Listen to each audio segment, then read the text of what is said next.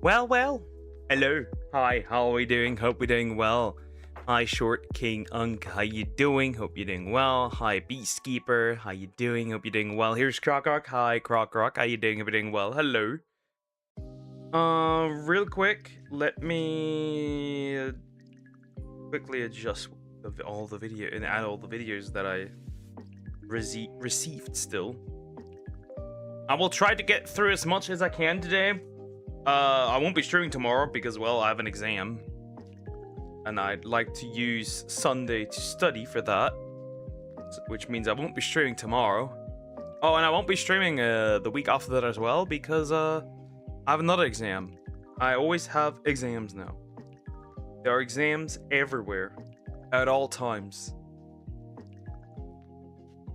But yeah, after that, I should be fine again. After that, we should be going as normal. As usual.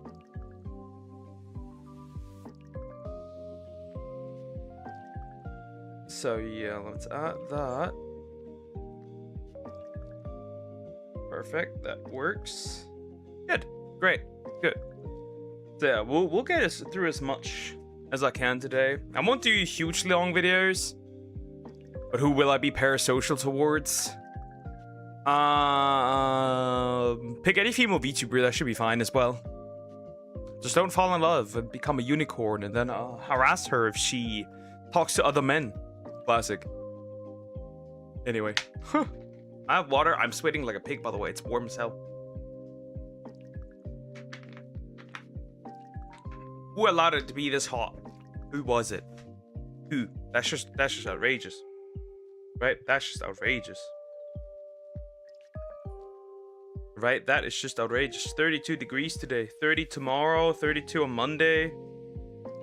Fucking 32 on Tuesday. 32 on Wednesday. What is this? Absolutely atrocious. And as usual, we'll start with a Croc video, right? It makes sense, right? So there's that. I would actually stop just yapping. Poor Croc. Poor Croc. Well, yeah, I'll use tomorrow for studying. I'll put my all into this. Because, you know, I do need to pass, otherwise just 6 months down the drain, effectively. That we wouldn't want that now, would we? My cat wants attention. How's it going? What, old lady? Yeah? Okay. Poor Croc indeed. I need to unmute this because otherwise there will be no sound. That would be quite bad. Yeah. We're gonna mostly go through short videos, I suppose. Today, yoink. Now we're here, we're there, we're everywhere. But not really at the same time. Anyway. Hello. Cat again. She wants attention. So, I got 2 horny cats here, which isn't great. Because they both want attention a lot. Stay down. Jeez. Alright. We'll start with this one. As usual. We've got another John Wolfie video, so we're gonna look at that. Also, please consider liking and subscribing. I appreciate it. Thank you so much. Please make it stop. I don't know what to expect. As usual, he probably plays some weird horror games, so I don't know what to expect. They're usually, they're quite interesting. Let's just say that. They're quite interesting. And yeah, we're gonna go into it. I don't know. I don't know what to expect. But you never know.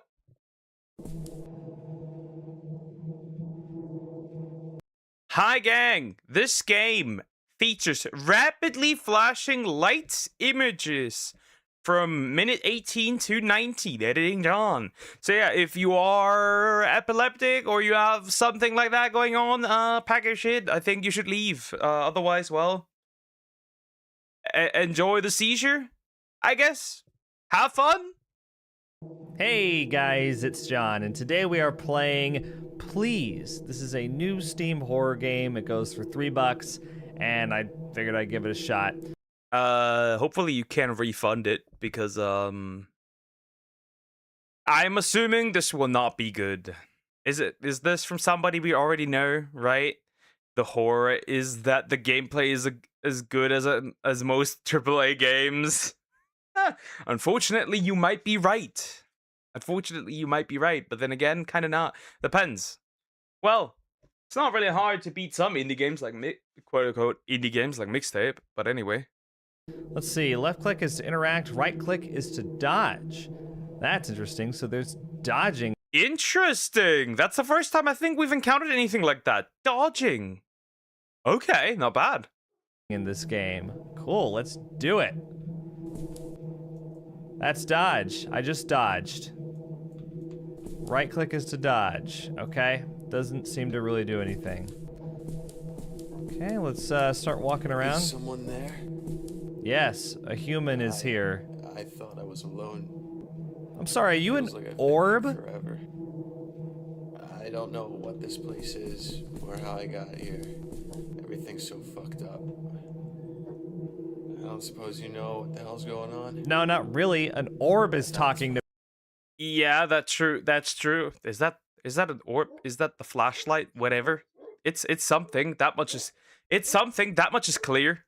Anyway, at least we got voice acting, but it's super dark. me. I Hi. think it'll come in handy since this place is so Okay, you're getting kind of clingy there, buddy boy. dark. On the other side, I haven't tried yet. I think it's worth a shot. Dude, sticking to me like glue. I'll follow you. Yeah, I can see that. I can see that you're following me. We just gonna pretend like it's normal for this orb thing to be following me around?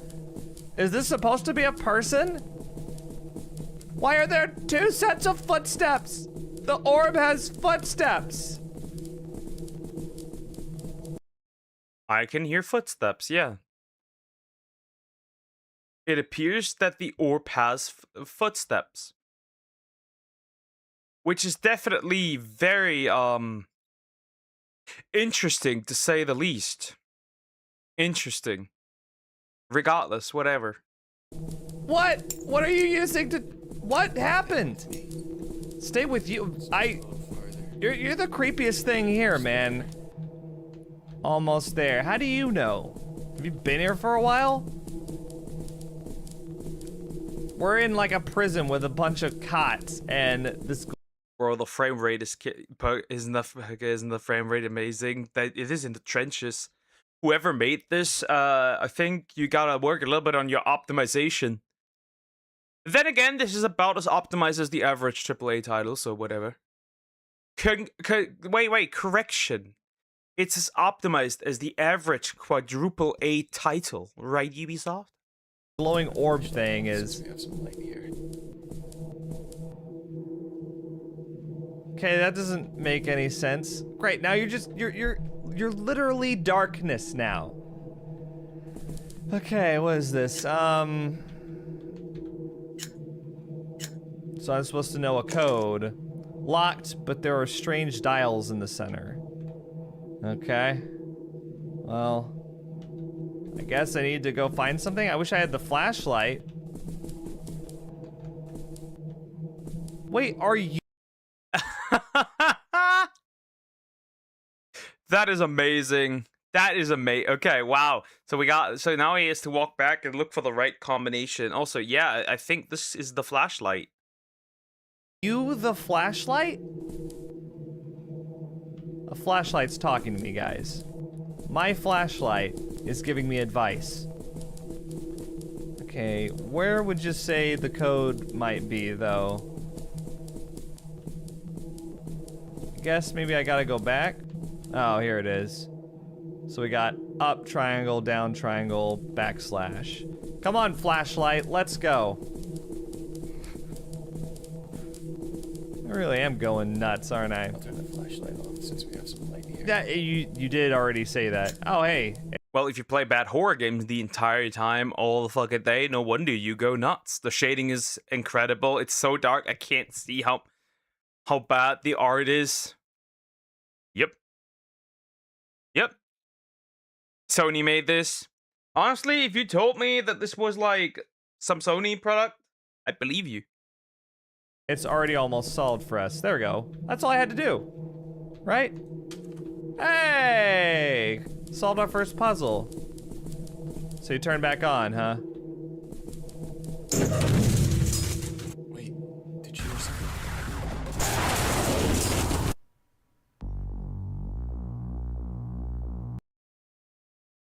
Well, bro's dead. Also, I don't think that the footsteps come from, the light. I think the footsteps come from the character. So here's the thing, right? We played Ark on the Switch for a bit, right? And on the Switch, it has the exact same issue. Your character walks, stops, but you can still hear the footsteps. I think here it's the exact same thing. Also, he fucking died.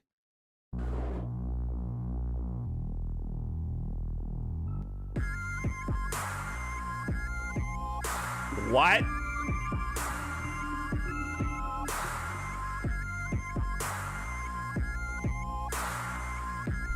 Okay, let's just...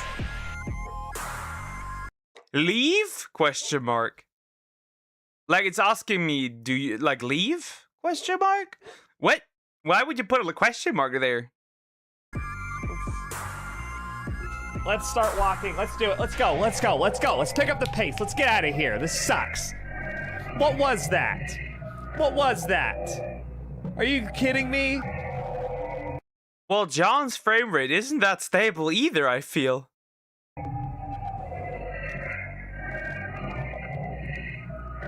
What is happening right now?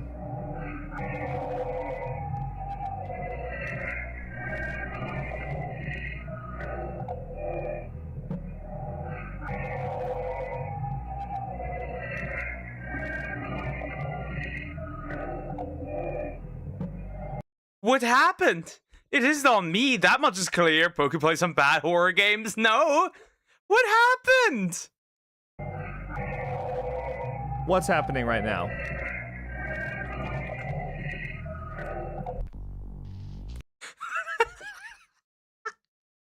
Absolute cinema. It's the game lagging and it's him lagging at the same time. So the game, if he's recording this via OBS, that means that the game's made OBS lag. What was that? No, no, stop. What is this? What's happening? What is this?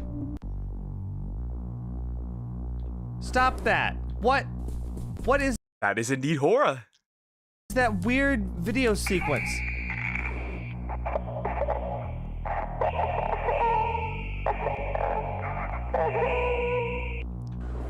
They're like, yeah, hi.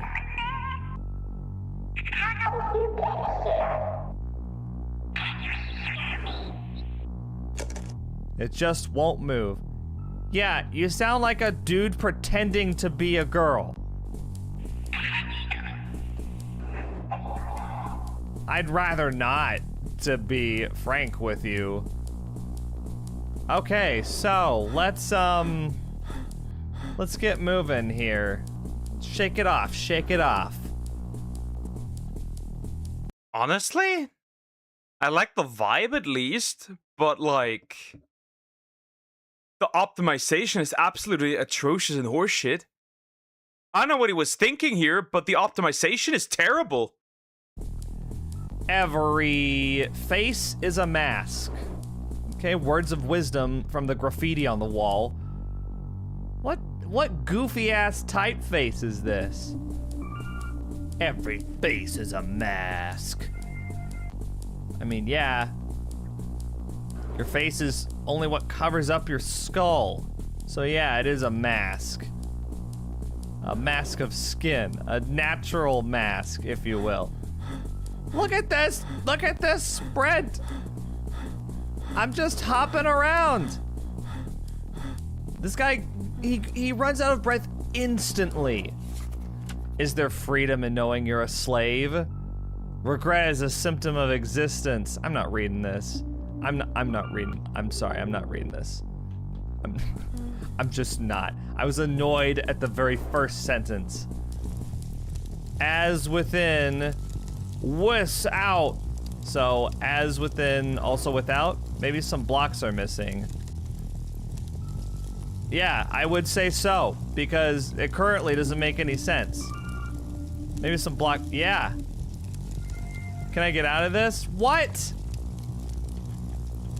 I was trying to get out of it the whole time, and it's like I was moving around. Here's a block, I found one. He has to see. In one game, it is keys. In another, it is locks. Wooden cubes. I feel like I might need this. I feel like you might need it too. Sit still. They're all looking at you. Well, yeah. This... Probably looking at the chair. Hideous fabric. Can we talk about this question mark for a second, by the way? It's clear that it was once an image with a white background, I think it's safe to say. And I think that the developer tried to make it a transparent image, perhaps by taking it into Photoshop and using the magic wand tool. However, they must not have adjusted their tolerance slider for the magic wand tool very well, because there's lots of white left over, as you can see. Sometimes it happens if the tolerance is not adjusted. And they just left it like that. Yeah, you know, that looks fine. What did they do to me? I don't know. I honestly don't really care. Not really engrossed in the story yet. Looks the same as my dentist. At my dentist. Looks the exact same. They were pulling teeth there. There must be a key somewhere. So what happened to my flashlight? My flashlight that ambushed me earlier. Where did it go? Do I put the block in here? As within, wish show out. Maybe some blocks are missing. I do not understand what's happening here. I can't get out of this. Okay.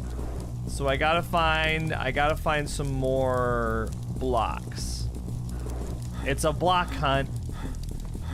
Which makes it sound like I just swore. But I didn't, I promise. Okay, let's go in here. Oh, this block. Random floating demonic wooden block? Yeah, sure, pick it up. Is enveloped in purple fire. A child's block with a letter on it. Yes, just like all the blocks you just saw. It's just like all of those. Let's run towards it and instantly run out of breath. Okay. Tossing this in here. What the hell? Okay, as within, we show tut. Yeah, maybe some blocks are missing. Okay, I'm still hearing the fire. I don't know why. What's even going on in this game?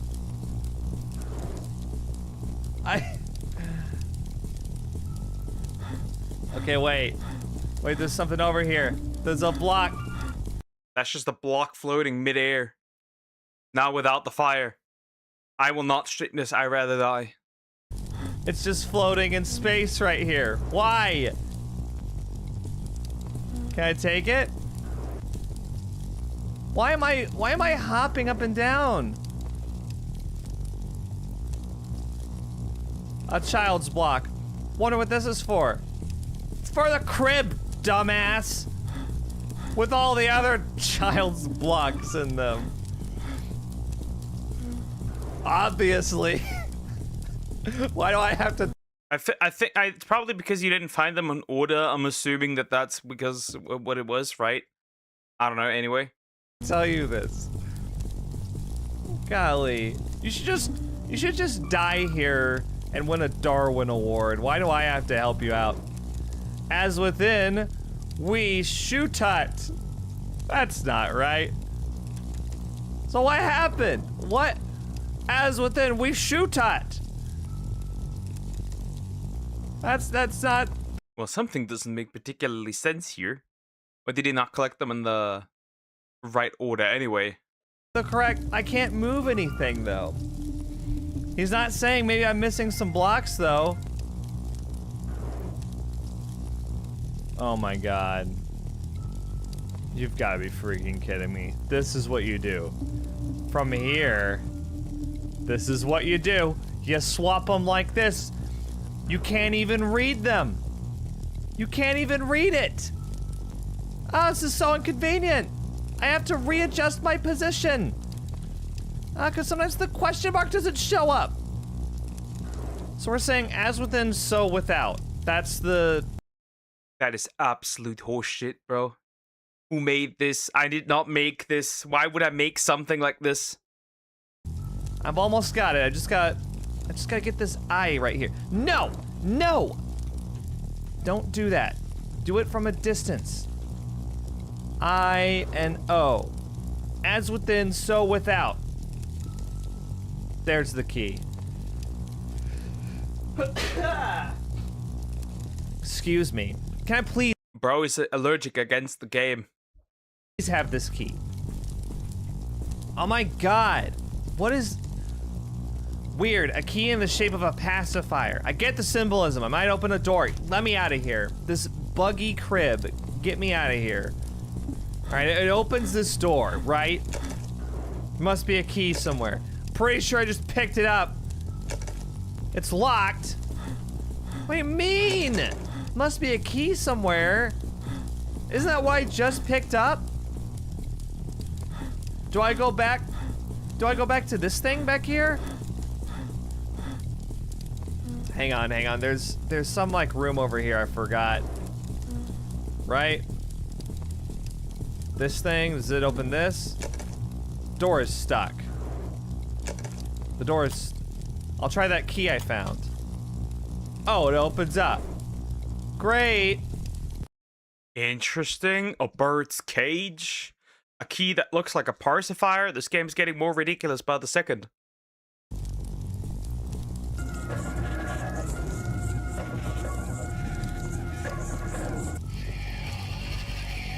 What? Random hands. Random hands covering the screen. That caught me off guard. That certainly did. What? What, and then she just left? I'm gonna put my hands over your face and then leave. They're lying to you, they just want to use you, okay? Do I have a key now? What'd I pick up? How was she, what just happened? So she was in the cage? How come I couldn't see her? What was that weird liquid that was flooding the room? Oh, there she is. There she is. Oh, wait. But now she's... We can only see her through the fog. That's rather terrifying. Duck Sarmax, hi! How you doing? Hope you're doing well. Hello! What, you gonna play hide and seek with me again? What? Clearly this isn't supposed to happen, right? Right? Clearly, no, stop. Clearly this isn't supposed to happen. They can't have possibly meant for the game to be like this, right?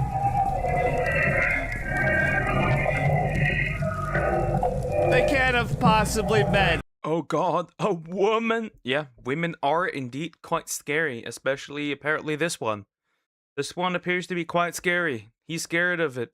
Okay, have you been? I'm alright. I'm alright. It's kind of warm today. For the game to be like this. There's no way.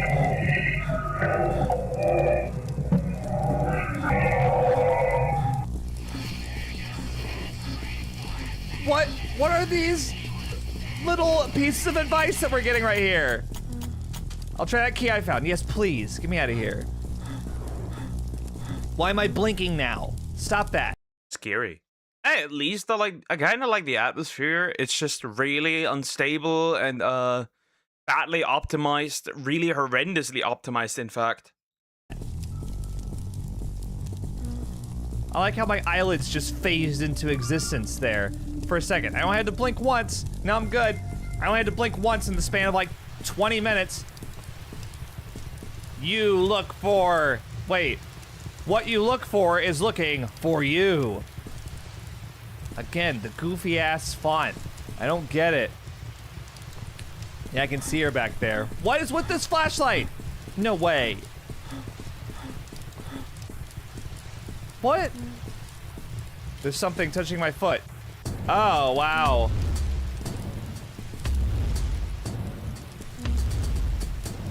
What? What in the world? Why did you just randomly pop up back there again? This doesn't make sense. This does not Mamma Mia. What is going on? Now we're back here. Guys, I know what the title is in reference to. It's because playing this makes you say, please stop. Please make it stop. Please let me go. Please let me leave. What am I doing? What am I doing? What do you do here? Can someone tell me what I'm... Also, did the walking just straight up get worse with slower hopping? Why did you make it? I did not make this. Thank God I didn't make this. supposed to do? Why am I all the way back? Oh, everything's I was just like, wait a minute, is the screen rotating? It is. rotating. No, stop. What's with... What?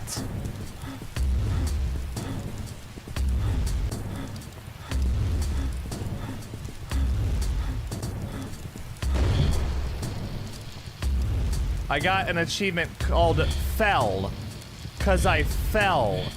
Get it? What's all this noise? Oh, I hurt my leg. I'm limping. And that's what that sound is in the background. That's limping. That's the limping sound. You could have not made this more obnoxious, right? I mean, you probably could have, but like, you could have not made this worse, right? In any capacity, right? You could have not made this even more obnoxious than it already is, right? Whoever made this, he made it extra obnoxious. For nobody to like this, I swear to God, whoever made this significantly more obnoxious than it needs to be. Wow. All right. It's been a while. It's been a while since I've played a game like this. How did you fall through there? How skinny are you? There's like tiny gaps in between the wood. The wooden planks. What's happening here? So can I walk over it now? Oh my God. Open.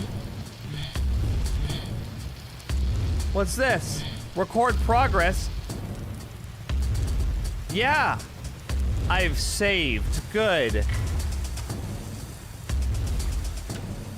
Observation notes. Subject. There's even notes. Oh God, but Poké, this game has positive reviews on Steam. I guess, but still. Any cool math game is better than this. The Pokemon typing game is better than this. 23 appears to be cognizant of our entry. Week 15. Injection of 5 milliliters at 6 a.m. showed diminished results. The ego continues to reform. Increased to 20 milliliters.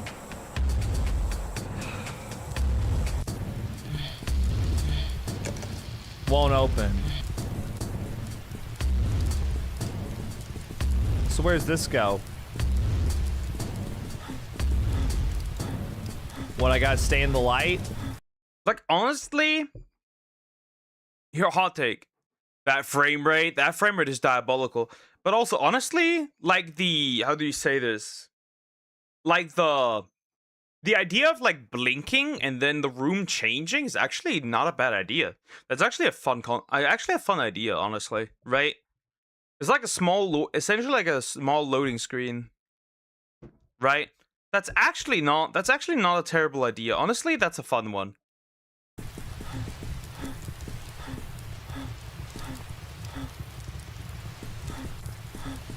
Just because you can't see them doesn't mean they can't see you.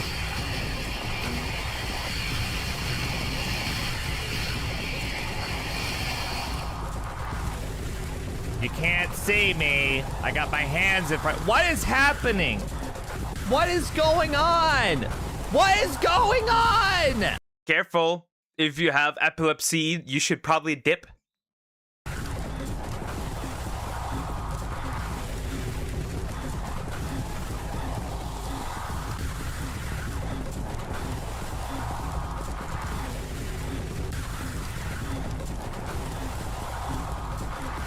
Is this what it feels like to be high?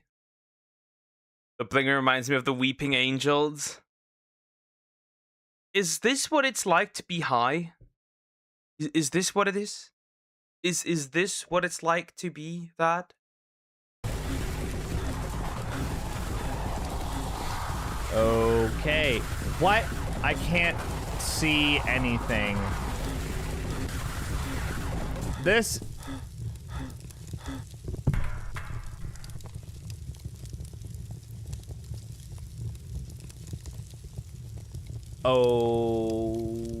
Okay. Is bro stuck? What happened? Is broski stuck?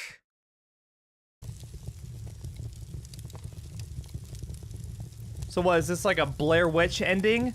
Okay, guys, that was... Please, I'm guessing. Because it's not taking me to like a continue screen or anything. I'm just gonna assume that's it. I don't want to play anymore anyway. So yeah, this was terrible. Hope you guys enjoyed. I don't really have anything. Yeah, I would say, not gonna lie, please don't make another game. Please, right? Please don't. That's all I gotta say. I like some of the ideas, right? The blinking and room changing is nice. I think it's a little bit too dark. I think a flashlight should have been available from the get-go, not this like weird light following you around. There are certainly improvements in the sound and frame rate on the sound and frame rate side. The block mini game is kind of terrible. Aside from that, yeah, never make a game again. Never cook again. You burn the whole kitchen. Anyway, Fiona! Alright. Oh god, it does this again. I fucking hate this, honestly. Whatever. Alrighty. Let's actually look at the video I put into the thumbnail. Because I want to look at it and see what happens. Because apparently TikTok's stealing from creators. Sounds fun. Right? And then I'm going to work through all the shorter videos. Have all the videos for the week. And then tomorrow I won't be streaming. I will be studying. I will be doing the studying. All day long. Duck, I'm dying. I would love to take care of you, right? But you're a little too far away. There's a few things in the way. Little distance. You can make a better game by copying a YouTube tutorial. Yeah, pretty much. Pretty much. No! What? No. I need to. I won't do like 30 or 40 minute videos. I won't do any.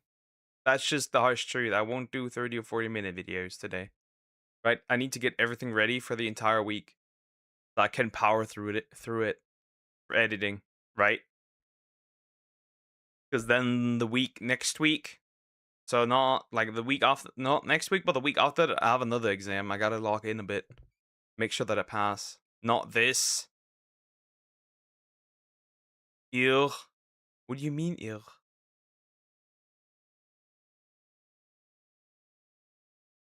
I can't do the long videos that you suggested because the ones that you suggested for the overall are 40 minutes, 30 minutes, 46 minutes.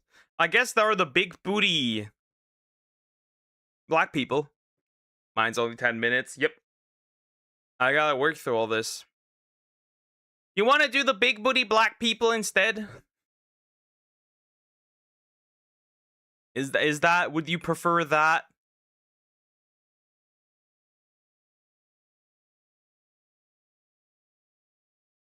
Watch anything but this? But it was, I was recommended by somebody either way, so eventually I'll have to watch it whether you like it or not. Let's look at the big booty black people. Fuck it. After that, I'll go through 2 Hero Hey videos. They are short, right? They're basically like... And then an Asmon video. That's also short. We'll do the big booty black people. Silence now. Right. Since you're a chunker, this is perfect for you. I need water. It is 31 degrees right now. I fucking hate it. Where's winter? Oh boy, that is gonna be careful. Naked women. I'll leave soon enough to sleep. Come on. Yeah, no problem. We can do this. It's fine. The Black Community's Obsession with Thickness by Sherry Talks Fitness. Honestly, it's really not an obsession with thickness. You're just straight up fat and overweight. That is the harsh truth. There's some weird obsession with fat being fat. I don't know why, right? There's the stereotype of what was it? Jamaican men being into overweight women. It is a bit weird. I don't know where it came from. I don't know when it spawned, but it happened. And well, now we're here promoting in parts unhealthy lifestyle. And we're not talking, right? Like it depends, right? Because like the problem is like we have like thick, big boned, curvy, but at the end of the day, hot take, these are all just replacement words for overweight. Not gonna lie, the one on the left isn't fat or overweight, shouldn't be here. Honestly, kinda not. Kinda not. But we'll have to go in and see more. Also, please consider liking and subscribing. I appreciate it. We're gonna look what is meant with thick, or if we're talking about the American thick. Because depending on where you live, thick can mean different things. Anyway. But just because certain fat distribution patterns are more socially accepted does not mean the health risks automatically disappear. Oh, I feel like it's crazy that this needs a disclaimer anyway. As a Black woman who's into fitness and has gone through my own weight loss journey, I've noticed something that honestly bothers me a lot within the I'm a white boy who works out and has had multiple fitness journeys. Moving on. Weight loss journeys. Black community when it comes to Black women and fitness. And the thing is, the messaging oftentimes feels so contradicting because, on one hand, women will get criticized for being overweight or obese. The word thick is misused in the Black community a lot. I think it's because thick sounds nicer than saying big or the F word. I'm gonna say the F word because I don't want my video getting flagged, but you know what I'm talking about, FAT. You know. Fat. Which, by the way, it's insane that we have essentially nuked a normal R word that really isn't that much of a big deal. Let's just call it by what it is. It is fat. There are people out there that are fat. And I feel, hot take, I feel like we have so much made it taboo to call people out when they are living an unhealthy lifestyle that about 50%, not in every country, but I'd argue 50% of the Western world is fat. That is a harsh reality. And fat does not only, right? Fat does not only mean overweight, right? I wouldn't even use the term overweight because that is not describing a reality. Somebody who has 10 kilograms of muscle, right? And their supposed weight technically is supposed to be like 70 kg, but they are at 80 because of the muscle. They are not fat, but they are overweight, which is why I don't like the term overweight being used for people that are fat, because that's not the reality. Somebody can be overweight and not fat. Somebody can literally also be, have a normal body weight, right? Somebody can have a normal body weight and they're still fat due to body fat percentage. I think it's time to start calling people by what they are, which is fat. That's all I'm saying, right? F word is crazy. That they're acting like it's the slur for gay people. There's a difference between fat and curvy.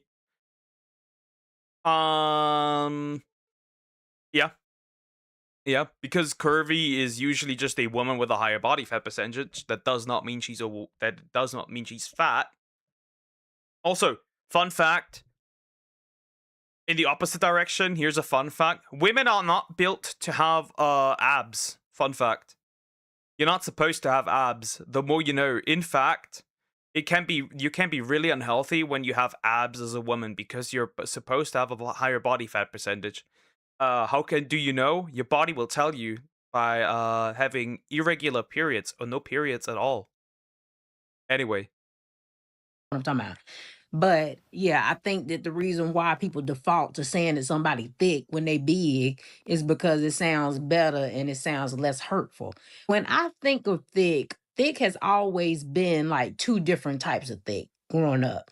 You had your slim thick, which would be somebody like Lisa Ray in her prime, and then you had just thick, which would be like Delicious from Flavor of Love in her prime.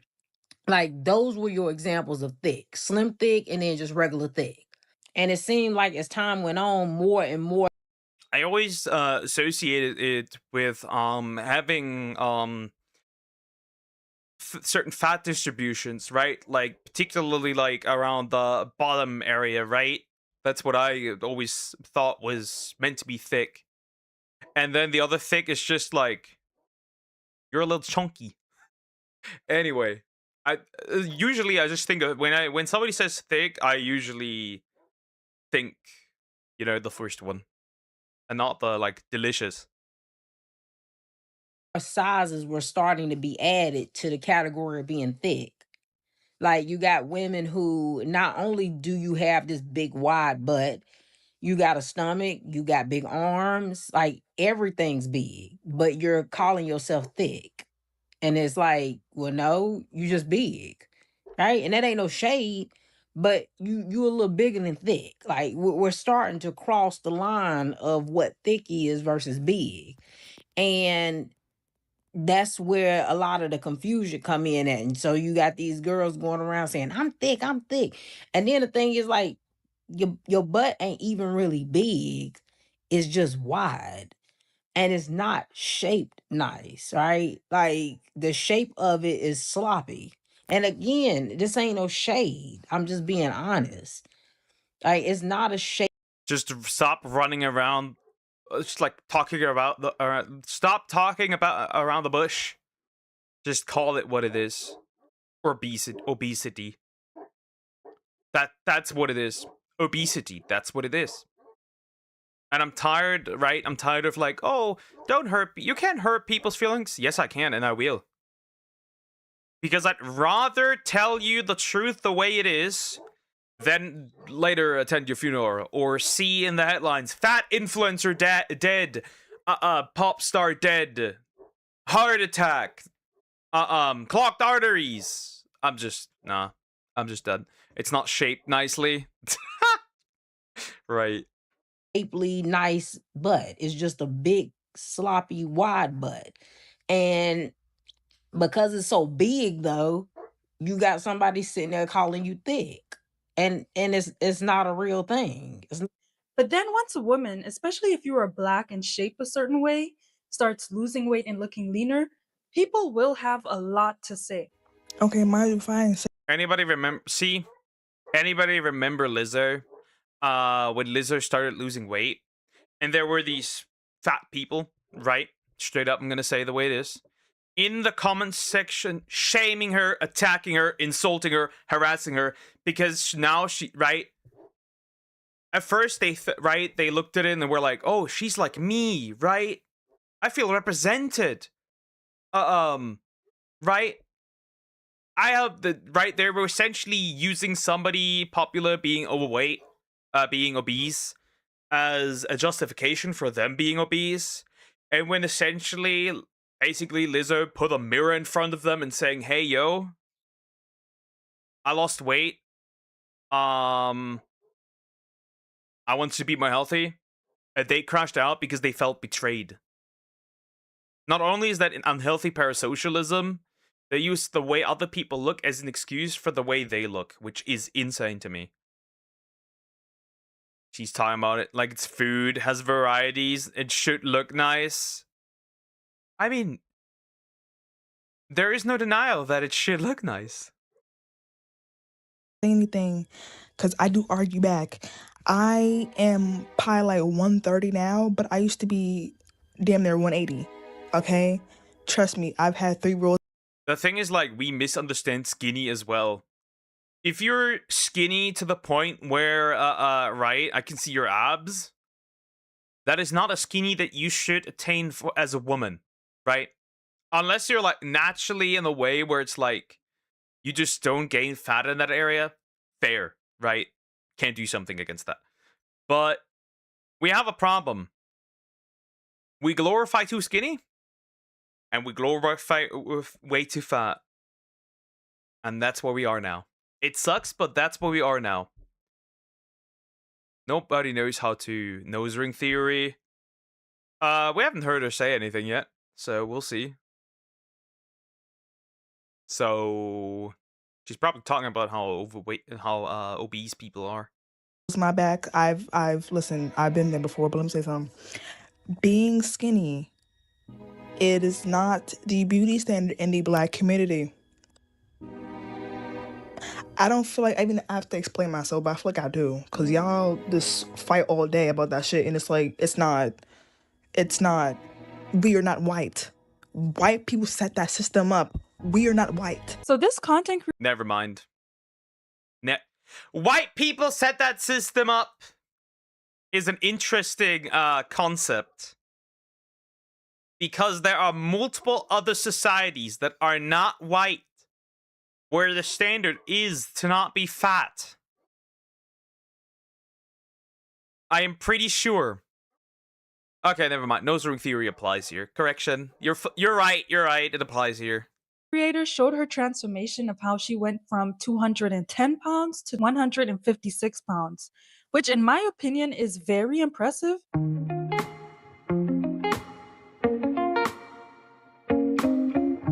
Very based. Very based. Yeah. And she looks great. And she looks great. Look at that. And she looks great. Fair. Right? Absolutely. She's gained some serious definition, especially around the look at those legs. Right? Perfect. Great for her. Fantastic. But then when you look at the comments of this creator's transformation post, there's men in the comments saying things like, "Oh, 200 These people are glorifying obesity. Straight up. They are just glorifying obesity. What is wrong with you people?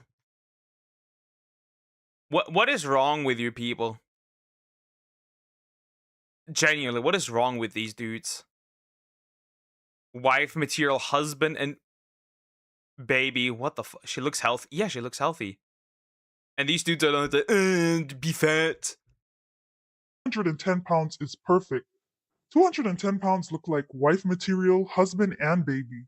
all because of how the weight was distributed on her body. And the thing is, there is a high chance that if her body fat was distributed any differently, these same people would not be saying the same thing. Because as a Black woman, especially online, being overweight only becomes acceptable or desirable if it comes with a very specific shape. And you know what shape I mean, like the slim waist, fuller hips. I wouldn't agree with that. I wouldn't agree with that. Being overweight online, yes, you get mean comments. But you get other women that lie to you and tell you, oh, look how beautiful you are. You're so pretty, queen. Yes. You are killing yourself. And the people in the comment section are essentially rooting for you to do it. That is what is happening, right? You have to look at like the comment sections, right? Of like, look at fat dudes, right? Look at fat dudes, the comment section, making fun, saying you should go to the gym. You have both men and women doing this, right? You look at the comment section for a woman that's overweight, right? Glazing. You either get hate or you get glazing. For men, that's not really the case. If you're a chunky you're a chunky as a dude. At least you have the stereotype of at least being funny if you're a fat guy. Anyway. Oh, and the best part is, I can't be as harsh as I want here because I've been a fat guy at one point. I can do this. And I did lose weight again. I've been a fat guy twice. Or a chunky guy. Anyway. These fat people eat the table. They are the table. Basically, the hourglass figure that's always praised on social media. And honestly, I think it's very offensive to tell somebody that they looked better obese because it looked a certain way. Habas, if your waist and your stomach is smaller than your hips and your boobs, like if you're shaped like a number 8 right? Coke bottle. No matter what weight you're at, people are gonna call you thick instead of fat. I forgot the name of that TikToker, but she was like drenching her Chipotle with bullshit, you know? I'm white. I don't have that problem. I can call you fat. And I will. And everybody was like, "Oh, you're gonna be so big," and everybody was like, you know, saying what it was, you know. And she gets on here and she records her body, right? Big old booty, big old boobs, but her waist was smaller than both of those combined. You know, like both of those. Okay, cool. You're shaped like an 8, but nonetheless, you're still big. Like you are fat. Just because you got a fat ass doesn't make you smaller. It doesn't make you thick. That's not what thick is. You're a fat girl. You just got a tiny waist. She is absolutely right. And I have a perfect example of this situation with a post that I came across like a while back. As you can see in this screenshot, right? This woman posted about her weight loss journey. She said, lost the weight, kept the curves. In the left side, you can see she was 195, but in the right side, she was still curvy, but she was Good job. Good fucking job. And see, she kept the way she kept the way she looked. Perfect. This is good. This is good. Though I think honestly she might have back problems, right? She might honestly have back problems. A little, but I don't know. All these women are not playing. Yeah. And I mean they're right. They are correct. They are right. That's the right. They're right. They're correct about what they're saying. But yeah, good for her. 130 pounds, and she was just hyped about it. She was happy. And then everybody in the comments just started eating her up, saying, oh, on the left, you looked it better. You was thick. She was like, no, I was fat. I had all kind of health problems. I'm happy at my 130. And then people just going at her saying, oh, I could see your bones in the right picture. You don't look good. You should have stayed at. We have completely lost the plot on how a normal human body looks like. Like, since we're all seeing fat people all day, right? Well, not all day, but like we're more used to seeing and stuff being normalized, right? And honestly, right, they're doing it. Let's face it, they're doing this on purpose, right? They make all these sugary, addictive drinks so you get fucking fat, and then you have to go to the doctor, which makes them more money, and you have an infinite cycle of that. Yes, I have the conspiracy theory that they're not selling us healthy foods on purpose. 195. I was the only one in this comment section that kept it real with her. That's my post right there. Real Talk Chris. I said, everyone praising 195 over 130 is the prime example of enabling obesity in the Black community. This is why Black women choose to not prioritize their health. She probably feels 10 times better at 130 over 195. And I said, congrats on your milestone. And she pinned my comment because I was the only one keeping it real. And not only did all of those people in the comments go at her, they came at me too. Oh, this is what I don't like about N-words. They always trying to lie and stuff like that. It was nothing wrong with her body composition and all of these things. We don't go to white standards of BMI. And this is what I hate in the Black community when it comes to our Black women. Y'all. The only thing holding back women is other women. But that is true. They did a study, right, where they essentially, right, with like the haircuts, right? And like if a hairdresser, right, a female hairdresser, right? And when a woman came in that looked more attractive, subconsciously the hairdresser would make her hair would look worse. They did that before. And it is to a degree true, right? That's why I'm saying, right? Arguably, all these hot take, all these beauty standards are from women, are by women for women. Moving on. We can literally for once, right? For once. There's a funny study. Even the corn that men consume is more diverse than the corn that women consume. Moving on. That's all I'm gonna say. I can pin that, but that's crazy, Screaming Eye. Also, hi, how you doing? Hope you're doing well. I have been lied to forever. You can be 300 pounds. People will say you look good. Us Black men, we don't get lied to like that. As if a woman is supposed to spend hours training, I feel like men in general are not getting lied to, right? There's nobody in the comment section for like an overweight man, right? There's nobody in the comment section going like, "Yas, king," right? There's nobody saying that, "Yas, king, keep eating. You look great, man." Nobody's doing that because we all know it. And I'm kind of glad that men are a lot harsher in that regard. Because it's not male fat influencers that are dying, it's the female ones. Watching what she eats, prioritizing her health, and building discipline, also she can fit into someone else's fantasy of what a woman's body is supposed to look like. One of the things about losing weight as a Black woman is the fact that people will look at you dead in your eye and criticize you for losing weight and being on your weight loss journey, especially if you are more of a thicker Black woman. I post my transformation a lot online to inspire women, and the comments that I get from people that are like, "Why did you change yourself? Oh my God, you look so good." See, the reason is like when people crash out when they see other people's weight loss journeys is simple. You are holding a mirror in front of them.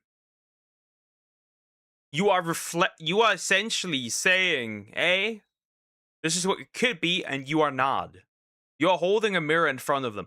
You're essentially signaling in their brain that something that they notice then that something is clearly wrong with them, but they refuse to accept that.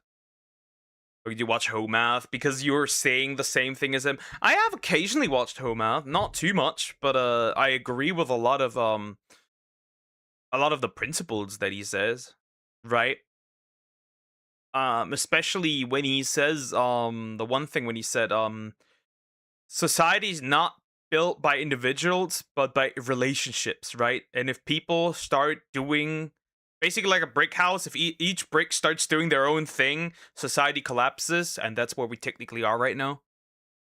The thing is, I was 200 pounds at 5'6". I was obese. Like, that was not healthy for me. But the fact that I was bottom heavy and I had a smaller top, physicality gets prioritized over general health and wellness in the Black community. And it's incredibly frustrating because you have a lot of women that are in the sunken place that swear just because you have a big butt, that supersedes health, right? For example, whenever I was that size, like, I was literally a hamburger away from my stomach pudging over and me not being able to wear crop tops and having to tuck my stomach in my leggings. Like, that wasn't comfortable. And the fact that obesity, specifically with Black American women, is so rampant because of this idealistic, sexualized, version that people have of Black women with having to have these extremely enormous butts is so frustrating. But before we get too far into the video,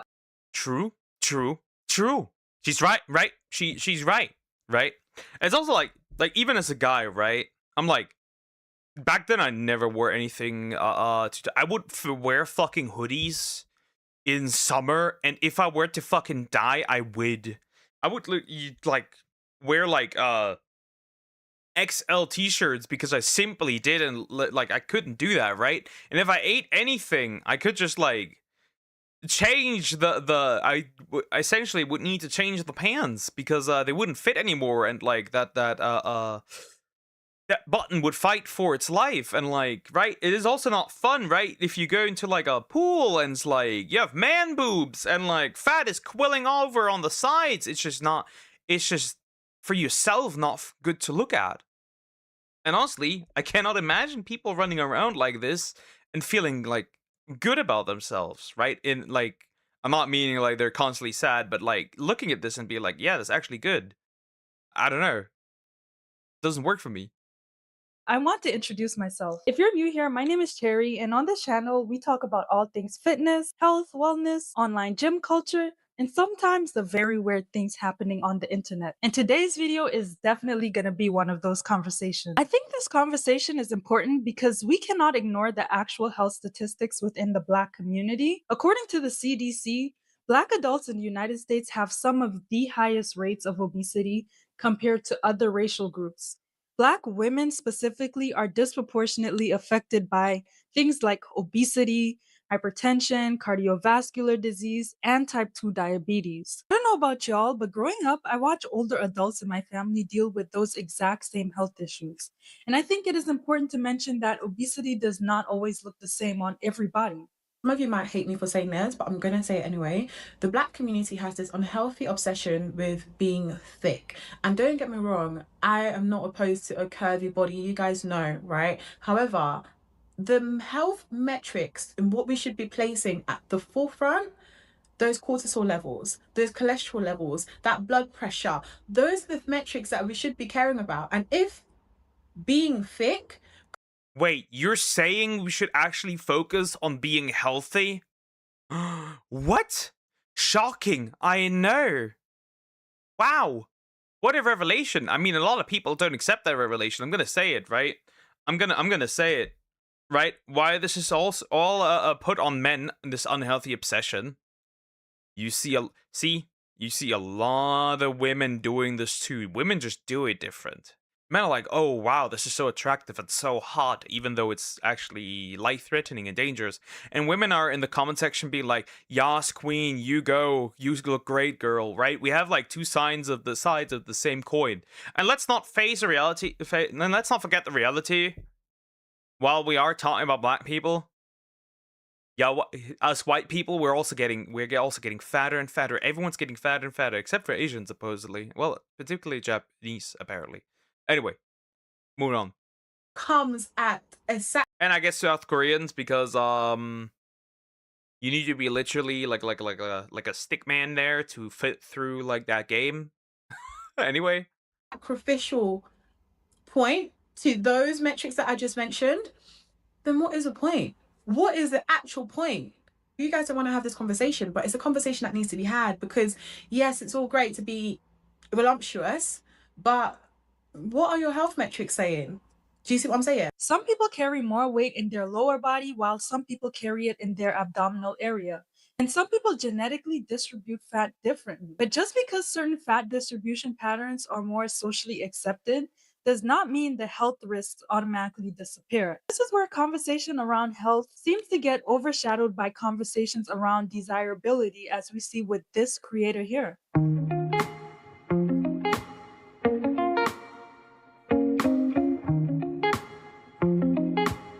Honestly, good job, Duck. I'll go and sleep. I don't feel too good. Good night. Nighty night, Sumax. Get some rest. Get some rest. You know, do what you need to do to feel good or feel better later on. Nighty night. Get some rest. You know, you need it. You need it.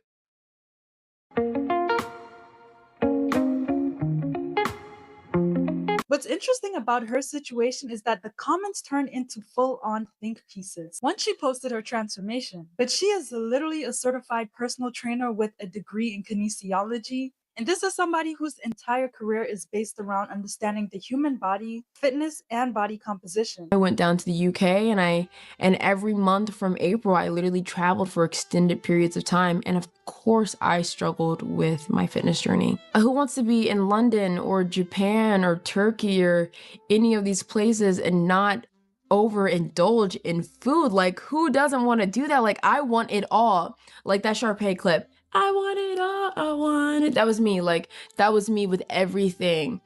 And it wasn't as bad because I knew that if I prioritize walking and in places like that, you are just going to be walking a lot. But I put myself in situations to binge. I put myself in.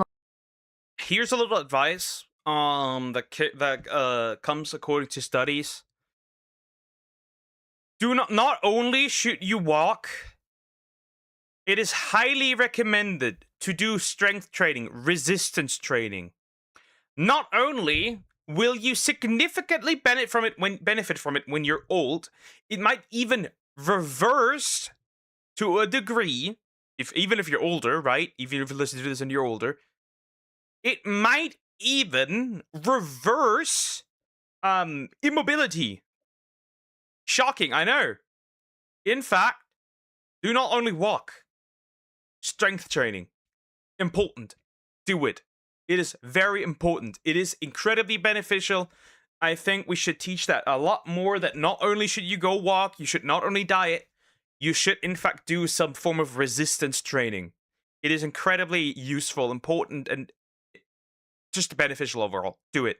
Do it. Doesn't matter how you do it, even if it's just like or using your own body weight, but do it. It is right. We are not teaching our kids how beneficial actually working out is, but we should definitely move that in as well. Anyway, just wanted to say that it is incredibly beneficial.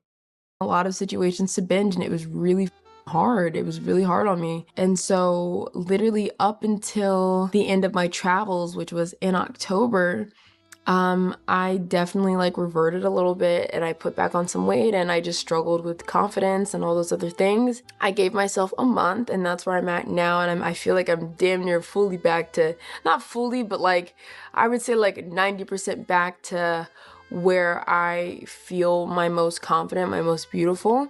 And I was able to do that in a month because I know exactly what the fuck I'm doing, because I've been doing this journey for almost 9 years now. Like, do you know what I mean? Like, I've been doing it for a while. So like, She openly talked about gaining weight, but the second she leaned out and became more defined, suddenly people had a lot to say. In the comments, people said things like, was she never happy with herself? Is this body dysmorphia? Why is it I'm gonna take my skull and bash it into a red brick wall. How about fun fact, not everyone has to be happy about their body or comfortable in it. Shocking, I know. If you gain like weight and you don't like what you're seeing in the mirror, hot take. If you don't like what you're seeing in the mirror, that does not mean that something up there is wrong. Maybe actually something is wrong with your body. Shocker, I know. She's fit and smart. Shocking. Like, oh, she's not like happy with her body. Yes, and that's fine. That's okay. Because the good part is, not only are you allowed to be not happy with your body, you are allowed to do something, so you are happy with your body. And anyway, it's that simple. It's like right. I got like when I did my voluntary social year, so like what, 4 years ago, right? I did was it 3? 4 years ago, right? And I started dropping weight like really quickly, really fast. Okay, fair, I was starve maxing, to be fair. But I also got like these weird comments of like, don't lose too much weight, bro. I was like 30 kilograms over what I should look like. What should be considered normal weight at my height. Right? I'm 5'7", 170 centimeters. Like, what are we talking about? But I had also got these weird comments of like, oh, don't lose too much weight. And I'm like, I am fat. Are you blind? It's crazy. It's like, right? We have like really interesting priorities. We're like drinking fine, smoking fine, hoeing around fine, right? But the moment somebody drops some weight, people are questioning if everything's all right. Never the opposite. When people gain weight, it's never people ask, is everything all right? everyone suddenly obsessed with getting thinner? Now, before I continue, I do want to acknowledge that some people probably were expressing genuine concern, especially with the times we're in right now, where conversations around body image, diet culture, and unrealistic beauty standards are everywhere online. And also, a lot of people probably didn't see her YouTube video where she explained her struggle with binging and weight gain. So I can understand why, on the surface, some people may have looked at the transformation and immediately thought that she already looked good before. But I think what stood out to me is how some of the comments stopped being about concern and started becoming projection. Because when you really read through the comments, a lot of them were less about her actual health, and more people were projecting their own preferences, insecurities, and expectations onto her body. And the thing is, these comments had hundreds of likes, meaning a lot of people agreed with them. A lot of them were coming from Black women too, which honestly proves my point even more that this I feel like it's more so that also these people are projecting their own inadequacy onto her, right? Again, as usual, this kind of feels like a mirror, right? I would argue this is closer to like a mirror. It's basically reflecting basically the way that they are unhealthy. It's signaling to them that they're unhealthy, but they don't like to be confronted with that. Is something deeply rooted within the Black community when it comes to how Black women are expected to present ourselves physically. Because the moment a Black woman starts deviating away from what's culturally accepted, it even gets to the point where her expertise is starting to get questioned. And I think people completely ignore what she actually said in the video, because she never said that she hated herself or bigger bodies were unattractive. She literally just said that she didn't feel comfortable and wanted to feel better in her body again. Talia being a fitness coach herself, there are many fitness coaches online who are significantly leaner, and people do not react to them the same way. For example, there's Caroline Gervin or Gervin. I don't know if I'm saying her name correctly. She is an extremely lean and muscular fitness coach, and millions of women follow her programs specifically because of her physique, strength, and fitness expertise. Her body literally speaks for her work. But when a Black woman pursued the same level of leanness, There's a good chance that this is still unhealthy. So here's my hot take. The healthy, as far as this I could be yapping nonsense, so correct me if I'm wrong. The healthy body fat percentage for women is between 20 and is like around 20, as far as 20%, as far as I'm aware. And I can tell you, thus, as lean as this lady is, she probably has issues. There's a chance she has issues with her fertility, her hormones, because if you go too low on the if you go too lean, anyone will have health issues. This is not something that you should try to achieve, right? For example, when there's like dudes who want to be Zac Efron, right, during Baywatch. That is impossible to hold. Yes, that is impossible to hold. You cannot hold that. And I can guarantee you, this lady is probably also not consistently holding, for at least from the pictures, she is not consistently holding that leanness. That is my take. I don't think she's actually holding this consistently. And if she does, the average person cannot. The average person does not have the money, not the endurance. Like, this is just for a very select few that can do this. So this is likely also still unhealthy, but it's not perceived this way, from what I can tell. athleticism, or definition, suddenly it seems that it becomes controversial. It's almost like once a Black woman starts deviating from what's culturally expected physically, suddenly all of her expertise. I think this is more so has to do with the fact that we can see the fitness, like the weight loss journey, right? Right? I feel like this, right? Because like all she has showed now with women getting criticized is when they lost weight. Not when they already were like this, but when they lost weight. So I feel like this has more so to do with the process of like these women deviating by losing weight and not deviating the way they were born already, right? Because if a woman is naturally skinny, the reaction is probably very different from when these people, and I'm gonna say this, they are projecting how they feel about themselves because they're overweight, they're obese, they're projecting that onto these ladies, right? And that's why they react this allergic. All he ate was chicken for that roll. He was even blending it. That's what I'm saying. You cannot lean too hold, and I don't think this woman can hold that either, unless she has like very strong genetics, and even that, right? It's probably still unhealthy. But yeah, I feel like it is mostly projection because they see that somebody is losing weight. And now they feel rejected because they were following this person, right?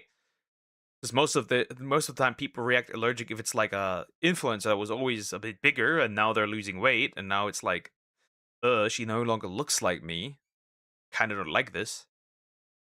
Discipline and knowledge gets thrown out of the window.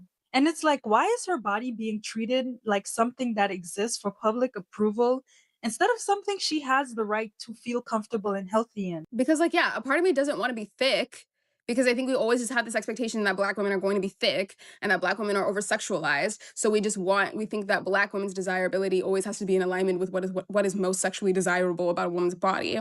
So I don't want to be put in that corner. But at the same time, I also don't want to be put in the I guess strive for the white standard, which is all about making your body as small as humanly possible. And in a way, I guess is more damning. It's more damaging, I guess, to the body to choose to just like not eat anything at all. Like, I guess I'd rather just be eating a lot of protein and just focusing on getting as much booty gains as humanly possible, you know? But I don't really like any of these standards. Like, I am pro thick. I'm pro girls getting thick because I do think it's going to give you a better body image to engage with yourself with the pursuit of like, I'm not trying to get as small as humanly possible. I'm going to focus. That depends on what you consider thick.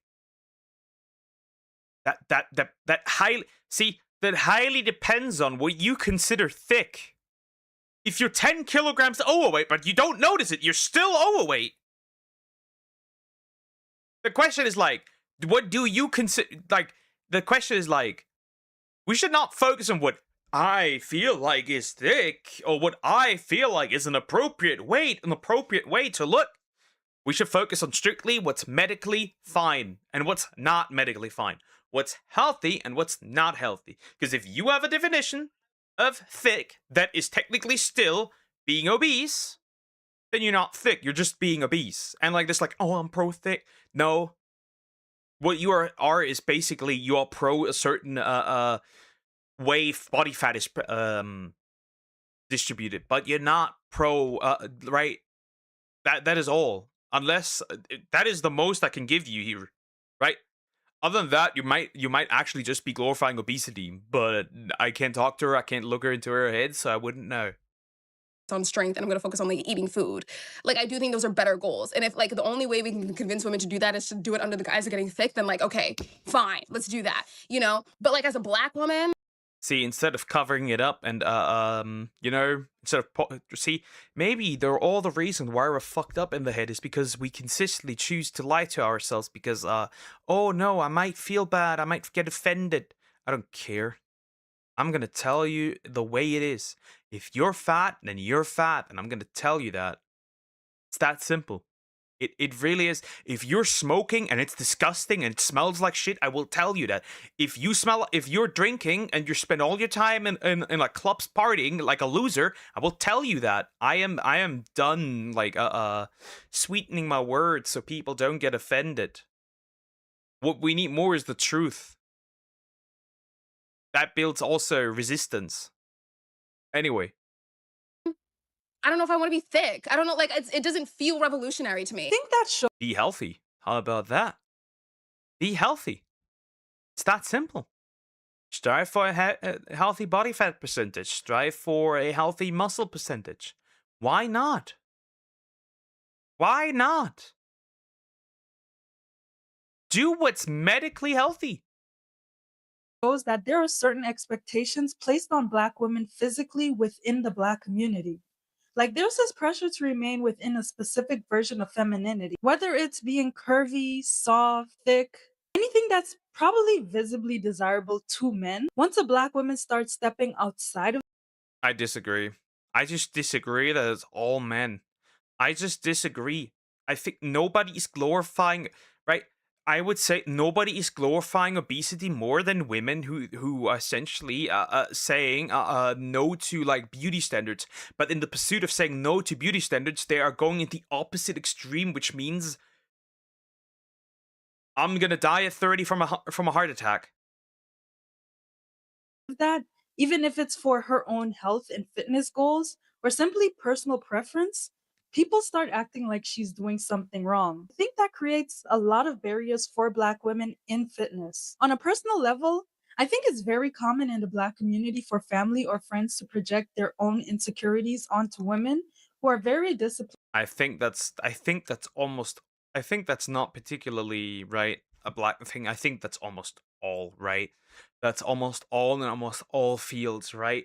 There's people who project their own failure, right? But there's parents who project their own failure onto their children, which is why they're pushing their children to essentially become what if I succeeded.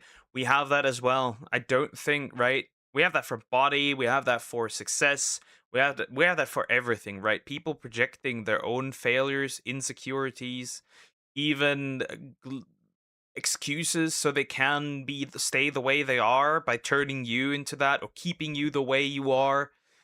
We have that. That is just something that humans naturally do, all humans. With fitness. I remember when I was growing up, especially around like my teenage years, before I started my fitness journey, I was usually the bigger person. And people had absolutely no problem commenting on my body back then. If you grew up as a bigger person, you probably heard things about your weight all the time. Well, I'm the first non-fat person in my family. I got the exact same thing, just the reverse. Like saying, Oh, you're big boned, you're big, or you even need to lose weight. all of that stuff. When I started my weight loss journey at 17 and actually began losing weight and working out more consistently, or just overall being more active and taking fitness seriously, I honestly thought the comments would stop. But instead, the comments just changed because now it became, Oh, you need to stop losing weight. You're getting too small. and my personal favorite, If you lift weights too much, you're gonna look like a man. True. True, though honestly, I feel like it's like crazy, right? Hi Cricket, how you doing? Hope you're doing well. Hello, hi, tell me about it. It's very interesting. I've heard this women say more, particularly older women, right? But I've heard this women say, I've actually heard men say this less and women say it more.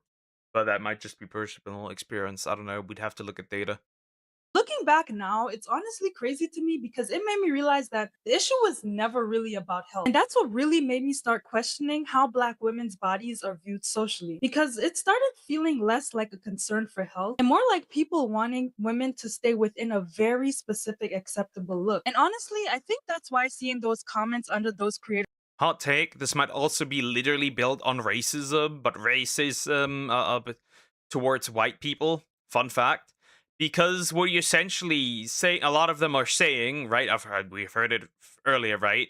You don't want to have the beauty standards of white people, right? We don't do that. No whites, you. We don't do that, right? Essentially, right? If you want to say that. So technically, you could argue that Black women being fat is technically an issue of racism against white people. It might be a reach, my guy, but whatever. Good day, good day. Post stood out to me so much because I recognized the exact same mindset immediately. At the end of the day, I think Black women should be allowed to pursue whatever fitness goals make them feel healthiest, strongest, and happiest without constantly being told what other people prefer their bodies to look like. Because fitness. Hot take, I don't think healthiest is the word to use here. Whatever they're comfortable in, but I don't necessarily like that as well because there's no there's no universal like this is health. I feel healthy because just because you see somebody who's like 30 kilograms obese may still feel healthy, but they're objectively not. That's why I'm like this like feel healthy. I don't like that. I don't like that. I think you should pursue what actually is healthy. What is factually on data based healthy.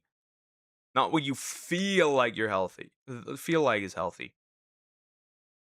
Anyway. Should not revolve around whether strangers online find your body attractive enough. And I think that's a bigger issue I'm trying to get at with this video. A lot of women, especially Black women, get reduced down to aesthetics to a point where people completely ignore our health, our comfort, our goals, and even our expertise. Anyways, let me know what y'all think in the comments because I know this is a layered conversation and I'm interested in hearing different perspectives. And if you enjoy this type of content, make sure to like, comment, subscribe, and turn on post notifications because I'm going to be posting a lot more commentary around fitness culture, wellness trends, influencers, and just online conversations that I think we really need to start unpacking. Well, that's pretty much the end of the video, right? Well, if I show her the male side, she's gonna be shocked because most of the things we see in TV, which is very interesting, right, in social media, well, it's either edited or they're stuffing in copious amounts of substances that kills them at like 30 or 40, right? We have right now influencers, right, that are literally like we have male fitness influencers that are dying in the next 5 years, and they will all die en masse because they're pumping themselves with full with steroids, right? I'm gonna say, right? The Trent twins are younger than me, but they look like mid-30s. They're almost starting to look like 40s, which is kind of crazy, right? Because it ages you significantly. Balding, all that good stuff. It's wonderful. It's absolutely wonderful. The internet has disproven the theory that stupidity is caused by a lack of information. True. Anyway, we've got this now. I'm gonna get cancelled for saying what I said in this video, but we do not care. Anyway, all right. Next video that I want to get through. I'm gonna get through as much as I can for the shorter videos. I want to look at this Asmongold clip. This is a short one, so this is nice. Of that, we can do the Casual Geographic one as well. With the bugs, Reporting animals. Anyway, oh boy, this looks interesting. True. I need water. Why are there 30 degrees? Where did this come from? It was so cool the last week, and now it's like, ew.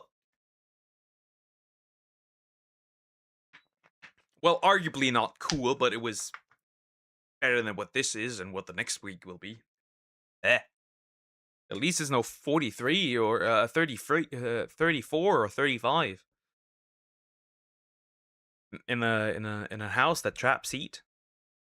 Bogardino, Australia being more focused on stopping people on e-scooters rather than immigrant crime. Wonderful. Well, they're also... Well, that's not surprising, actually. I'm not shocked.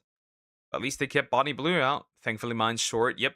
Bugs, am I included? I don't think so. I don't think there's a cricket in there, but I saw a bug in the thumbnail. Anyway.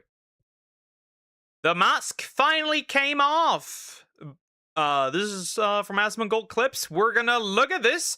Honestly, no idea. Looked like a pride parade, whatever. So we're probably gonna see some brain melting takes. Also, please consider liking, subscribing. I appreciate it. Thank you so much. We're gonna see, bro.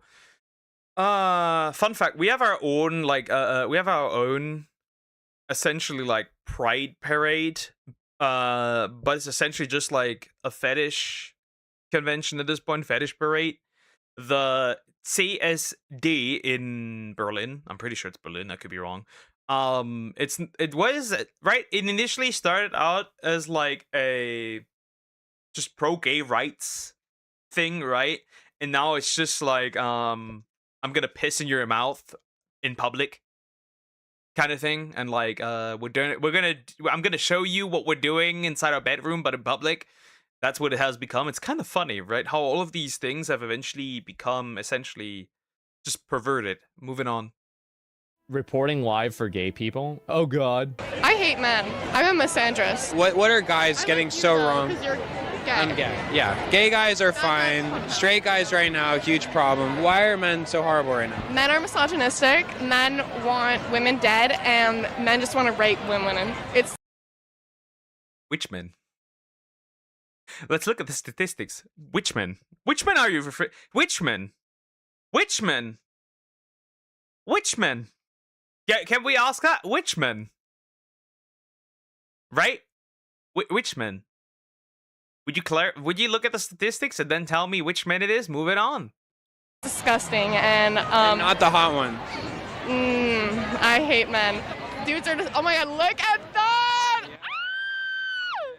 Look at that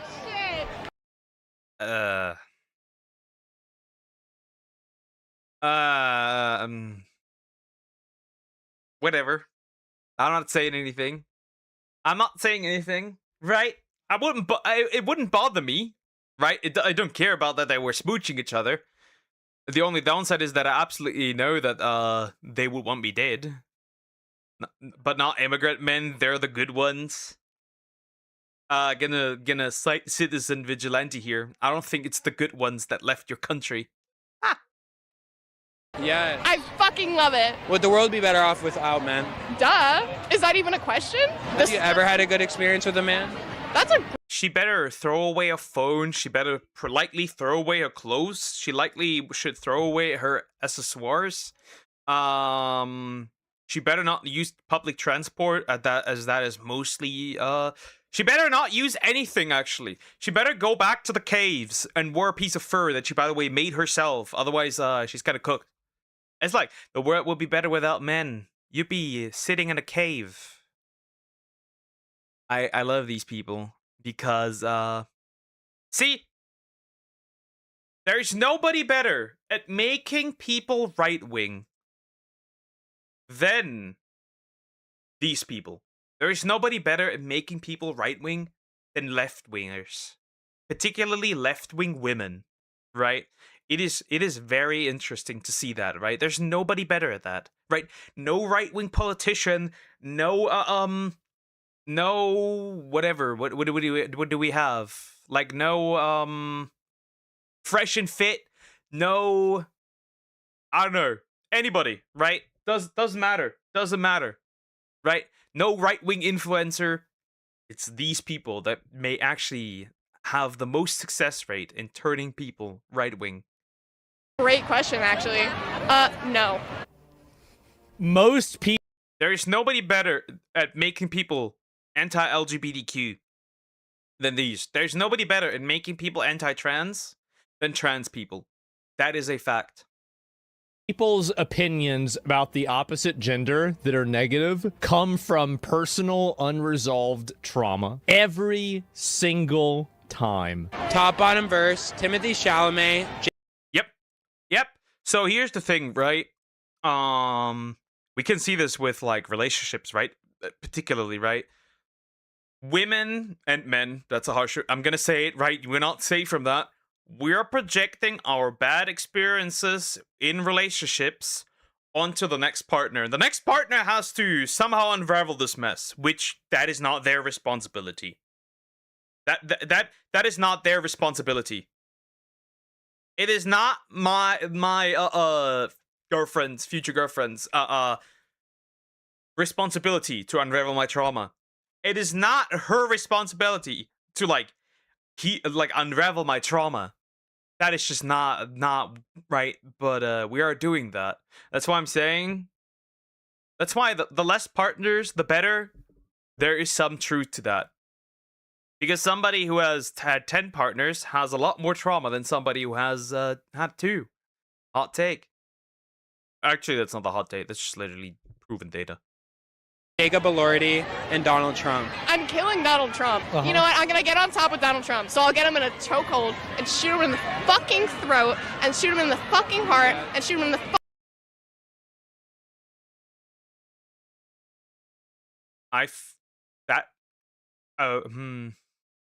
Can't she be jailed for that? Can she? If there are Americans in my chat, can she be jailed for that? Because I feel like that would be a jailable offense, would it not? Or at least like right? That I feel like that could be a crime, is it not? Right? Or am I stupid? That's crazy. Fantasies of violence. Ah, yes. But we're the evil ones here, huh? Well, men are the evil ones. fucking brain. And then I guess like Jacob Elordi could fuck me. I don't know. Yeah, I saw it. What was the other one? Tim. Just so sad. She can vote. I told y'all. Tried to warn everybody about this situation. I tried. IQ test for votes. IQ test for votes. IQ tests for votes. On at the place where you can vote IQ tests immediately. We need them. You said this about Australia Prime Minister, you would definitely be arrested. I'm pretty sure if you said that about our Chancellor, you'd get arrested, right? This man would arrest you for calling him Pinocchio. Like, you would definitely get I think this is something that you could get arrested over. I'm pretty sure. To say it. Who do you think gives better neck, me or Charlie Kirk? Oh, you, 100%. Duh. Is Charlie Kirk the throat goat? I mean, like, ultimately, because that's how he died, so, like, low-key. pee. I love how there's like just 3 random, just like shaking their ass behind it. Same guy. I don't think that's not a pride parade. That is just a sodomy parade, a fucking pervert parade. That's all it is. Absolute degeneracy. Might as well go onto the hub. IQ tests wouldn't work because smart people can spend most of their time acting stupid. Are you saying that stupid people can't act smart? Anyway. Guy from earlier went viral for this? No. Beautiful trans Oh god. women out here, tell us about your transition, how it went. Why are you asking me those questions? Like, we're interviewing like trans women and stuff like that. I'm not a trans woman. I'm a. Oh no, we're fully supportive. Fully supportive. Do you want to talk about? I love how she stops herself.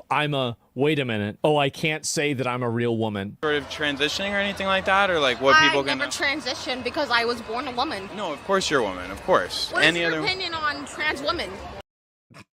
He's rage baiting her like that is a furry parade without the fur. Honestly, I felt probably more safe on the furry parade than whatever this is. Because I'm pretty sure the furries wouldn't murder me for being white and straight, I think. I support them and I love them. That's why we're though there is honestly a lot of overlap. Interviewing them or showcasing them. Oh, well, you haven't interviewed one yet because I'm not a trans woman. Is there another definition that people like to use, or I don't mean to be? I was born a woman. I was born with female genitals. Okay. So Okay. You thought I was a man when I was born. You thought I was born with male genitals. You thought I was a man. They did a study, and the study said something like over 70% of people hide what they really believe about this gender identity stuff. The reason why. Well, yeah, obviously, because you get shit on, right? It's rather interesting, right? You get harassed, they would call your boss, they would get you fired, they would physically harm and attack you, right? We just recently had it on Twitter where a detransitioner said the things the way she looks at it, right? And they were threatening her, they were harassing her. They were threatening violence towards her children, all that stuff, right? We know this already. We know this. You would hide this because you do not want to actually, right? You do not want to be harmed. Anyway, it's also a fun fact. Recent studies from Finland show, right? This is a little fun fact here. Recent studies of Finland show that there's no correlation with an improved mental stability and transitioning. That means that people that would take themselves out before transitioning will still do it after transitioning because there's no correlation. Anyway, moving on. Why there's so much, quote, trans acceptance and a lot of this stuff like non-binary acceptance is because people don't want to get fired from their job because there's a particularly rabid, aggressive, small group of people that are enforcing this non-reality on everybody else. Everybody knows that if you get a tattoo all over your body and you make your skin black, you do not become an African American. You are not a black person. You cannot get surgery and become a woman. If you're born a man, you will always. Indeed. I don't have a banana, but imagine, right? I don't have a banana, but imagine I had a banana and I don't know, whatever. A peach, right? This is a banana. This is a peach. You can paint the banana like a peach. You can give it the same color.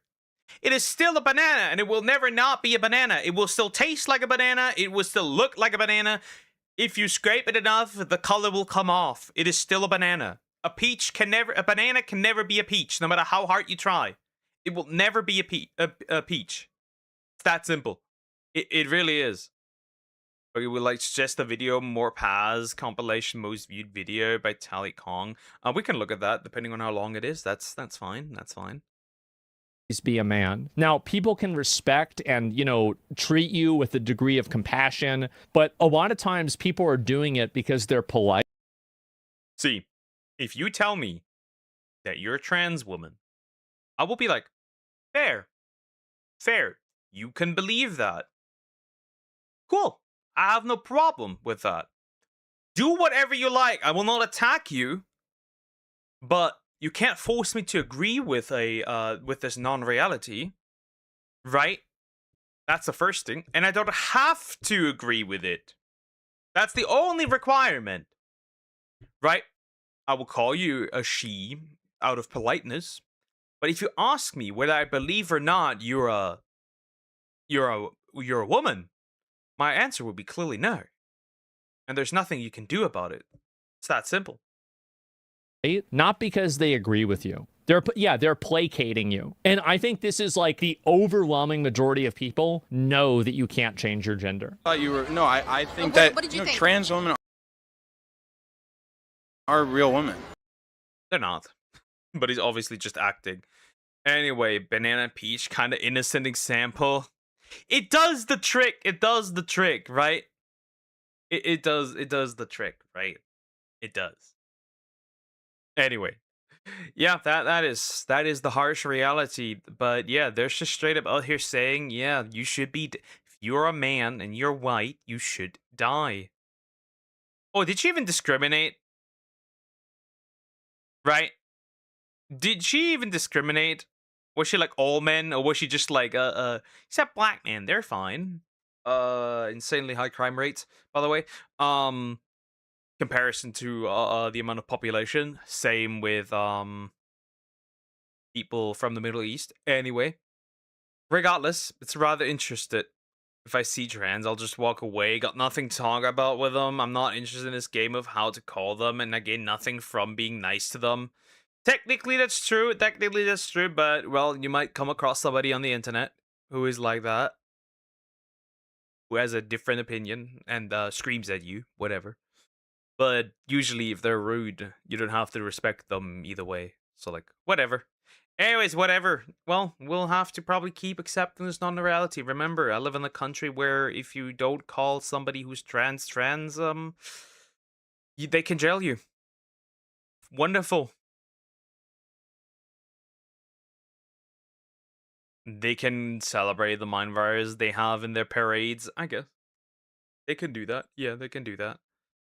All right, I will take a quick break because my cats need food. They are hungry kiddos. So I will be back right away, and then I will be reacting to the next video. So I'll be right back. I'll be right back.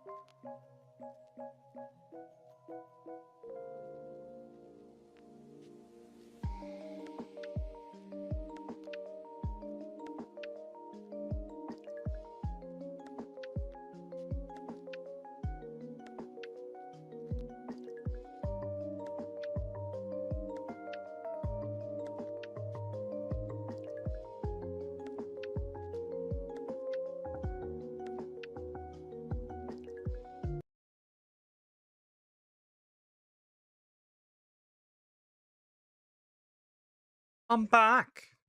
Hello. Alright, Beastkeeper. The more past videos, unfortunately, too huge for today.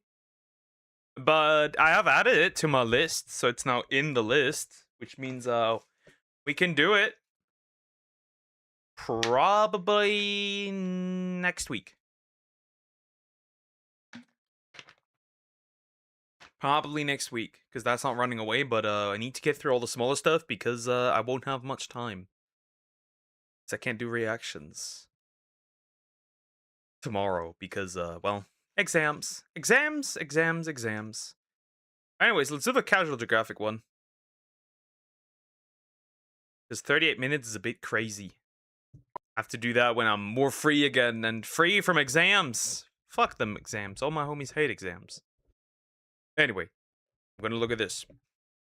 We will be looking at this. My sadness is immeasurable, and my day is ruined. I will do it, don't worry, I will do it. But, not today. Not today. Anyway. Animals, not even AI could come up with. I'm not so sure. I don't think there's Crocodile Bombadillo in there, but anyway, this by Casual Geographic, we're going in. Also, please consider liking, subscribing. I appreciate it. Thank you so much. Let's look some animal stuff after all that, you know, funsy drama stuff. Let's go in. I'm curious which animals we're gonna see here. Oh my god, what is that? Oh my god, what is that? Isn't that just an alpaca? Isn't it just that? I think. Maybe, possibly, or a llama? Or something like that. Definitely, though.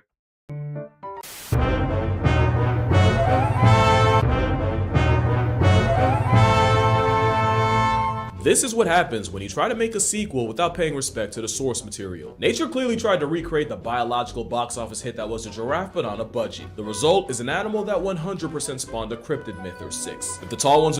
What the fuck is that? That is literally just a miniature giraffe. A lot more freaky, though. No wonder the people believe in skinwalkers. Like, if something around like that was running around... Right, if something like that was running around, I believe there was, I believe, you know, there would be skinwalkers as well, right? If that was walking around, one day we'll find a creature that was in Minecraft first. Oh, looking into me. Bro, hopefully no creepers. That'd be terrible. No, the mushroom cow. We're gonna find the mushroom cow. Giraffe, and this is a rough draft. We don't talk about Garanux enough, and we really should, because explaining this animal to the wrong people in the wrong times would have been cause to have you lobotomized. And you know they're not AI, because Garanux can go their entire lives without drinking water. Damn, they actually have some solid legs, Jesus. Wow. Whatever that is, well, yeah, it would either get you lobotomized, or in Europe it'd probably get you burned, right? Fun fact, they burnt men and women, and depending on the location where you were during medieval time, not medieval times, actually modern times, per definition, depending on where you were more likely to be burned as a woman or as a man, in fact. Huh, funny. Water. Well, technically anybody can, but getting moisture from leaves and shoots means Garanux can live a full life without ever sipping water. Allen Iverson could never. You know what huskies look like after getting shaved? Well, Garanux looked like an alpaca with alopecia. Stop. Ew. I mean, dogs getting shaved already looks pretty terrible, I'll be real. Imagine prehistoric times when humans still discover new animals. Seeing a giraffe for the first time is crazy. Imagine what they must have thought once they saw the first, like, a mammoth for the first time. Right? And, like, the conclusion they came to is, yeah, we gotta kill that.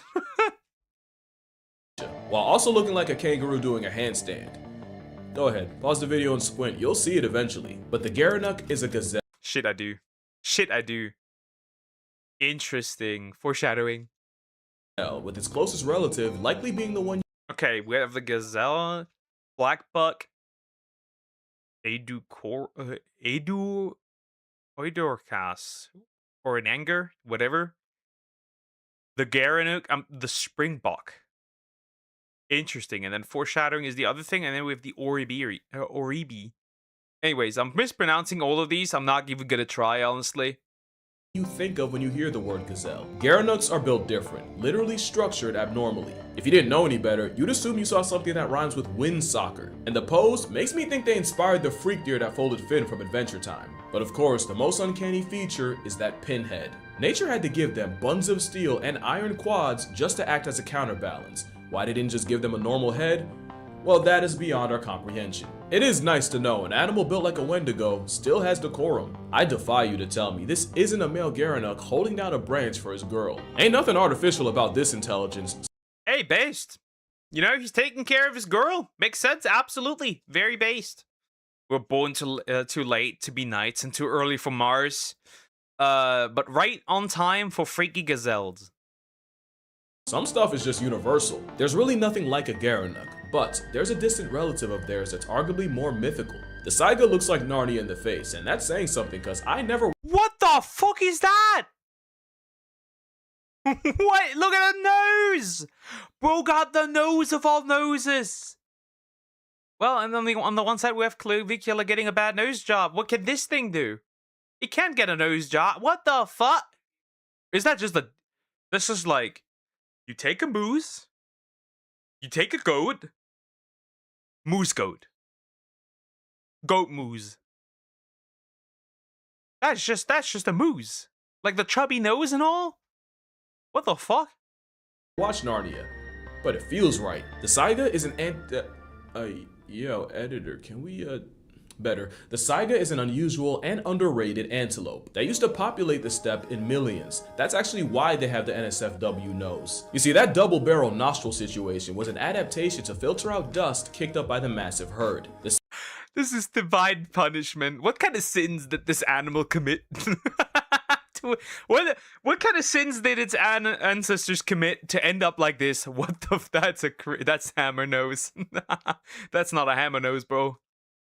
Same nose also cools the blood. Bro, the devil wouldn't possess this goat. bro, this one can smell colors. It can smell sounds. That's crazy. In the summer and warms up air in the winter before it gets to the lungs. It's a multi-purpose proboscis that makes them Antelope Alf, while also serving as a built-in mask. Yet that... It does look like Alf. It does look like Alf. I cannot unsee this anymore. Jeez, that's horrible. Mask couldn't save the Saiga from its own pandemic, because in 2015 there was a mass outbreak of a bacteria that caused blood poisoning in the infected and killed 200,000 and erased 2/3 of the global population.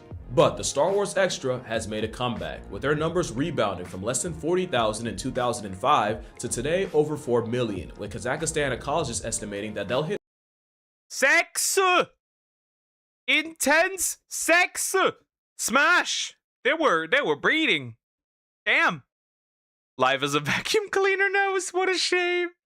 Bro. built to be a goat. Born to be a vacuum cleaner. Over 5 million by 2030. Thank the powers that play for that, because just imagine showing somebody this picture of an extinct animal and being like, yeah, this was taken all the way back in 2015. So if you needed to hear good news, you'll be happy to know the Saiga is looking like it's here to stay. You might be less happy about this though. I've seen some adorable looking grasshoppers in my day. A smiling Bugs Life paralysis demon is not one. Yeah, nah, that's getting squashed, I'm sorry. That looks like fucking Bugs Bunny. Yeah, I'm not. Yeah, nah, I'm not dealing with that. Hands. Throwing hands. I'm throwing hands. Of them. To be fair, it's not a grasshopper, it's a katydid. Same insect order, different insects, and I hear they get real offended when you confuse them. This katydid belongs to the Copophora genus. A genus that looks like a sick joke with members perpetually mocking you for it. There's not a single situation where a bug needs to look like this. And maybe it's partly my fault, because I can't look at this and not see 2 brick yellow teeth giving me the world's most devious smile. He's built like a Courage the Cowardly Dog plot device, Freaky Fred looking. That's my freaky thing, bro. It's looking, bro. It even got like it got like straight up proper eyes. It's looking at you. It is literally smiling. This man is making fun. This is the type of thing that will make fun of you if you fall down, fall up the stairs. Yes, up, not down, up. Should get you put on the list. And the thing is, they're not just an assault on your sight. Giant katydids have the distinction of being one of the loudest insects on Earth. Why does it open up like? Yeah, no, never mind. Never mind. I prefer a face hugger over this. You know, I don't know everything, so I wasn't sure if that audio was edited or not. But after listening to other clips, I've come to the conclusion that, yes, this bug can, in fact, send a war veteran back to Vietnam. Somebody call the Starship Troopers. Is that the stick from Bug's Life? Somebody call the Starship Troopers. We've got a bug infestation on this planet. Vietnam with a touch of its wings. That wing rubbing is called stridulation, and it's not just an alarm clock for PTSD. Some katydids sound exactly like chirping birds. And just like birds, the call is mostly for attracting mates, and some male katydids will form boy band groups to sing together to help each other keep the rhythm, which is apparently a major turn on. And if you think the bugs show respect to the original IP, one, katydids came. We got the Buck Street Boys. We got the Buck Street Boys. One Direction, but it's bugs. It's a gun bug. It's much bigger than I thought. That is, we got the Buck Street Boys. Anyways, first, so the birds sing like them, and two, some katydids eat birds. So yeah, katydids let their nuts hang, literally, because fun fact, cover your ears, kids, but the largest testicles on the planet belong to these bush crickets. You don't have to believe me, you can Google it, and then you can explain your search history. Just know, there's not a single prompt you could give a computer that would lead to this. And that's the thing with AI. Nature's weird enough without people making stuff up. And this is the most AI-looking animal I've ever seen. Goats in general don't seem to be real. Like, that's just aura farming straight up. Buck Street Boys, indeed. They're constantly testing what they can get away with in the Matrix. And the Markhor is no different. The Markhor genuinely looks mythical, with a reputation that actually precedes them. Their name translates to snake eater because of their habit of curb-stopping serpents and, predictably, eating them. At least according to folklore, and locals would collect the chewed cud of these goats, believing they could use it as snake anti-venom. Well, he has, his girl is gonna be happy. This man has some strong tongue. This bro has some strong tongue muscle, some real tongue action going on. See? Learn from him. Also, the national animal of Pakistan is a lot bigger than you think, with males often getting to over 200 pounds, which is pretty big for an animal you've probably never seen before. And if you have, and this do they also have grooming gangs in the UK? Moving on. Gandalf goat looks familiar, they were actually Thor's emotional support in Love and Thunder. The Markhor is a beautifully majestic specimen. Which is funny because if we were ducks, I'd literally have to censor that. Male Markhors use those iconic horns to battle cliffside for females. That and they were created a day Nature's ice cream machine came in. Whether it's them allegedly landscaping the snake population, their cinematic fights to the death, or just Markhor parkour, you gotta admit, this goat has more aura than anything an algorithm could come up with. Now this goat. What the fuck is... Yeah, straight up, that's just an SCP. That's just the... What is that? What is that a goat? That doesn't look like a goat. That's some kind of freaky demon thing. Yeah, I'm getting the gun. Holy freaks. Now, also got some huge balls. I think every animal's beautiful in its own way, but that starts to change once people start playing God. And boy, did we... Bro, that looks... that looks like... that looks like the average ball sack during the summer. This is what the average charge of beings of goats shoot is. Abomination. This does look like the average ball sack during a sweaty swamp ass summer. That is what it is. I'm sorry. Hi Zoom, how are you doing? I'll be doing well. Hello. Play God with this goat. We ruined them just like we did the powder pigeon. We fully pugged a goat, and weirdly enough, Damascus goats look almost normal as kids, only to get Pearl Harbored by puberty. They say for every ugly mug, there's at least one who'll defend it, so I'm still waiting for someone to defend the animal, literally built as Cusco's karma. This is the one time I wish it were AI, cause they look like their existence is constant pain. That is not... I think they're... Anyway, what the fuck? Yeah, that is certainly a skull. Why are you looking at your balls? For comparison, for science, because it's swamp ass water summer. That is just horrible. Look at that humongous underbite, bro. What did they do? Yes, nah, bro. That's just failed human experiment right there, bro. That is. If you showed me that skull, I would just think you found some alien. I'm sorry. Skinwalkers are real. The skull of an animal that should have been afforded life. That, and this is now the third case of unnecessary censorship. Looking like Rocky Dennis's persona is even funnier when you realize a Damascus won a beauty pageant for goats, with Gar being named Most Beautiful Goat in 2008. And yes, those are the pictures PR went with. And I'm sure the goats are nice people and they didn't ask for this, but that's what human hubris does. It turns goats into Dark Crystal characters. That's a lot of effort just to get one-upped by nature. Like this. Not only This is not a real thing, is it?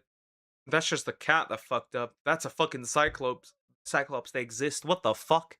is this real, but this cat and that shark have something in common. I see you all have questions and I'm gonna get to them, starting with the biggest one. Why do you know the things that you know? You should have been asking yourself that after I brought up bush cricket cojones. People ask me how I know so much about animals and even why I'm so into them in the first place, and I don't know, but the answer is likely undiagnosed and very undermedicated. It's really nothing for me to spend hours, even days, going down the rabbit hole of my fixation of the week. It's when it's time to sit down and make the video and retrace the rabbit hole. Yeah, I waste a lot of time that way. That's why I feel pretty good about today's sponsor, Opera. Don't touch the mouse. Now see, that's Do not do the opera. And with that I mean the opera VTuber. Yes, opera as a VTuber. Yeah, it's not real. I don't believe it. If it were, that would be really funny though, honestly. Hi, Fred. How you doing? Hope you're doing well. Do a face reveal. That's what you look like. Ugly hairball animal. Is that projection? You careful. You look like a hairy cheese ball. Yes, you're still as yellow. And you're moist. You smell like wet lizard. Anyway, Zoom. actually the problem. We're in an attention recession. Luckily, Opera can help with that. Opera's a web browser with features I honestly wish I had around in college. Features like Tab Islands. Tab Islands lets you group your tabs by theme or project. And if you're one of those coordinate the colors of your folders based on the class students, you'll appreciate Tab Islands letting you do the same. By the way, we can agree, math is red, science is green, and English is blue, right? But my favorite is Tab Traces, because we've all been there, sitting in front of a screen with 20, 30, I think my career high is like 46 tabs open at once. And when I'm retracing my internet steps, Tab Traces are like breadcrumbs. Damn, bro is giving Kirsche a run for her money. Because, I think Kirsche actually has way more tabs open. Because the darker the underscore of a tab, the more recently you visited that tab. That feature has saved me hours. There's also split screen where you can have 4 tabs visible at once. I usually just do 2, but if you can make 4 work, all power to you. But 4 is good for when there's a breaking story and I want to cross-reference multiple articles. Now, music's important to me because often while I'm researching and especially writing, I'm listening to the exact song I plan on playing in that video. And with the player feature, you can detach the music and float it around to control it without clicking back and forth and speed bumping your workflow. So whether you're a student, creator, or just chronically online, there's at least something for you on this browser. The link will be in the description if you want to see for yourself. Shout out to Opera for sponsoring this video, but more so, shout out to Opera for sponsoring my recreational rabbit hole habit, because this was one hell of a rabbit hole to go down. You are looking at a rare albino cyclops found inside the stomach of a pregnant dusky shark. He looks like a petrified Agent Plecky from Lilo and Stitch. Actually, no, There's no way that's fucking real. The cat isn't. But if that's real, that's crazy. That is so... yeah, I can't generate that. I'm sorry. He looks like one of those disgustingly hyper-realistic frames from SpongeBob. You know exactly what I'm talking about. This deformed fetus is a result of one of the freakiest defects in nature. Holoprosencephaly is a rare condition where the brain of a developing embryo fails to separate into 2 distinct halves, instead forming one mass. Obviously, this causes a laundry list of problems, and psychoplia means one eye gets stuck right in the middle. It's the same condition afflicting this kitten. Unfortunately, this condition has been described as being incompatible with life, which is a really dramatic way of saying you're basically born in past tense. But the weirdest part is HPE is caused by a mutation in the Sonic the Hedgehog gene. Don't laugh, I'm serious. In the early stages, it's this gene and the Sonic the Hedgehog protein that separates the eye field into two separate eyes. And maybe that's why the Speed Freak has one eye with two pupils. Oh god, I'm sorry, take it back. Oh, also humans can get holoprosencephaly too. I'm just not putting those pictures anywhere. Yeah, that'd be kind of freaky. No way. That's just so freaky. Ugh. Move on. Near this video. But yeah, the shark's real, but incredibly rare. That's not its base form. Not like this though. This is platypus levels of nonsense. The star-nosed mole is proof that people will let nature get away with anything so long as it's small enough, and so long as it spends most of its natural life underground. The mole looks like it sneezed while constantly. Yeah, I put this under the ground either way, right? But fun fact, having molds is actually a sign that the soil is healthy. If there are no molds, that means the soil isn't healthy. So actually, gassing these dudes is actually not a good idea. They are actually a sign that your ecosystem's healthy. Of course, the molehills aren't particularly that fun, but still. Constipated and prolapse from the other end, and those 22 facial flesh fingers or tendrils are freakishly sensitive. Where your hand has 17,000 touch receptors, Starfish Face has 100,000 on its nose.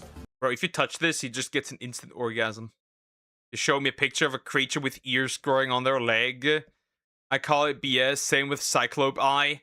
Well, apparently that is real. The problem is just they're not surviving this. Apparently it's real, they are just not surviving it. Making it the most sensitive touch organ in the animal kingdom. It's so sensitive, Cthulhu's pet can decide whether or not something's food in 8 milliseconds, and actually eat it in as little as 120. Meaning, it's a Lovecraftian mole that eats faster than any other animal on Earth, while essentially maxing out on reaction time. And since most moles eat their weight in food a day, star noses are in a constant state of binging. This mole would genuinely end all life on Earth. If only it weren't an eighth of a pound. Not only because they would eat entire ecosystems into collapse, because there'd be no way of escaping them. Not only are they speed-eating earthbenders with the internal discernment of a vacuum, they can swim and breathe underwater. Okay, not really, but they can smell underwater, and they do it by blowing air. Bro, I'm glad it is as small as it is. I'm quite glad this guy's as small as it is, because bro, first of all, he would eat us all. And second of all, this man can swim and smell on the water. Air bubbles to trap molecules that mix with the air inside before inhaling the bubble and, by extension, the trapped molecules. This means a diving mole can sniff out prey while underwater and even aim air bubbles at a specific target. And did I mention they do this blind? But somehow there's more, because this creature can smell in stereo. The same way you would compare differences in sound between smell in stereo. It can smell sounds. What do you mean? What do you mean it can smell in stereo? Bro, he's not mono. The left and right ear to pinpoint the source, moles can do with their nostrils. Star moles are just a bunch of randomly broken skills and powers packed into a flesh flower faced fur termite. If you can't say that 5 times fast, you better like this video. But you definitely heard of star-nosed moles before. As a palate cleanser, there you go. The cutest animal you've never seen. Because if I saw it, I wouldn't just think it was AI. I think it was bad Photoshop. How else does one explain a panda, leopard, meerkat ferret? Well, the last part's a hint. The marbled polecat is a mustelid, not unlike honey badgers, otters, and wolverines, albeit a little smaller. They're not even the only type of polecat, but they are the one that looks the most like animated taxidermy. They're the only ones that dress like a mother of 4 in divorce court. Marbled polecats stand out, and that might be the point. It's believed a defensive polecat will aggressively flash their colors as a warning. Not that they're venomous, but their attitude is. That, and polecats will take a page out of their skunk cousin's playbook and crop dust a threat with foul-smelling anal secretions that reek of the dead. So they're essentially just like a cute skunk. Basically, when someone is blind, they can sharp different senses. So that, yeah, it's pretty much. This is a stinky little guy. Also, polecats might be more of a stereotype than honey badgers, as they're hyper-aggressive and regularly attack animals many times their size. This is the same calico ferret that made Ukrainian soldiers evacuate from a bunker.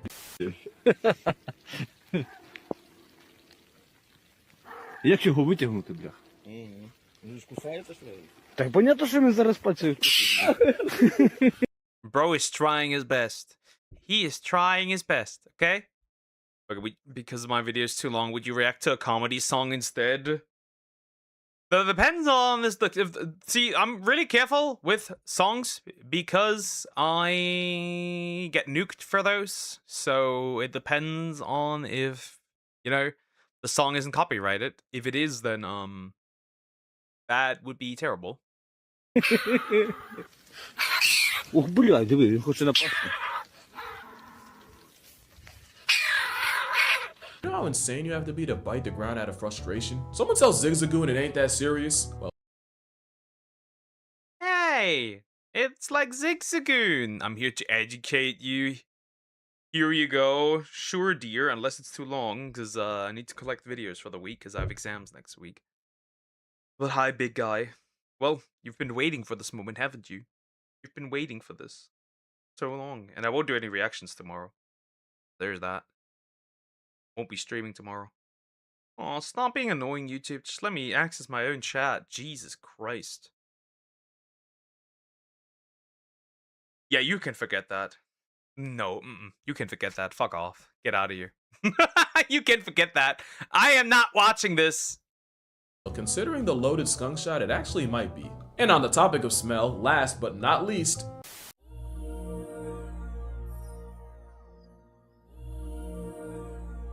alright, so not AI, but what is that? What is that? What is that? What? Huh? either that is a cartoonishly tiny truck, or binturongs are a lot bigger than I thought they were. This mammal casserole is also called a bear cat, but in truth, they're not either. They're in suborder Feliformia, meaning they belong to the cat half of order Carnivora. And in Feliformia, binturongs are in the section that is the least. So they're cats, but they're not? You should listen to your mods. Come on, Poke. But I can't, depending on how graphic this is, it can't even upload it because it might nuke me. I've been nuked twice in the last 3 months. I don't want to. Talked about. In fact, I could make a part 2 based on vivarids. Not a vivid ferret, you got your turn. Vivarids also include civids like the one whose poop goes in coffee, and genids, which are cats nature drew left-handed. And it's the binturong that is the biggest vivarid, and with some females weighing— Why does he look high? He looks high. Nearly 80 pounds, they are in fact way bigger than I thought they were. I was not expecting a sloth bear from the back. So not a bear or a cat, but this black sentient bath mat can climb, and they have a prehensile tail to help them do it, which is why you'll probably smell them before you see them. It's true, a binturong bathroom break smells identical to hot buttered popcorn. A smell they use as a warning to rivals, but also as an invitation to the amorous. So if you're in the jungle and randomly smell a movie theater, you might be in the presence of a bear cat. Or death. Since, yeah, tiger urine also gives fresh butter. In fact, that's probably why the binties evolved to smell like that. Wait, that's not... Wait, no, can someone fact check me on that? I just made that up, but it sounds real. Is that the reason why? Despite being built like a Mandela effect and half the population swearing they didn't exist a couple years ago, bearcats are part of the most primitive group of feliforms. I would literally just keep that one as a pet. It's not graphic. Yes, it is. It falls under one of the guidelines for graphic. And therefore, I'd have to put it under that, which would suck. They're closer to being beta cats, despite them looking like nature hasn't unlocked them yet. I can make that joke. I've earned it. Just a chuckling, tree-climbing Frito warrior. They also smell like Fritos. Raccoon, monkey, lemur, bear hybrid that can procrastinate and postpone pregnancy until the outsides are favorable. Also, the babies are called binlets, and I like that. And that's gonna do it for this video. I definitely left some animals off, so if this gets— I'm greedy. 220k likes, I'll do a part 2, but until then, drink water, hug your mother. Remember, reality will always mog fiction, and I'ma see y'all in the next one. I don't know. Can reality mog Lord of the Rings? I am unsure. Well, that was interesting. Yeah, the bug was the worst thing in this list. Like, swear to God, just outright the worst thing. Though the Cyclops fish was also pretty freaky. Smell like a tiger and in nature is a flex. True. That kinda is. Anyway, freaky animals. We love to see it. Pimple popping is not strictly considered graphic violence or gore on YouTube, provided it's presented in an education, medical, documentary context. It is not, because I'm reacting to it, therefore I do not fall into this category. I'm the one reacting to it. The guy the doctor doing it is different from me doing it. And I can guarantee you this would get demonetized, which flags the channel. And I can tell when something gets demonetized because the numbers are dipping. I think it's just gross. I won't watch that. You can do whatever you want. You can do a handstand. You can do you can flip. Anyway, Dr. Poke. I am not a doctor, and also it's gross. I wouldn't want to watch that. It's that simple, right? That's gross. I do not want to watch that. I do not want to watch that. Anyway, I do not want to watch that, so I will not. You check my request on Discord? Not yet. Let me see. Guys, I have a certain set amount of videos that I need to poke. Can you do mine next? I can. Stop being... You all are starting to get annoying. I will watch what I want to watch. Jeez.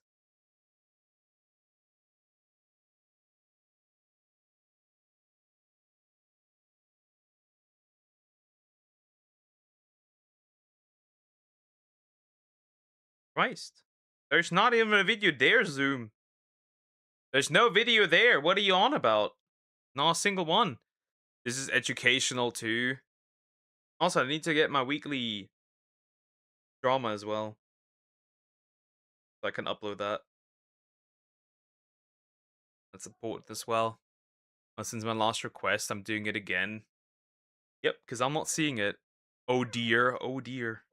You see what that is?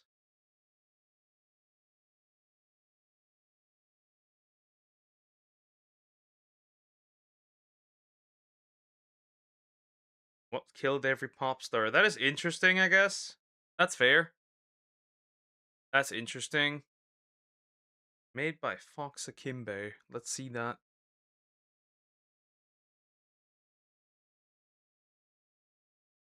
Depends on what this is about.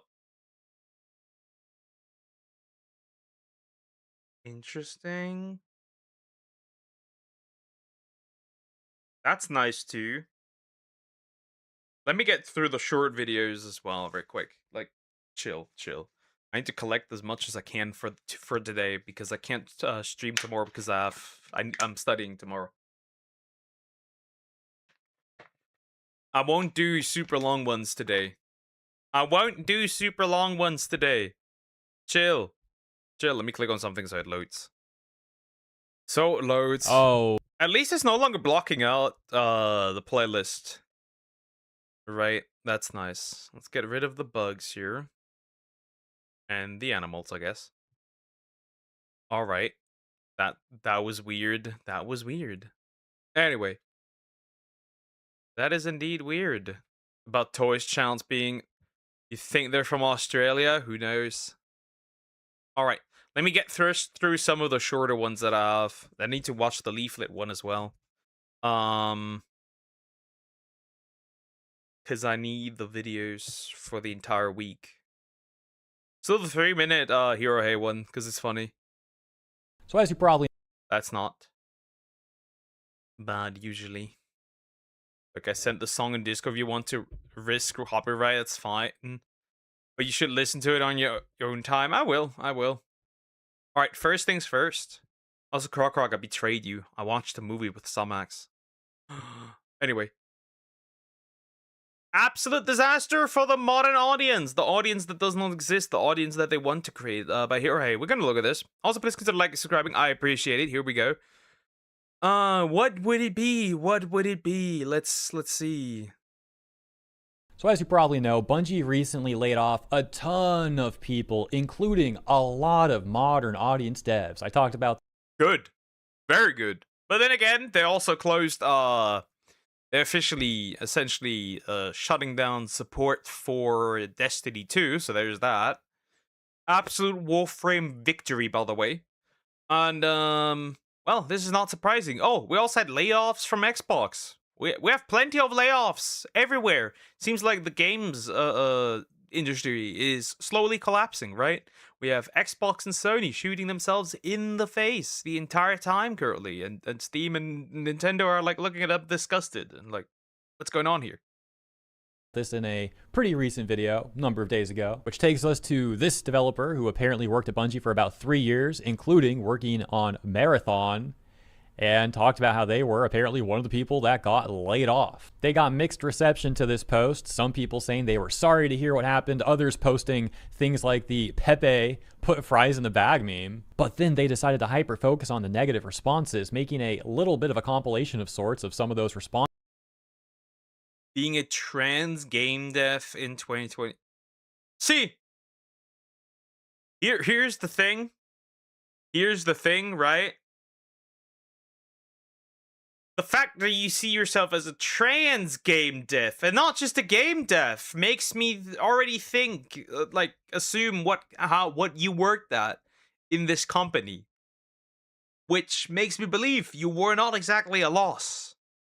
Anyway, there's some meteorite scams that are fake meteorites that they're selling. Most of the meteorite scams got arrested. It's just no rock from Earth. But isn't technically... Fun fact. Here's a little fun fact. Wood is the rarest, one of the rarest materials in the universe. If aliens come here, the first thing they're gonna look at is our trees because of how rare wood is. And captioning that as being a trans game dev in 2026 be like, showing, as mentioned, the compilation of some responses and including a picture of themselves for some reason. I don't know what the reason for that is. Is it like a main character syndrome thing or something? I'm not sure. And here's a little sample of some of the responses they put together in the... Oh, understandable. 100%. 100%. What were they before they transitioned to game dev? A man. A male game dev. Whatever. Something like that. I don't know. How do you become a trans game dev? How does this work? The aforementioned compilation, some responses like DI higher, RIP, won't be missed, lol. You're part of the reason Destiny died, go woke, go broke, and deserved, showing a number of Bungie's virtue signals. I'm not sure why anyone would even get mad at pointing out that Bungie virtue signals either. Like, why would you want to defend a corporation's rainbow capitalism like that? But the dev wasn't done there. Or should I say ex-dev, actually? I'm not sure. But anyways, they said this. I know a lot of these are bots, but remember to please support your fellow queer/POC game devs, especially in this climate. Being publicly a minority on the internet can be rather difficult at times, but I think it's important to stay visible. And spoiler alert, who's making it difficult to be a minority on the internet? The minorities! The minorities are making it difficult. That is very interesting, Krogrog, I must say. You're getting creative. You're getting creative here. I will first work through everything I need. And then I will start watching videos that were suggestions. First, I will work through everything I need. Everything. Point by point. Brick by brick. Video by video. Like, oh no. It's so difficult being a minority. Well, you are making it harder yourself. You are the minority first and then the game dev. How about this? Instead of being minority something game dev, how about you're first a game dev? That would actually be better. But the reality is, these people aren't even game devs. A lot of the people working at these companies aren't game devs. That would probably also explain all the bugs and instability and bad performance. As much as feels safe, you gotta love when couch activists act like they speak on behalf of all minorities, like they are the arbiter of minorities. And it's like, dude, a lot of minorities hate posts like that. Here's an example. Dude says, I'm gay. It doesn't mean I'll subscribe to this tribal idiocy. Bungie deserved to fail for not making their customers happy. I don't care who screws who. It's retarded. Only thing I want is for them to be good at their job. Yeah, well, to people like that, it's, you know, asking too much right there. They not only do they want to tell you who they want to screw, they also don't want to be good at their job. So, you know, double L. But then the ex-Bungie employee got completely ratio. Oh, this dude is literally just... This dude is literally just a concept artist. That's all. You know the department that stole from fan art from Marathon's design? Oh wow. That means this dude is literally just... Your job is pointless. It will be taking your job. That's crazy. Are we that hot alien from Halo? Calm down. Also, isn't that guy male? Moving on.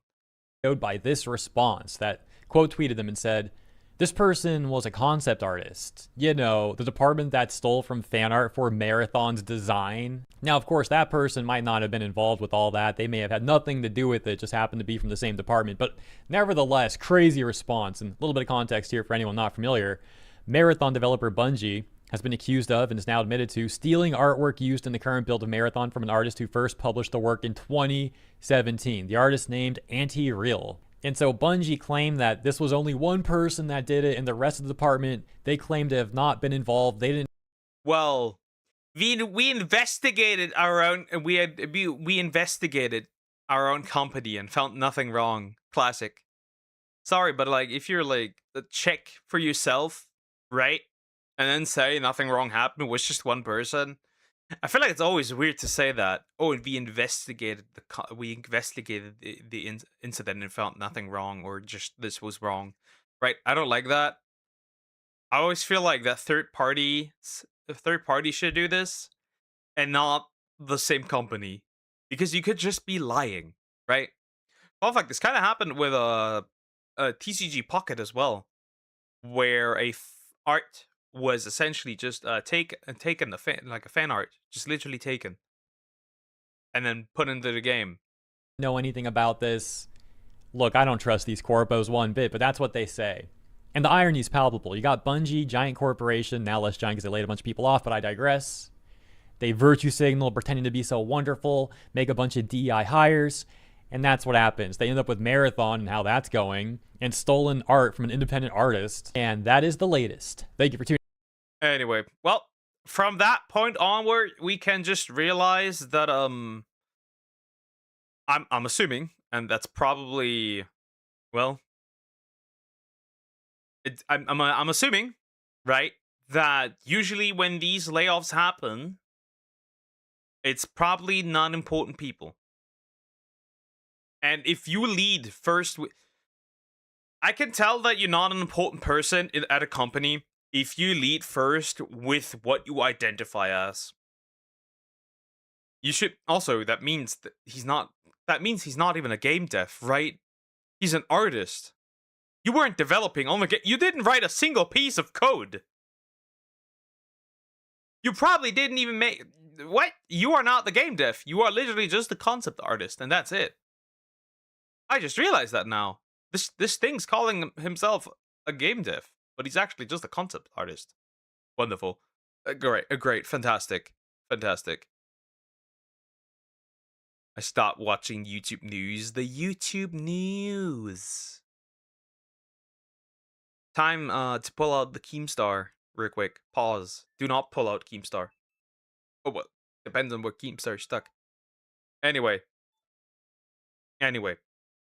I've not had a hero. I don't have a ref video for this week, so we need to get that as well, real quick. We're gonna do the leaflet one, right? We're gonna do the leaflet one. Again, the people are subbed for many people watch the drama videos, so the drama videos I need to get through first. After that, we can do the TikTok stealing money video. Then I can do the media learning of esports. We can do that as well. I need to get through all the shorter ones first. Right, so I have everything together for this entire week. I stopped watching YouTube news because I had a realization. I developed games on the Roblox. The game dev on the Roblox.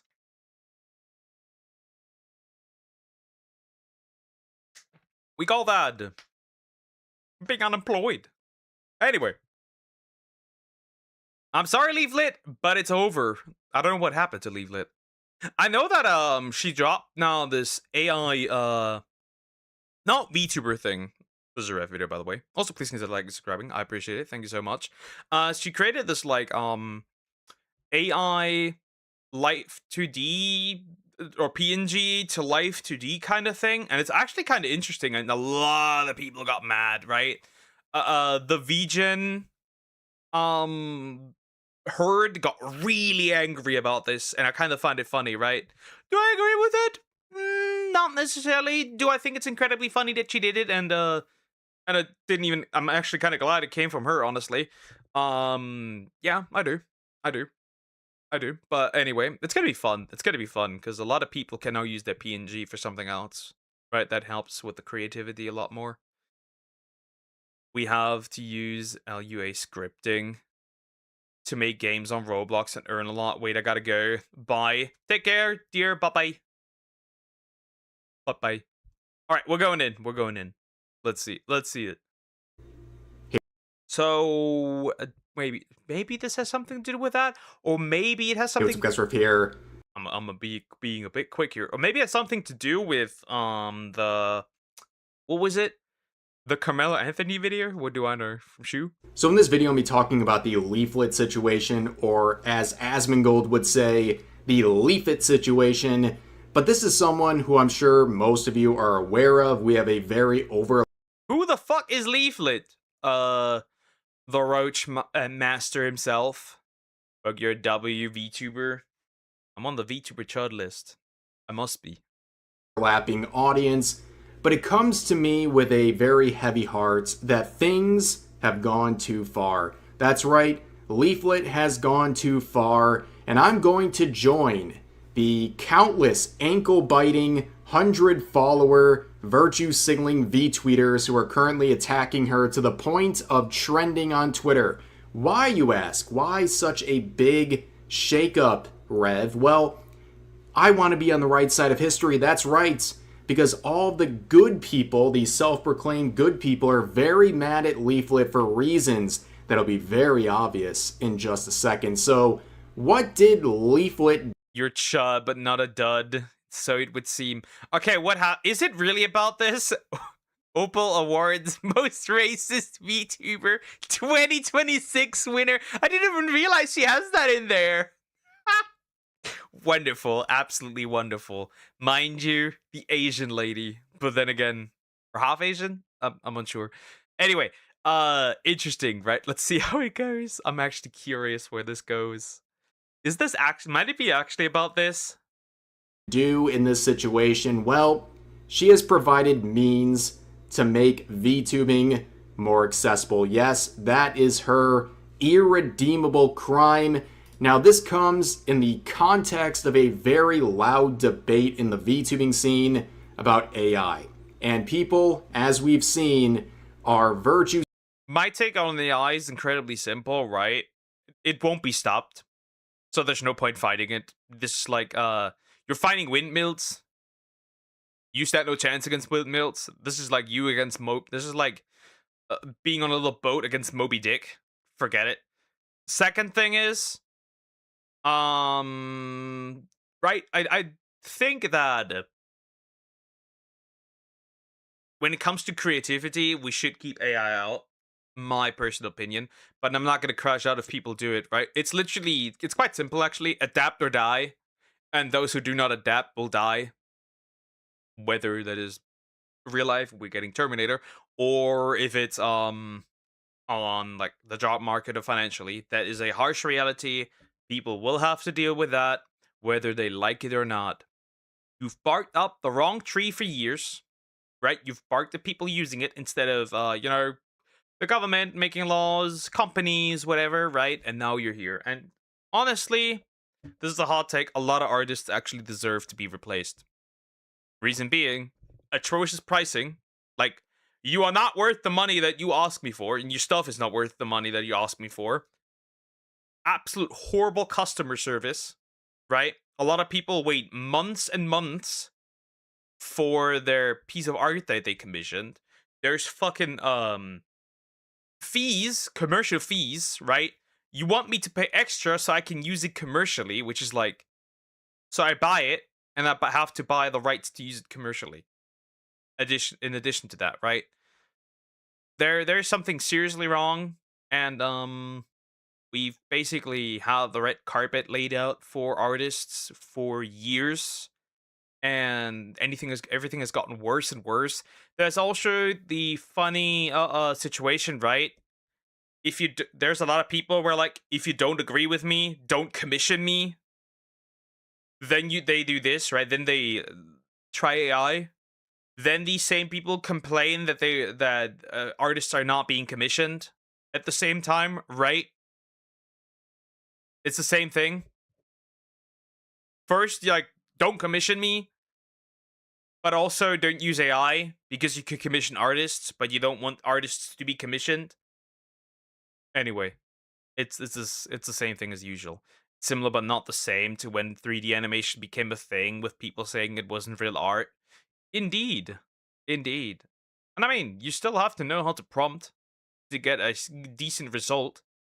Signaling about this, it's mostly nobody VTubers and VTweeters who have very strong opinions about this subject, basically saying you're not a VTuber, you're not a content creator, and you're even a terrible person for ever using AI. Now, Leaflet, who has used AI to produce some very funny content, music videos, etc. Yep, the essentially natalist music video, right? Where she's saying about just banging like crazy. Anyway, I saw this, and honestly, it's not perfect, right? It's not perfect, but it does a start, and it'll get better the longer, the more time goes on, right? You can make a model in less than 30 minutes and add new emotes in less than 5. See? It's actually not that bad. This could be very interesting. Came out with something very useful, a very useful tool, and if it's not obvious already, I'm being very facetious when I say I'm canceling or disavowing Leaflet, okay? But she says this: I'm making a program that is a bridge between PNG tubing and live 2D. It's called envtuber. You can make a model in less than 30 minutes and add new emotes in less than 5. And she presented this video showing off the software, and this is a really great thing. For those who don't know, PNG tubing is when you literally have a PNG still image while you're waiting to get a 2D live VTuber model, okay? That's kind of the entry point for a lot of people before they get into VTubing.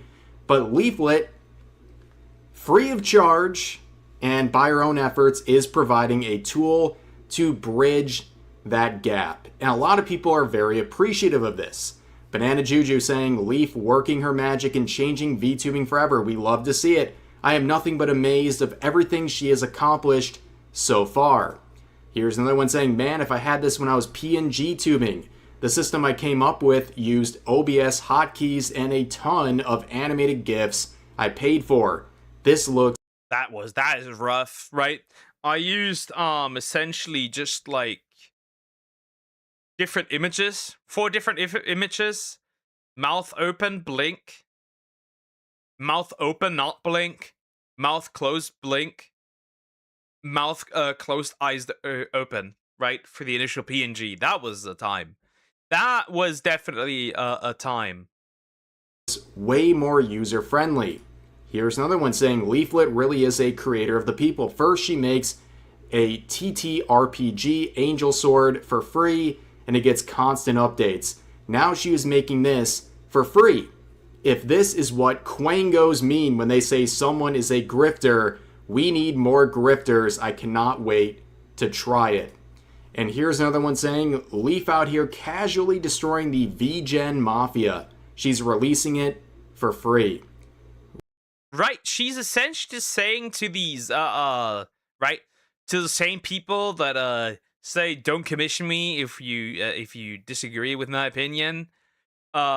She's essentially just giving them the middle finger, right? Because, like, no, that is no longer the case. And, right, you don't need to desperately find a rigger that is okay with you commissioning them. This is perfect. This is great. This is how it should be. Right? So this is wonderful. Obviously not perfect, but we'll see. Riggers, as in VTuber riggers, are quaking right now. And yes, they were. To the point of Leaflet trending on Twitter And of course, when a VTuber, a problematic one like Leaflet, is trending, it brings out the Quangos, as mentioned in the previous post, who are here to virtue signal. But I want to start with this post from Leaflet showing a screenshot that really encapsulates this entire debate. One person mad at Leaflet, quoting her, saying, "More AI in the VTuber space, a big slap in the face to customizable model makers, asset makers, riggers, artists, etc."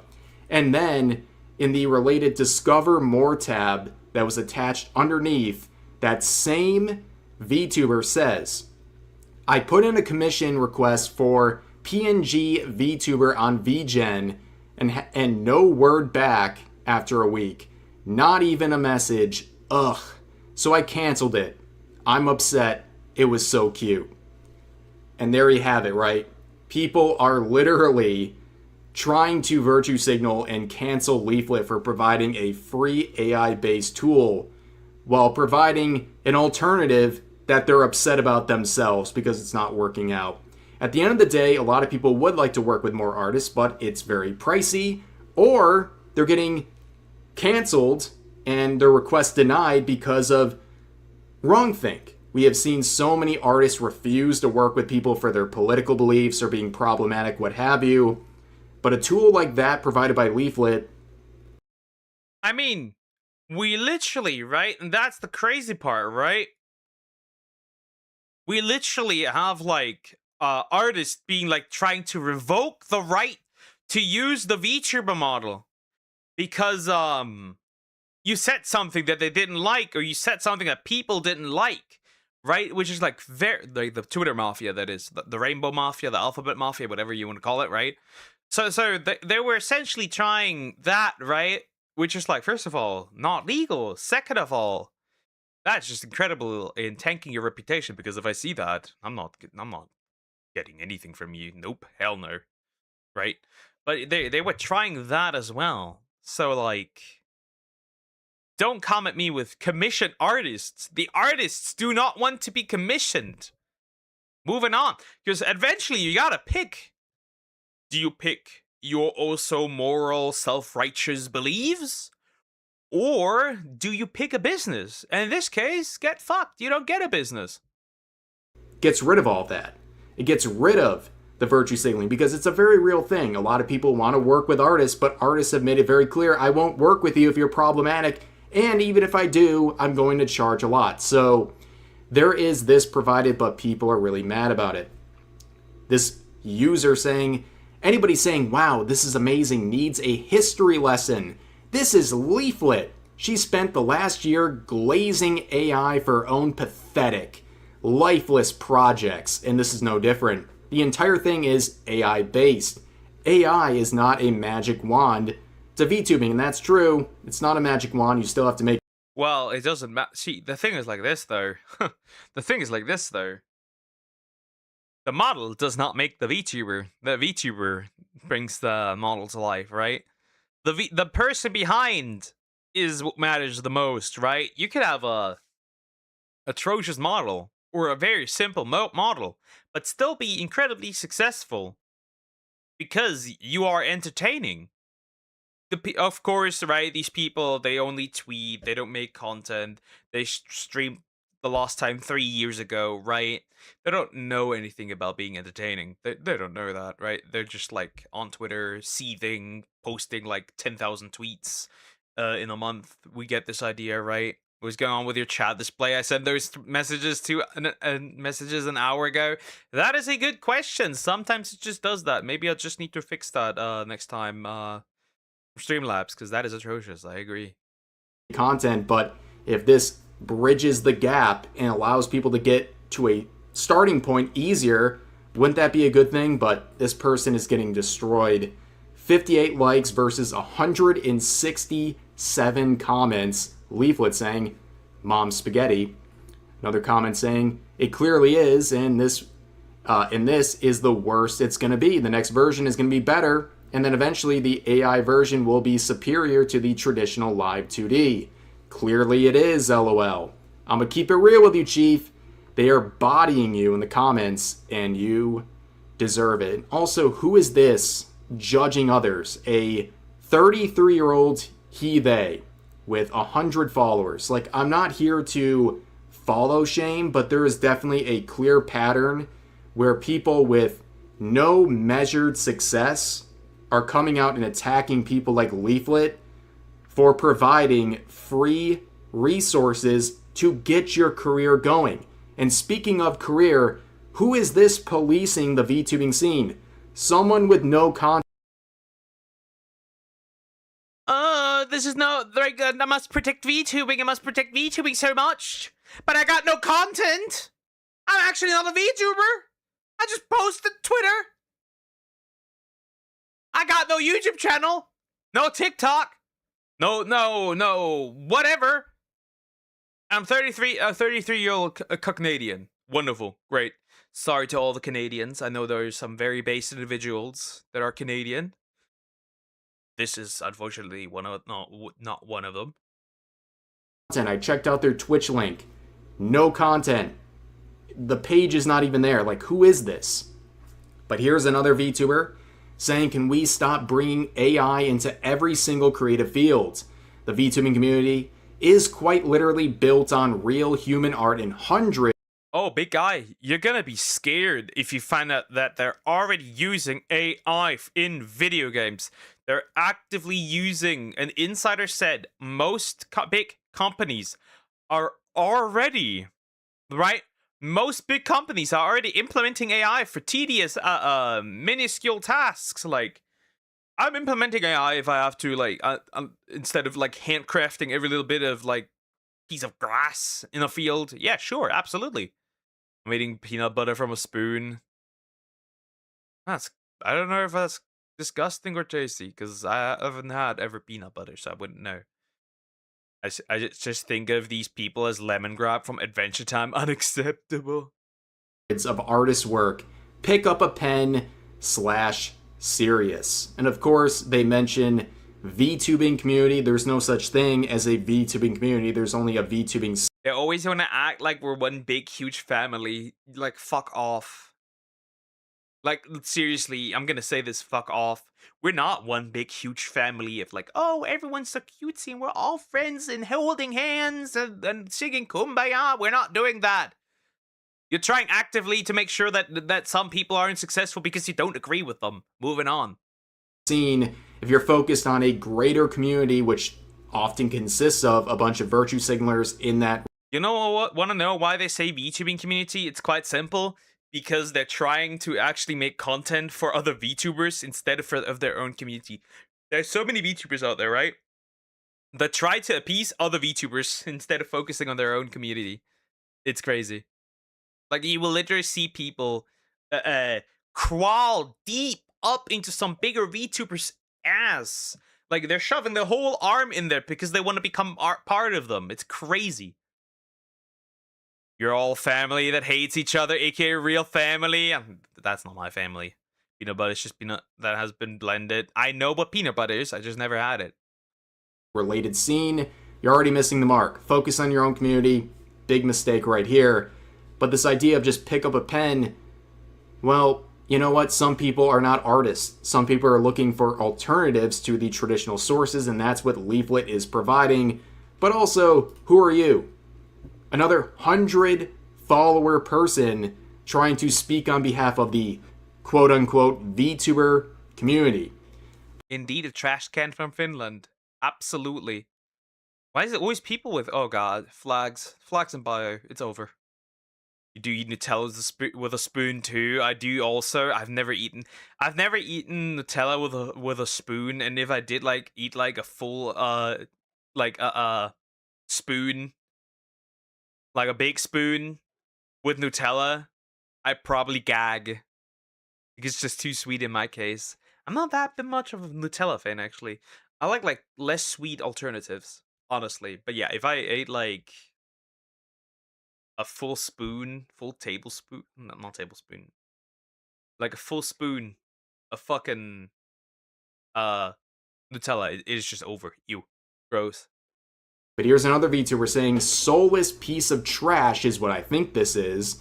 Even if you excuse the use of generative AI, as in I can't draw, that's why I'm using it. There is so many custom models you can get for dirt cheap. Well, you know what? There's also this option, and people are choosing this option over traditional means because it's easier, it's cheaper, and it's... I wouldn't want to get money,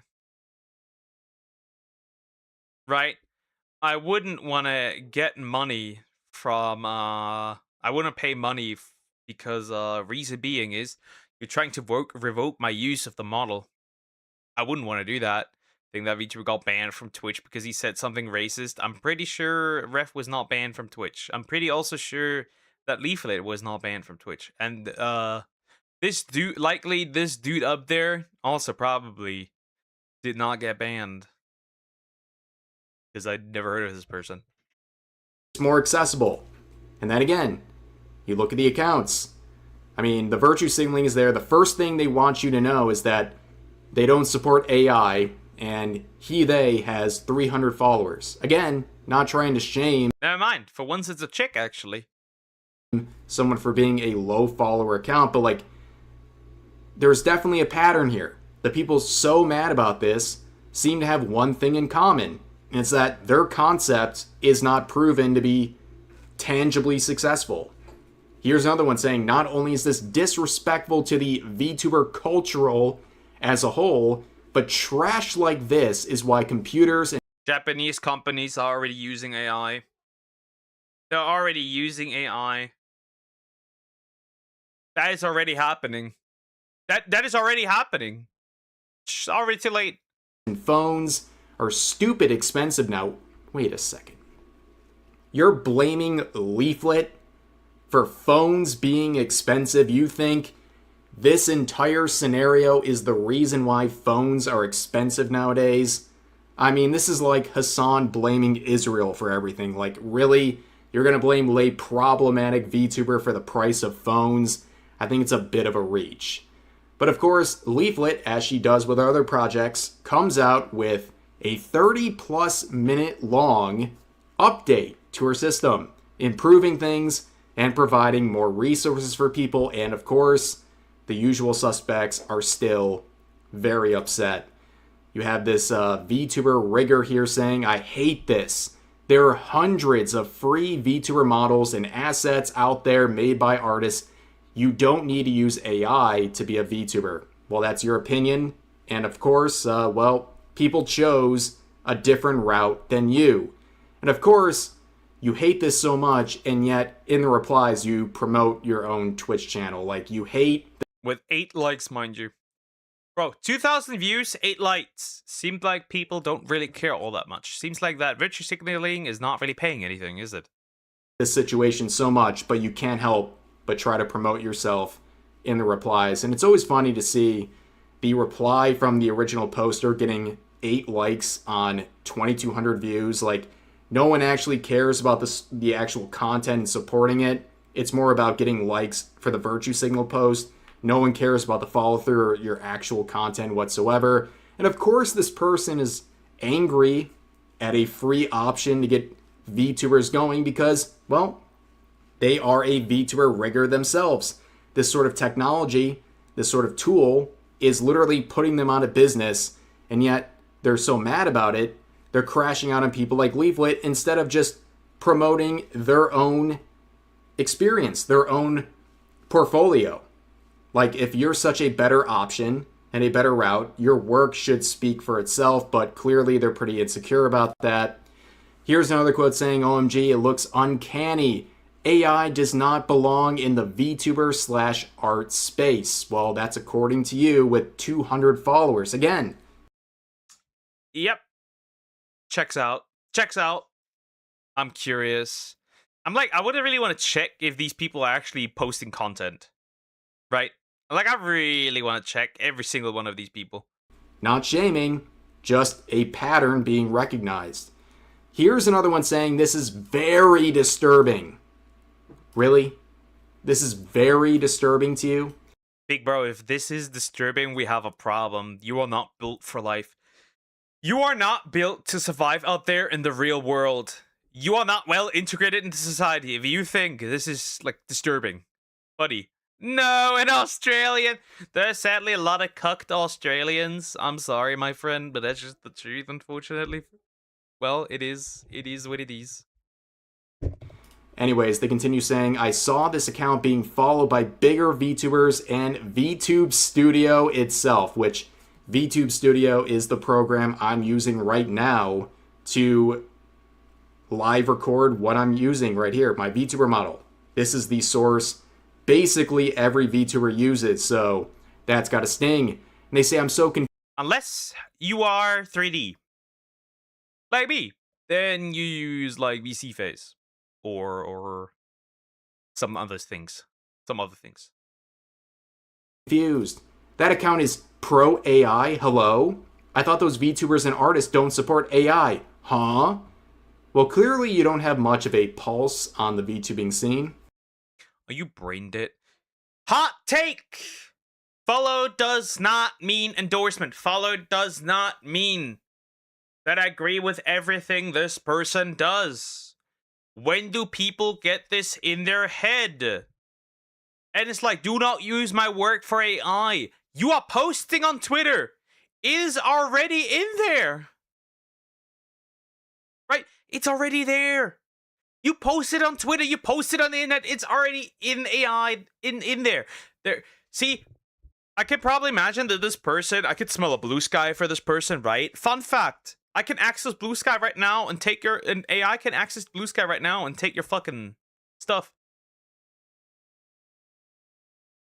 If you don't want the art to be used for AI, you better not post anything online.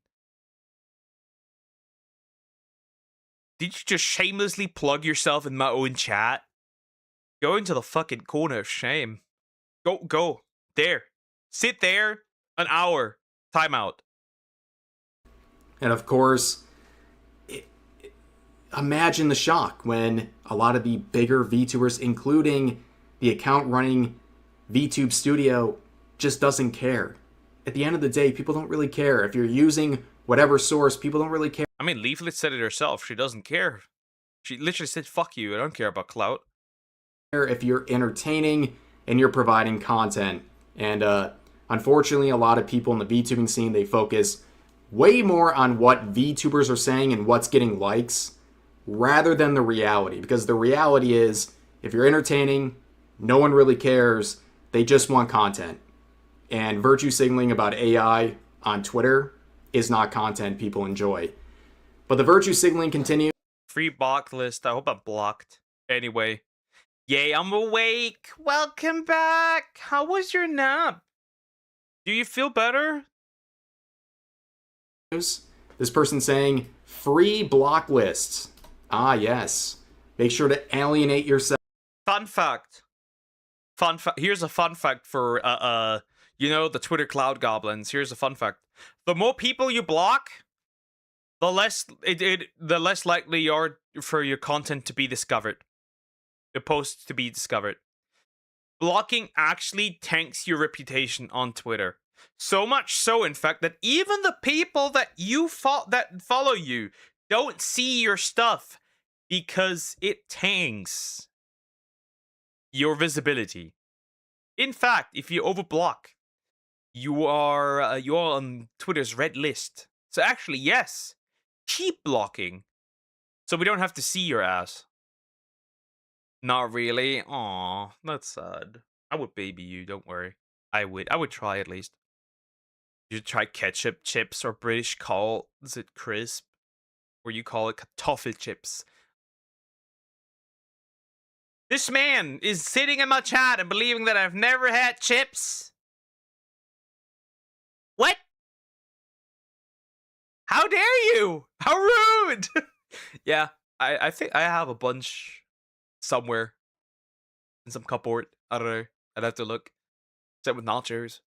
From VTubers and virtue signal about this, and also try to block people who are supporting this, but clearly you're not too invested because you didn't block Leaflet. You had to make this quote and interact for what? Attention, I guess. But here's another one saying, if you support this, unfollow me right now, please. There's so many free I've never been a follower. options, and I myself have been donated customizable models from kind people to start out as a VTuber. You don't need this AI garbage. Well, here's the thing. You got a lucky break. You're literally admitting it that you got given models for free. So what if you don't get models for free? Maybe you should find a free resource like this? I don't know. But of course, you can see the, if you support this, unfollow me right now. Is anyone actually doing that? Like, seriously, does that... Nobody does that. People just read it and move the fuck up. Nobody does that. Nobody ever. Some people judge me for putting pineapple in almost every meal. That is quite understandable. Do you eat pineapple on pizza? Do you? If not, you have essentially, in a world that I rule, you have essentially committed a war crime with capital punishment follows. As long as you're not one of those people that hates tomatoes, but yeah, they eat anything else that is made of tomatoes. Anyone see this and it's like, oh, jeez. I am following this person, but I do support Leaflet's post. I guess I'm going to have to unfollow. It's just, it's all for virtue signaling. That's all it is.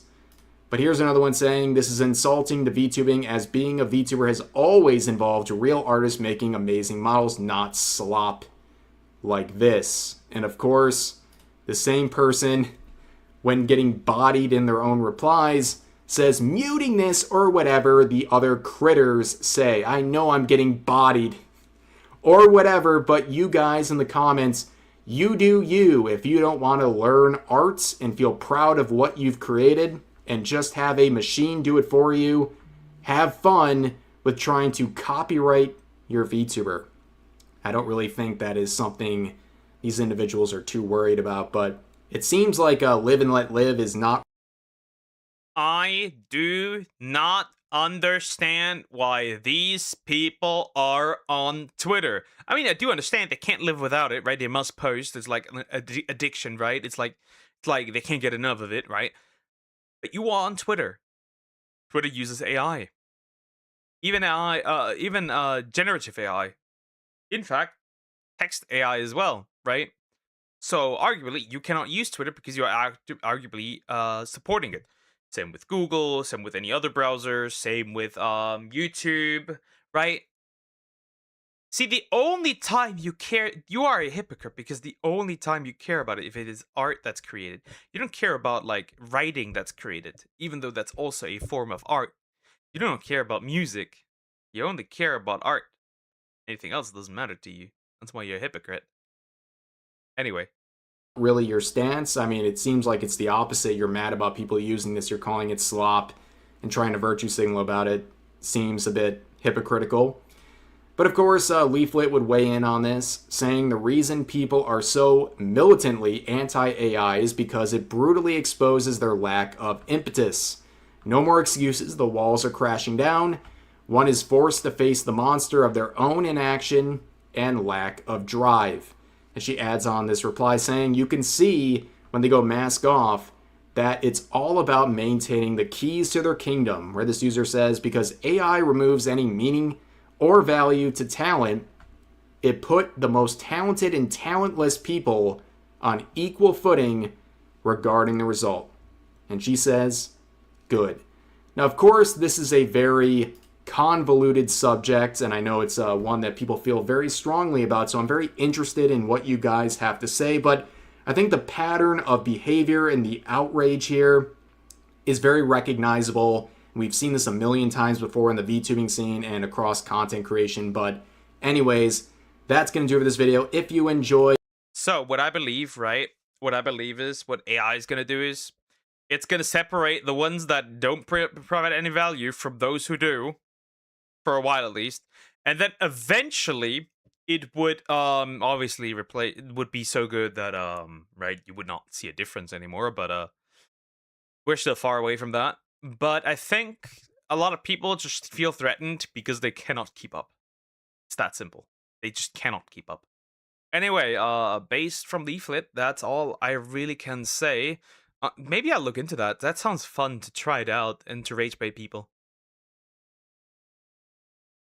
Do you think he sounds like Sway? Not really, no. Anyway, now the TikTok video that I haven't done yet. Then we do the esports thingy. And then we'll see what's still left. But I can't have Landon has been asking for many videos to me to react to. I cannot let the man down. That's just rude. So let's actually do that. Let's see. Are you gonna feed your cat? No, the cats have already been fed like 2 hours ago. Not an hour ago. About an hour ago. The kitties are taken care of. Do not worry. They are taken care of. And they're sleeping right now. They are napping. Water. Water is important. So that my video request video next. We'll see. We'll see. I'm also need to look at the current how many videos I still need actually. Anyway.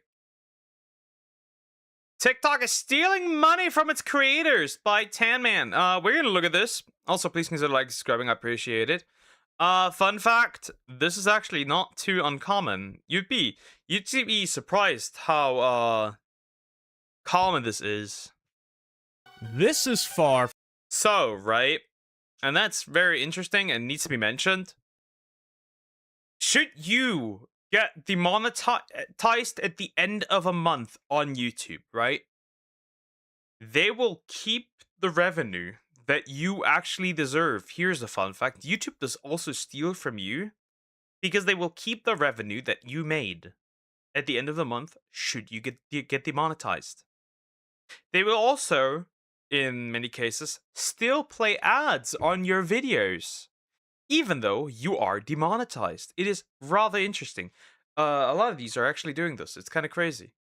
From the typical style of videos I make, but the title isn't a lie or clickbait of any form. It's the truth.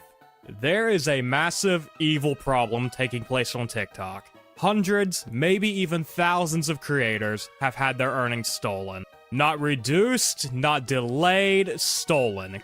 The cute cow VTuber. I like her. She's cute. Completely reduced to zero. You may ask why, and that's a very good question, as the answers provided by their support have been nothing but vague and unhelpful. Some creators were told it's due to unoriginal content, and even more egregiously, some have been told their content is low quality. Imagine that. A social media platform suddenly decides your content isn't high enough quality, and your punishment is having your income stolen. Want to appeal it? That's fine. Have fun fighting with a completely AI-ran support system. You'd be surprised. Same thing with YouTube, by the way. So when I got nuked the first time, right? When I got nuked the first time, there's only two options there's two options you can do. You can go to Twitter and tell them, and it'll be AI until you annoy them enough so they will send a human. Or, right, and that's very interesting, right? What they will do as well is you have a AI support on YouTube Studio. And you have to annoy these also until they eventually send it to an internal team. It is kind of crazy. This happened twice to me. I had to do it twice. The second time, however, was much faster than the first time. But it's like, YouTube cannot tell you how long, right? If it's like not a strike, right? They cannot tell you how long you cannot upload or stream anymore. They don't tell you, they don't tell you what actually was the problem, what happened, where that was. There's zero transparency on all these websites. None. System, which takes hours or maybe even days to give you a vague, unhelpful answer, often just a copy-paste, AI-generated response of what's already listed in their terms, verbatim. Well, that's precisely what happened to me. Let's start at the very beginning. I first started posting on TikTok in 2020 and began as a meme page. I joined the Creator Fund in like October of that year, and it was horrible. You'd be paid like 7 cents per 1,000 views, and many people, including myself, saw their content get shadow banned. Their views plummeted. This happened to me, and I left the Creator Fund. Then, in March of 2021, I found my format. Talking about history, set over Minecraft parkour. I did this for nearly 3 full years and I didn't make a cent off of it. YouTube was always the goal, and TikTok was meant to be a funnel back into that. As it is, by far, or at least used to be, the best platform. Very much kind of useless. Here is the information that we have, right? You can't really funnel people from TikTok to YouTube because they don't their behavior doesn't reflect that. They just simply don't do that. Right? They simply won't come over. So like, don't try that. I feel like if you want to do TikTok, just do something unique on TikTok to grow your TikTok audience.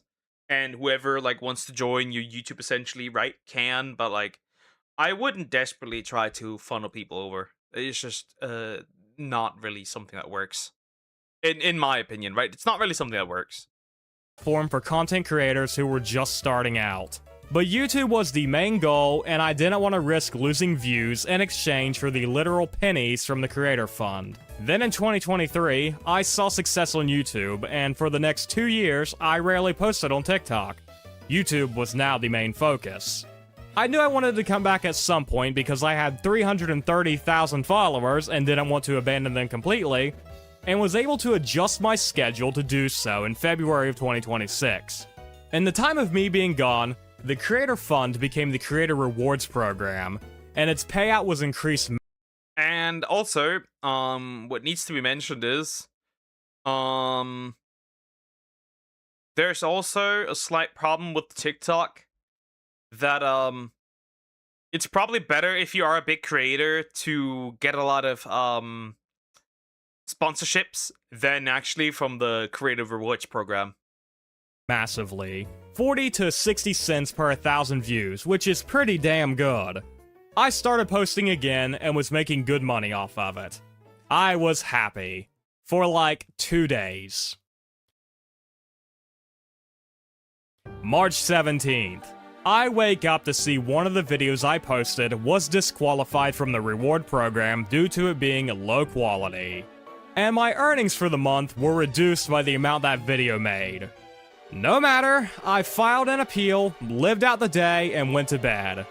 Then, when I woke up the next day, I saw the earnings in my account, which was at like, I don't know, 250 when I went to bed, was now at 0. I checked the app and saw 2 other videos were marked as low quality. I was now disqualified from the Creator Reward Fund, and my money was gone, being held by TikTok. Honestly, suboptimal. From here, I filed. That is unfortunately how it works. That's actually way worse. Actually, it's not way worse. That is exactly how it works for YouTube too. This is in fact, this might be this is essentially the exact same behavior. This is the exact same behavior that YouTube does as well. This is exact the same. Filed an appeal on TikTok's website, and the app, and even sent a Twitter DM. Any way I could get in contact with their support.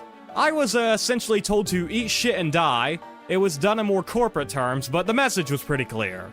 Before we go any further, you're probably thinking, why all of this fuss over like $250? Keep in mind, I live in West Virginia. That's like a year's salary down here. But other creators have had thousands of dollars in their accounts stolen in similar circumstances. We will come back to that later. I was told my content was low quality and that their decision was final. I asked what specific part of my video made it low quality so I could fix it for the future, and I'd get responses like, "We have already provided all available information for this case," and other AI-generated responses. Well, then I straight up just ask, why did you take my money? Pretty important question to ask. And I'm now being told my content has been marked as unoriginal, not low quality like all the other responses have said, and that my earnings for the month are now forfeit. Let's stop and think about that for a second. Let's say you work a job for the week. We'll use a cashier for example.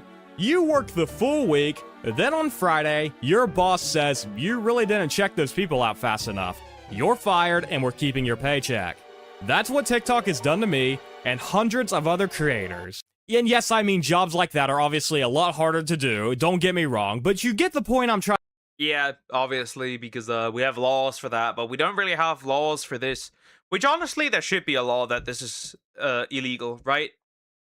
And it should also seize all activities of making money of your videos as well. Especially, right, in this regard, it's for YouTube, right? Because they will still play ads, even though you can't make money of it, which means they're essentially stealing from you. Trying to make, right? And I was making money off of these videos, which means TikTok was making money off of these videos. They already ran their ads on my videos and made their money off of it. Where's my share? They've kept it. That's all there is to it. And for an additional kick in the teeth, after I had my appeal denied, I was offered to promote my videos by paying TikTok. I don't need to do that. My newest string of videos all cracked 6 digits. I don't need to pay you to show my stuff off.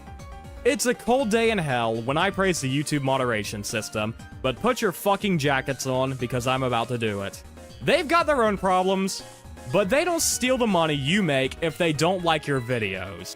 I had this happen before. Say if I post a YouTube video and a week later, copyrighted content is detected inside of it.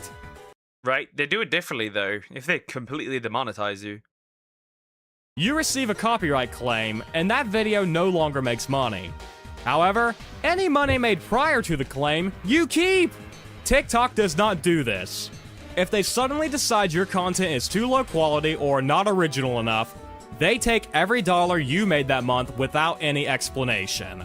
If they had a system like YouTube does, where it lets you keep what you made up to that point, I may not even be here making this video, but to take everything and say it's due to low quality content, and to disable your monetization for a month, and then give you an AI runaround? Bullshit. It should also be mentioned, I find it especially cruel that people are being kicked off the rewards program for a month. In my case, this was the first ever violation I had, and I put violation in quotes, and I was taken off for a month. Not The violation was not posting quote-unquote original content. That was the violation, mind you. But what is considered original content? That is the question. What is considered high-quality content? That is the legendary question. They cannot answer that, obviously. They can't. a day, a week, 2 weeks, a month. That's egregious for a first strike, in my opinion. Speaking of that AI runaround, let's get back to it. Finally, I get a little bit more information, which again, I believe is just copy and pasted from their terms. Nothing specific, but I believe the clause getting me is unoriginal split screens. Splicing two irrelevant or unoriginal videos together and layering them without adding original value, due to me using Minecraft parkour in the background. But again, that's just me assuming. I don't actually know because I wasn't told. But again, the Minecraft parkour is just something to have in the background. The real content of the video is my commentary, the photos and videos of what I'm talking about, and the on-screen captions. The parkour is just there as a backdrop because at the time when I first started editing, I didn't know what else to put on there. Then, I dropped the word that usually gets the wheels spinning. Do I need to get a lawyer involved? Then finally... Damn! Do we actually genuinely believe that YouTube, that TikTok will actually do anything? I feel like this works for like smaller companies and stuff. I feel like this doesn't really work with these guys, but like whatever. I guess it works. I guess it's fair. I guess it works. Maybe. Possibly. Well, let's see. Yeah, that's usually the classic pull. You pull that also IRL, right? If something doesn't go the way you want it to, right? Should I get a lawyer? And then they're like, oh, yeah, no worries, we're fast, we're gonna get this done, don't worry. I get a real person who sounds more generic than the AI. And I'm told this is the final communication on the subject and the ticket is closed soon after. So we're back to square one. Again, since 2021, I've had the same format for my videos on TikTok. Minecraft parkour while talking about history. Now, is this the highest brow of video ever made for the internet? No. But who is TikTok to tell me what's low quality? I have 320,000 followers. I have 20 million likes. I've had this same format for over 600 videos. People like what I make. When I came back from my hiatus, I had most of my videos cracking 6-digit view counts. Who is this platform to call my videos or any videos low quality? That is such an opinionated reason. It's not like they took my videos down for having. But they're totally fun with AI being monetized, like AI videos being monetized. That's completely okay, is it? Right? That's fine. We can deal with that, right? That's totally okay, right? There's no problem there.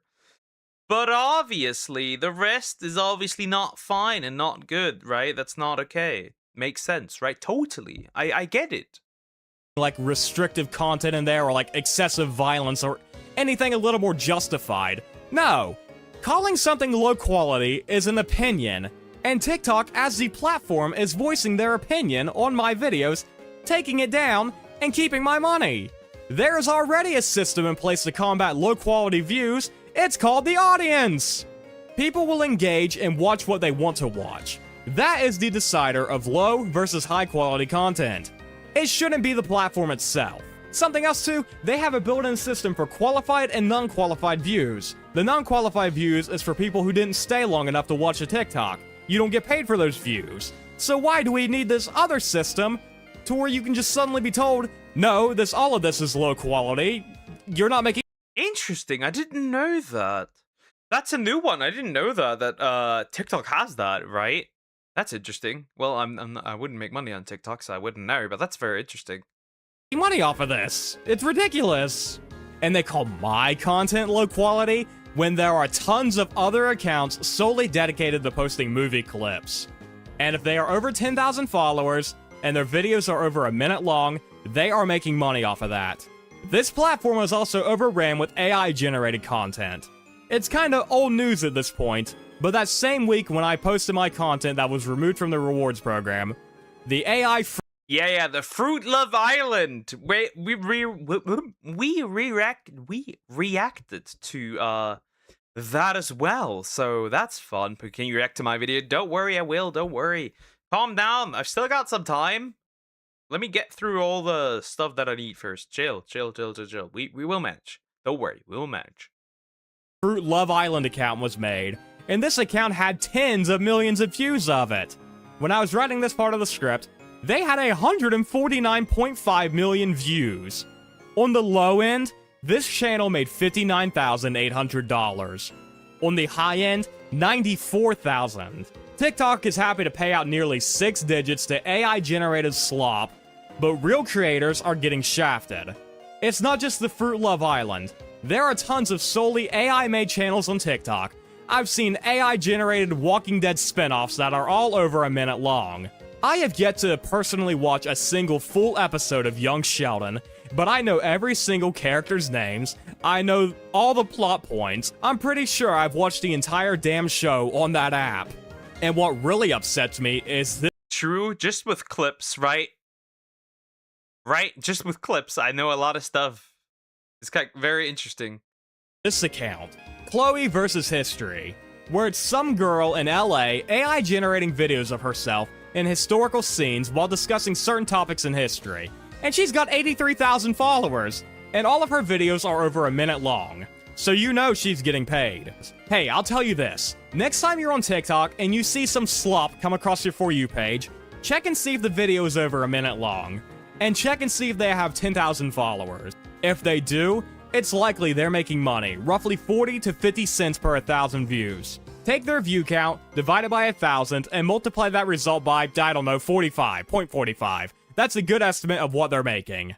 And sometimes, depending on the niche, it's even higher. I've seen $1 or even several dollars per 1,000 views being paid out. Not me personally getting that, I've seen other creators posting and getting that, but besides the point. I'm not one of those views. I don't have an interest in AI Fruit Love Island, just like I don't have an interest in lifestyle content, mukbangs, shopping hauls, and the real— Well, yeah, true. The thing is, like, right, these companies know that they can get away with it because they're too big to fail, right? Unless it's like a massive, big content creator, like, calling them out, and I mean, like, massive. I mean, like, someone who, like, beats their cheeks, right? Millions of followers, says something, and millions of views. Only then things change. Most people won't do that because there's arguably less in the pool then. Whatever, you get the idea. Love Island. I don't watch that stuff, and I may even call this stuff low quality. But millions of other people do watch it. Shouldn't that be the biggest decider in something being low or high quality? The audience shows the interest in it, and the creators get paid as it should be. TikTok should not be the decider of who gets paid based off what they deem high and low quality content. Like I mentioned earlier, I came back to TikTok. But TikTok does decide, and so does YouTube. Right? And ironically enough, they do pay the AI creators. In fact, it's gotten so bad that they've even pushed up the amount of content you're allowed to post because you have to compete with the website getting flooded with AI. The website's getting flooded with AI stuff. That's just what it is. TikTok and the reward program in February of 2026. I was paid for the videos I made in February. And guess what I was making? The same stuff that is now being called low quality. What's the difference in last month's videos versus this month? I'll tell you what it is. It's the number of views I got. I posted like 2 or 3 videos in February and got a total of maybe, I don't know, 100,000 views. The stuff I posted in March, over 600,000 views I was supposed to be paid for. Now all of a sudden, that same content I made last month and was paid for is now getting more views this month, and all of a sudden it's being told it's low quality. I've asked that exact question in several support tickets and have yet to receive any thorough answer. Just simply being told, we have given you everything we can.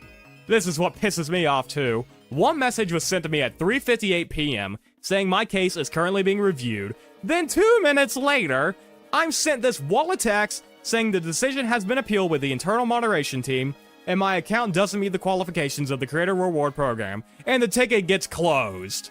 Wow. In a whole 2 minutes, they were able to pass this to the internal jack-off team. They were able to review my case, write out this wall of text, all in just 2 minutes. It's a little impressive. It's almost robotic. Had that same issue with YouTube.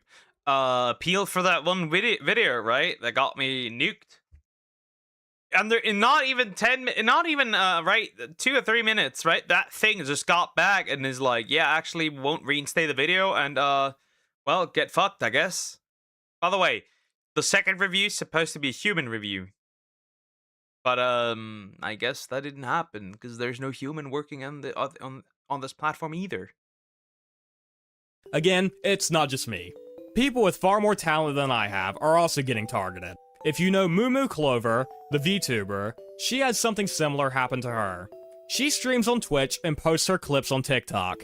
Well, she was kicked out of the program and her earnings were withheld. To make things worse, the money she made in February on TikTok was intended to be donated to the American Heart Society. Well, that money is being kept by TikTok. It was like $800, I think. A drop in the ocean of the money TikTok makes. That money, which was going to a charity, is far more useful than Larry Ellison's 5th yacht and 50th data center. This is happening to a ton of creators. Sell Sword Arts, a fitness swords weapon page, had the same thing happen. Mikey Brickman, a guy I watch who does Lego customs, he was kicked off. Luke Foods, a cooking channel, he was kicked off. Wild Exotic Animal Refugee, a fucking animal shelter, had their income stolen. Brian K., the guy who does the Wordle crossword every day, same thing. Tons of creators of every genre and niche are having the same thing happening to them. With partially insane sizes too, right? With partially huge following, which is so interesting. That shouldn't happen, right? That's not normal. That shouldn't happen. I mean, it does happen, but it shouldn't. And, in the backdrop of this, we are in a god-awful economy right now, a god-awful job market. And for a company, bringing in revenue in the tens or maybe even hundreds of billions of dollars yearly, to take away what might be someone's only source of income is downright disgusting. So why is this happening? Well, that's a great question. There are a ton of theories as to why TikTok is doing this, and most of them surround the sale to Oracle. If you're not fully familiar, there's been a back and forth controversy between the United States and TikTok due to the fact that their parent company, ByteDance, is based in China. Politicians who definitely have better things to be concerned about have been pushing for TikTok to be sold to an American company. If you remember this heifer who pressed the TikTok CEO during his hearing, and no, that's not Drewski's Erica Kirk cosplay, they look very similar, I'm aware. You also had the whole Senator, I'm Singaporean thing too. Okay, finally, our useless— True, right? I'm Singaporean. Are you in any way affiliated with the Chinese Communist Party? I'm Singaporean. Poker, can you speak in news anchor voice? I cannot. But hi, Joe. How you doing? I'm doing well. Hello. This piece of shit Congress gets their way, and in January of 2026, 60% of TikTok's US operations were sold to Oracle, and a new entity was established, the TikTok USDS joint venture, which now oversees TikTok's operations in the United States. And to call it a smooth transition would be a fucking lie, as it hasn't been. People's For You pages have been screwed up, showing content they have seen days ago, and 2 mass outages have taken place. The first one— Yep. There's also something funny. They had to essentially reset TikTok's algorithm, right? They essentially had to delete it and let it form again, which that fucked up people's it still does, right? Where people will get stuff that they normally don't consume. It was like very, very interesting, but well, it happened, and well, now we're here. Was weeks after the transition to Oracle's data centers, there was a power outage. Then in early March, another service disruption took place, bringing the app down for a bit.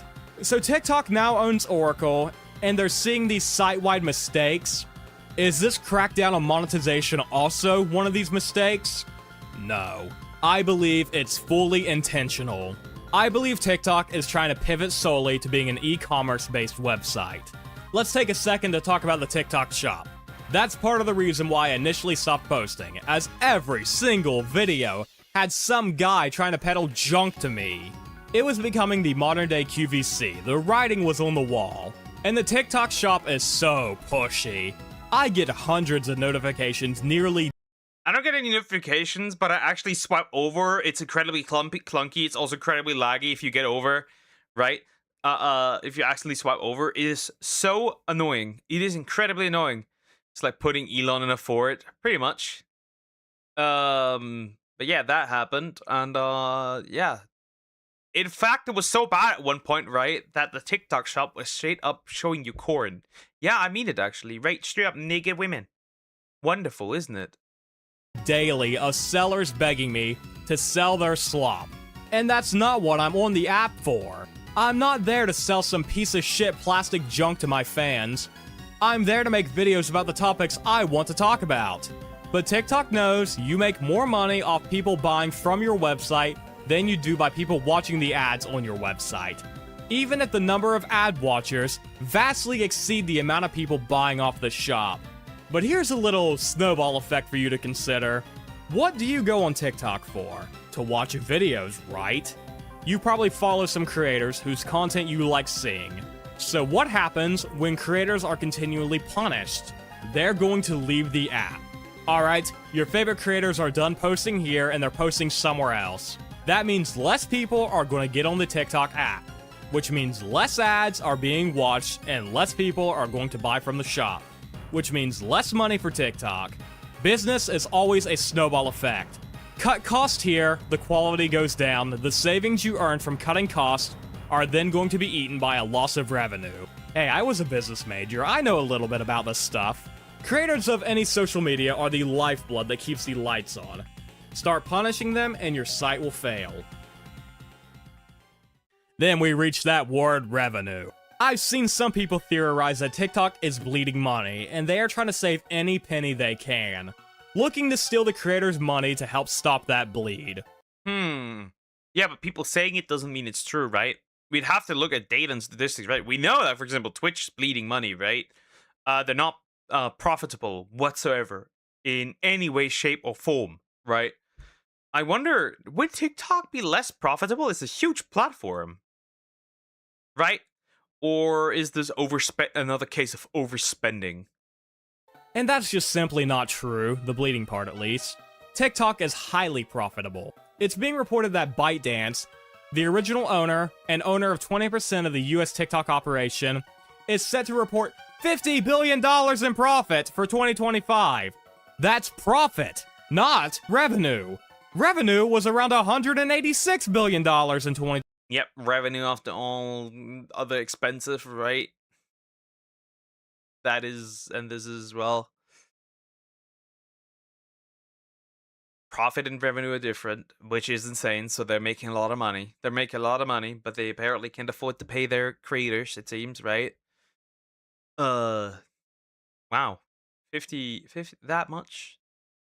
After all is gone? After everything's paid? All expenses are done? That's crazy. 25. This puts them very close to Meta, the owners of Facebook and Instagram, who are set to report $60 billion in profit. Major brands are on the TikTok shop and are reporting massive increases in sales year after year. This platform is not bleeding money. It's not like Oracle was trying to catch a falling knife when they bought the website. They know TikTok was profitable, they're just trying to crack down on who gets their share of the profits.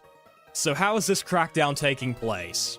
I almost guarantee you there is some sort of AI algorithm targeting these channels.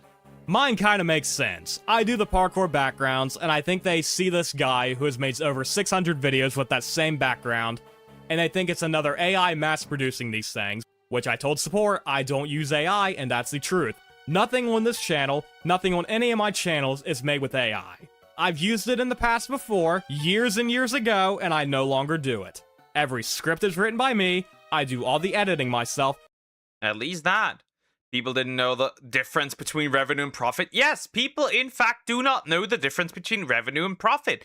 You'd be surprised. People don't even know the difference between what was it? Actual money that people have, a net worth. People don't know that either, right? When like people are like they have these billionaires, they have so much money they could save world hunger. No, they don't. No, they don't. That is their net worth. That's not actual money they have. But people don't get that. People are that stupid, right? People also don't know what net worth means. You'd be surprised how financially illiterate people are. Like I said, watch the Caleb Hammer videos, right? The financial audit videos. Watch those, and you'll be black-pilled for life. They have literal socialists sitting in there that have no idea about socialism. It's crazy. It is actually crazy. He is Purgatrans, the Shakespeare in German. The Shakespeare? Why are you particularly pointing out the Shakespeare? There are multiple. Are there multiple that I'm not aware of? And you're talking about one specific one? Do you want to build a swimming pool after you graduate from college or get the teacher's license off the exam for another 2 years? Obviously, I'll have to get the teacher's license. Otherwise, I can't work. Aside from that, I don't need a swimming pool because I can't swim. For fuck's sake, on TikTok, I even recorded my own parkour footage for 5 years. That's why in this video I fail 7 times in a row. I'm not good at it, but everything about my videos is original. And as for the unoriginal content claims people are getting, I do think that's some sort of AI algorithm firing blindly into a crowd of creators because the prompt told it, hey, we want to stop paying these creators. Target unoriginal content with extreme prejudice, leading to these aforementioned massive creator takedowns. And since every business ever has... Well, that has always been the case, right? I mean, YouTube does it too. It's just random bullshit. Go AI, do whatever you want, and whoever gets in the way and gets fucked. That it's just that. Cutting live human service reps, they've pivoted to an AI-only system as their support, which is ineffective. So that's where we left off in about, what, into March, I think? And I was told I could reapply at the end of April to join the creator. I'm curious if he actually has done it and if it got him any success. Democracy is governed by the people, but the people are very, very stupid. As a wise cult leader once said, but the people are retarded. Fund. And I did so. I applied in April of 2020, and in the time leading up to that, going from March to April, I thought about how the parkour background was what was being picked up by the algorithm. So I changed my style of video and included more relevant backgrounds. Like, for instance, I had a video about the Supreme Court justices, and the background footage I use is footage of the building from the outside, the Supreme Court Justice Building from the outside, and then footage of the justices walking inside, alongside with the pictures and whatnot of what I was talking about. I did that for a handful of videos, and I reapplied to join the Creator Fund, and still wasn't allowed back in. Again, my channel was stated to be of low quality. I get the same rigmarole from the support AI chatbot. Yeah, then you can just forget it, bro. Just forget. At that point, right, you're just cooked, right? Because if the AI just deems you, like, unoriginal, then like, what could you do? What can you do? Nothing. You can't do nothing. Like, you literally can do nothing. Like, how are you gonna fight this? You can't fight it, right? You just gotta take it like a good boy. And get this, I was told this. We humbly apologize, as it is not our intent to stop your earnings potential. Not your intent? So what is your intent? What does TikTok gain by kicking me and other creators from the program, outside of not having to pay us? Which is stated, that's not their intent for kicking me. Holding TikTok up as some fucking paragon of high-quality social media content? Is your For You page always the shining hub of original masterpieces, beautiful enough to make Martin Scorsese raise his hands and yell absolute? I have people literally just dancing on TikTok. I literally have people just dancing on TikTok, making money out of this. So, like, something cannot be right. Cinema? Mine sure isn't. Then I reply by saying, here's what I don't understand. I first joined the Creator Reward Program back in February of 2026. I received a payout in March of 2026. Then, while making videos in March of 2026, they were suddenly deemed low quality when they were the same type of video I was already getting paid for previously. I changed my video style up to fit the Creator Rewards Program guidelines for high quality content, and I'm still getting told they are low quality. Please explain that to me. Thanks for reaching out. After further review of your account, you get the rest. They didn't even read my reply, which I call out, and yet nothing changes. So where do we go from here? Well, I don't know. I'm not going anywhere in regards to YouTube, but for— Well, that rarely has anything to do with YouTube, so there's that. Meta's full of vibe-coded shit that works only 10% of the time. YouTube copyright system gets abused by Big Corpo. TikTok is a pile of shit. Yeah. What is anything anymore? Nothing. There's nothing that functions. Nothing here functions. Nothing. Like, literally nothing functions here. That is the harsh reality, and it's unfortunate, but it's here to stay, right? It's here to stay, right? I wonder how. I mean, Rumble is really small, so I highly doubt. Well, they might still make money, depending. For TikTok, I've got no idea what to do now. It's not even due to the fact that I won't be making money off this platform, assumingly.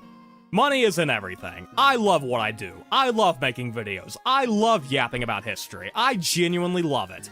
I had to have loved it. I didn't make a single penny off of it for most of the time I've done it, and yet I still did it, because I love it. I love making videos. I love rambling about history.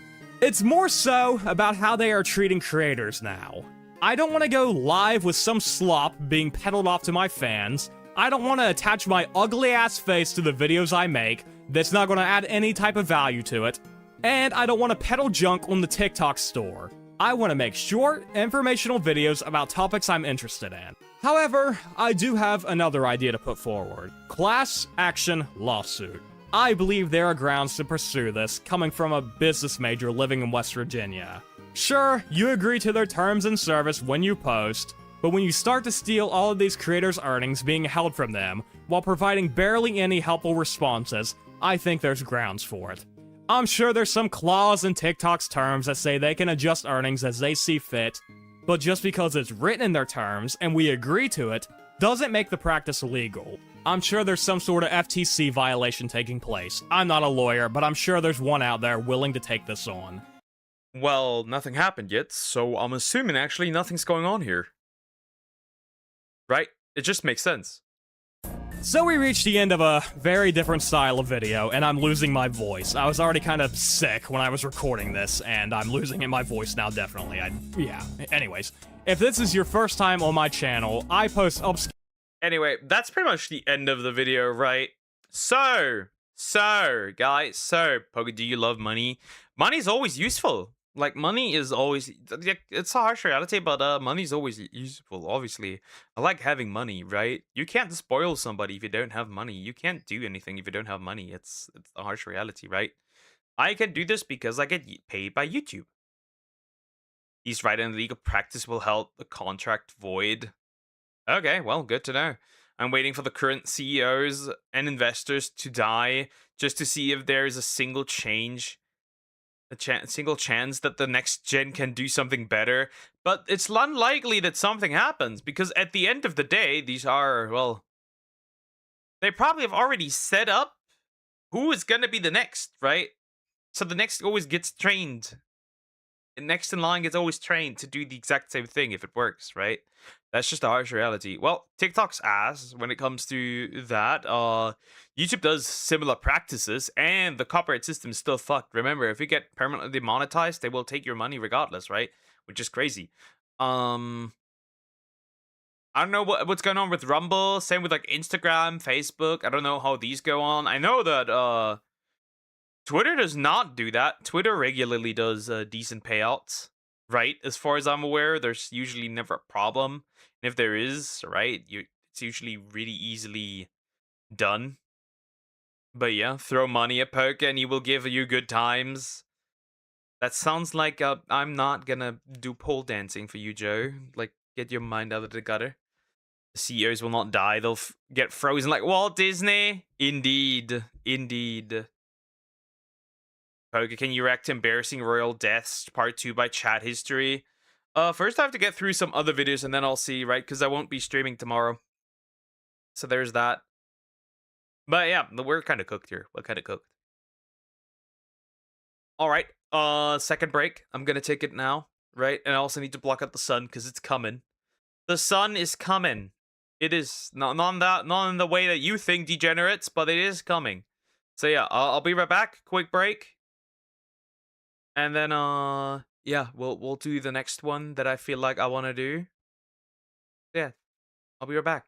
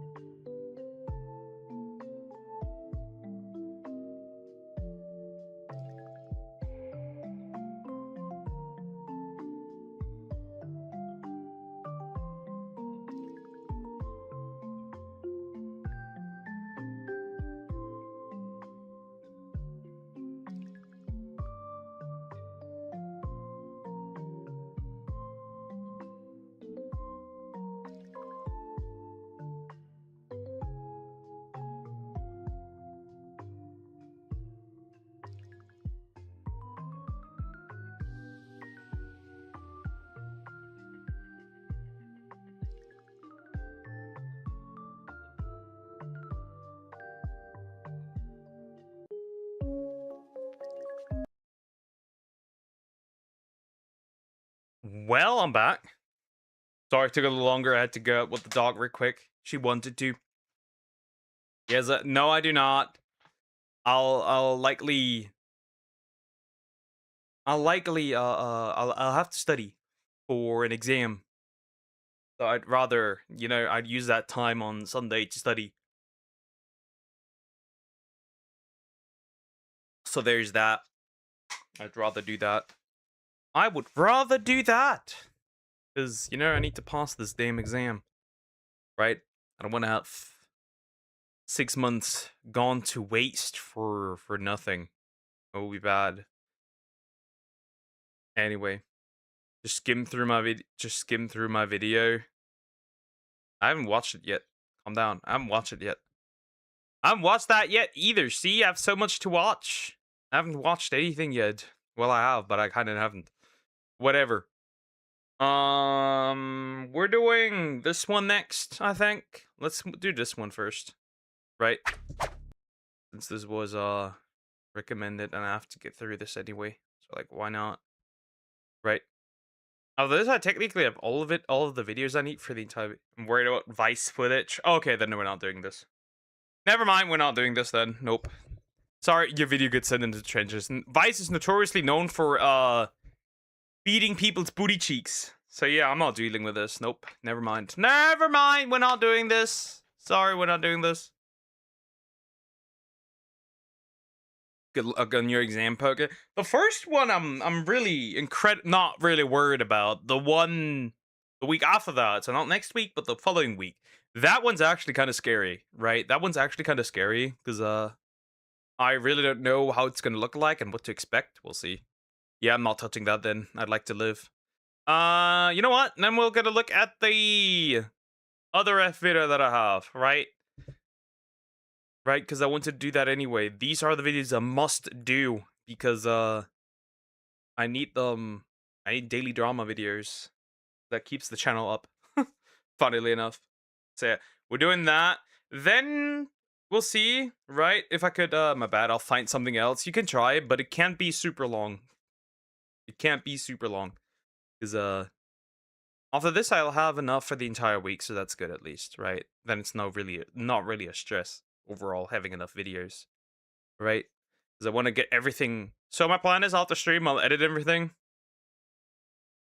Then tomorrow morning as well. Then in the evening, I'll study. Perfect. That's what we're gonna run with.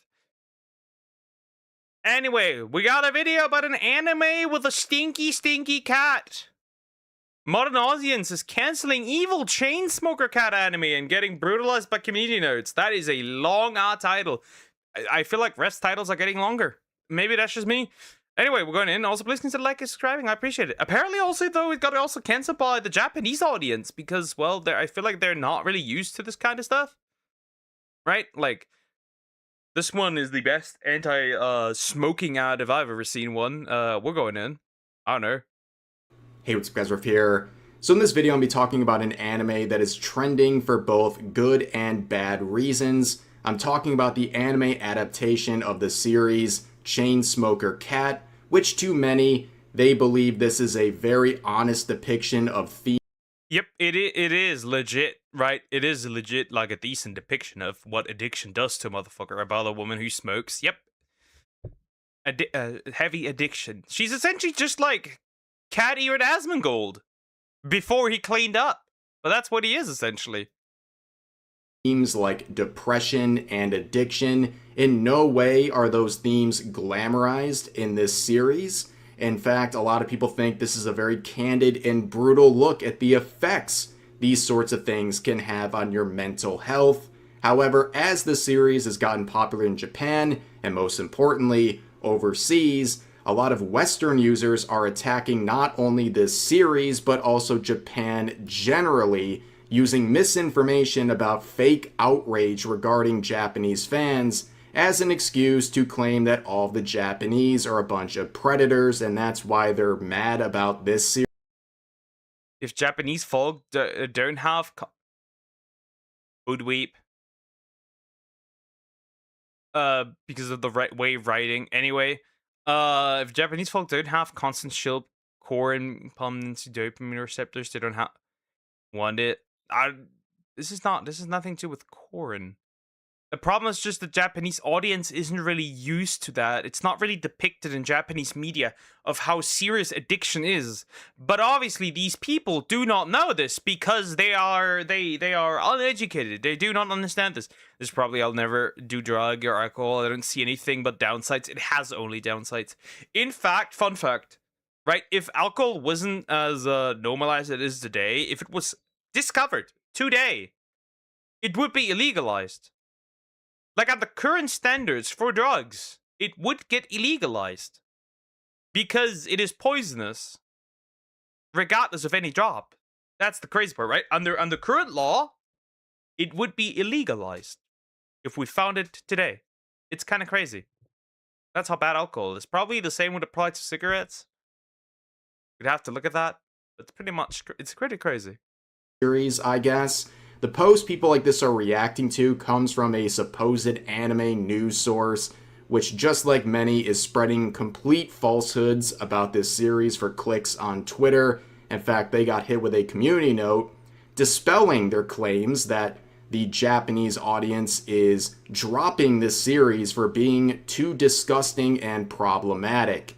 Now, when it comes to the anime itself, we're working on episode 2 right now, but when the first episode came out, it was a very sufficient gatekeeper. A lot of people saw the displays of depression and addiction in this first episode, and they tried to claim that seeing this in an anime was somehow glamorizing these sorts of themes.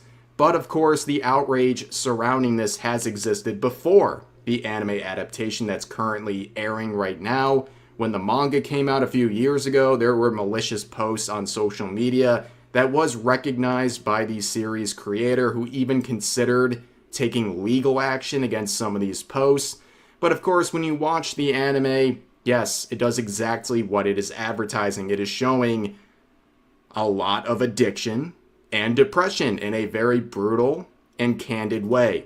And a lot of people... Pretty much, right? Motherfuckers, when they realize addiction can ruin your life and aren't just quirky character traits. Exactly, though, right? It is addiction. It is literally that. It is literally addiction, and that's that, right? It's crazy. I'll only see myself smoking and drinking if I'm in a war. Even then, because then, you're probably increasing your chance of dying even more. Then you just get shot over while being drunk. Moving on.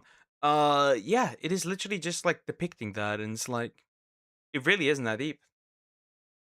People do understand what they're looking at, even if it looks gross to them. They can acknowledge that this is a intentional effort to not glamorize these themes. You see quotes like this saying, Twitter people, when they realize addiction and depression can ruin your life and aren't just funny character traits. Here's another one saying, finally, a realistic depiction of what real depression rooms look like. Romanticized mental health never shows this. I'm happy they are saying the quiet part out loud, speaking from experience, unfortunately, trying to get... Well, we can look at this actually quite simple. These things are always cute. People always support it. It's cute and quirky, right? Until it's a serious addiction, until it's a serious mental health struggle. Then all of a sudden this grows and stay away from me and like, ew, right? This is like a constant issue, I think, right? This is not just like regarding to this anime, but in general, I feel like the so-called socially acceptable side, right? The ones like the social justice warriors, the progressives who are like, oh, mental health so important, right? They're usually the ones not only romanticizing it, they're also the ones attacking you if it's really, really bad. They're supportive until it gets really, really bad. Better. Here's another one saying this is what depression looks like. Hell, the part of her with her getting overwhelmed with cleaning her room and finding showering a pain is literally how I felt before I started treating my ADHD. Very telling how people are reacting to this. Depression has been romanticized. And that is what a lot of people are doing on social media right now. They are basically misunderstanding the series and they're trying to claim the series is romanticizing it, assuming if these themes are shown whatsoever, it must be done in a way that is trying to glamorize it. And of course, people are just generally saying it's too gross to watch, right? It's too gross. In fact, it's so gross, this is the worst anime of the year. But of course, you can see replies ratioing this user saying, I don't think people realize what this show is. It's not a romanticization of an addict's life. It's a genuine depiction of living with addiction and depression. You're uncomfortable with it because you haven't struggled with it. At this point, the show is a litmus test to see if you guys can have a shred of empathy for a real self-destructive person, and you've obviously failed.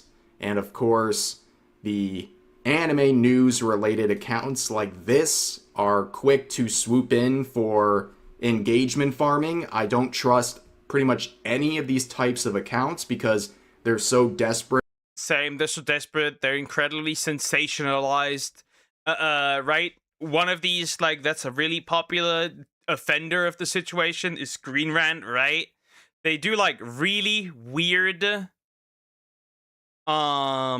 They do, like, really weird posters, like, Dragon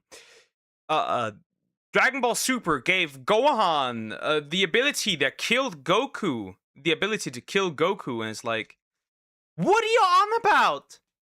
It's just this, right? It's like it's just crazy. They're just acting crazy. What are you that is now you're just yapping, Zoom. That has nothing to do with the topic here at hand. And it's not even funny. It isn't. Where are you getting these ideas? They're not even funny. To farm clicks and engagement for pennies of Twitter ad revenue, they'll say just about anything. In fact, as we see right here, they'll just make stuff up entirely.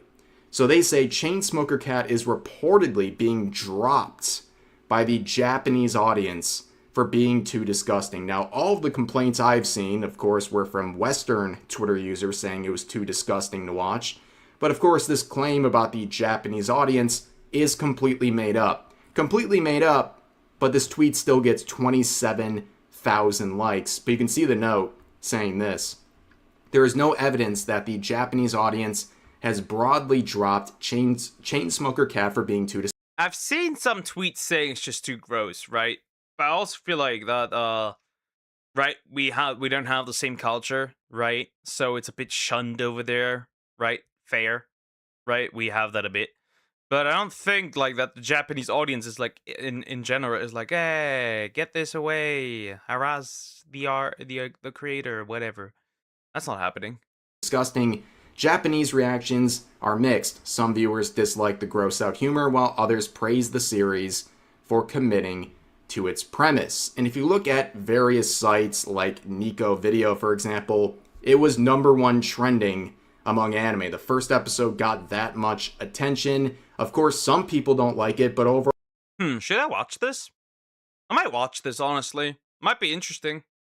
Overall, it seems like a lot of people enjoy the series. So any claims being made here that the monolith of the Japanese audience is dropping the series is completely and utterly made up. But of course, when you have an English anime news account like this making a claim that is even slightly negative towards the Japanese, what happens? The usual suspects come out and express their racism towards the Japanese, and these posts are diabolical. Here's one quote saying, if Japanese folk don't have constant being pumped into their dopamine receptors, they don't want it. So basically this person is casting an entire blanket over Japan, claiming they're all a bunch of predators, which is very interesting to claim for an individual like this, because if you scroll through their account for 2 seconds, you find them being a hypocrite. I mean, here's them excitedly saying yes, with a picture of Miku and Brazilian Miku making out, which of course she is a canonically underage character. What would make... Ironic, isn't it? Ironic. We'll watch it too. I don't know why they hate it. Because it's it depicts depression and addiction in a more surreal way, and they don't like that. apparently. So, all for pro mental health. Or, right, all pro for mental health. Until it gets too real. Unless it's no longer fun and quirky. What would this person be under their own standards that they use to literally demonize an entire group of people over fictional content? And of course, we're far from done. Here's another user saying Japanese anime fans when there's no incest or predatory content in the plot. This is projection. This is projection. Aren't there many Sonic fans that ship Shadow and Sonic when Sonic is technically canonically a minor, while Shadow is years upon years old? Aren't there people shipping Tails with adult characters too? Kind of ironic coming from a Sonic fan.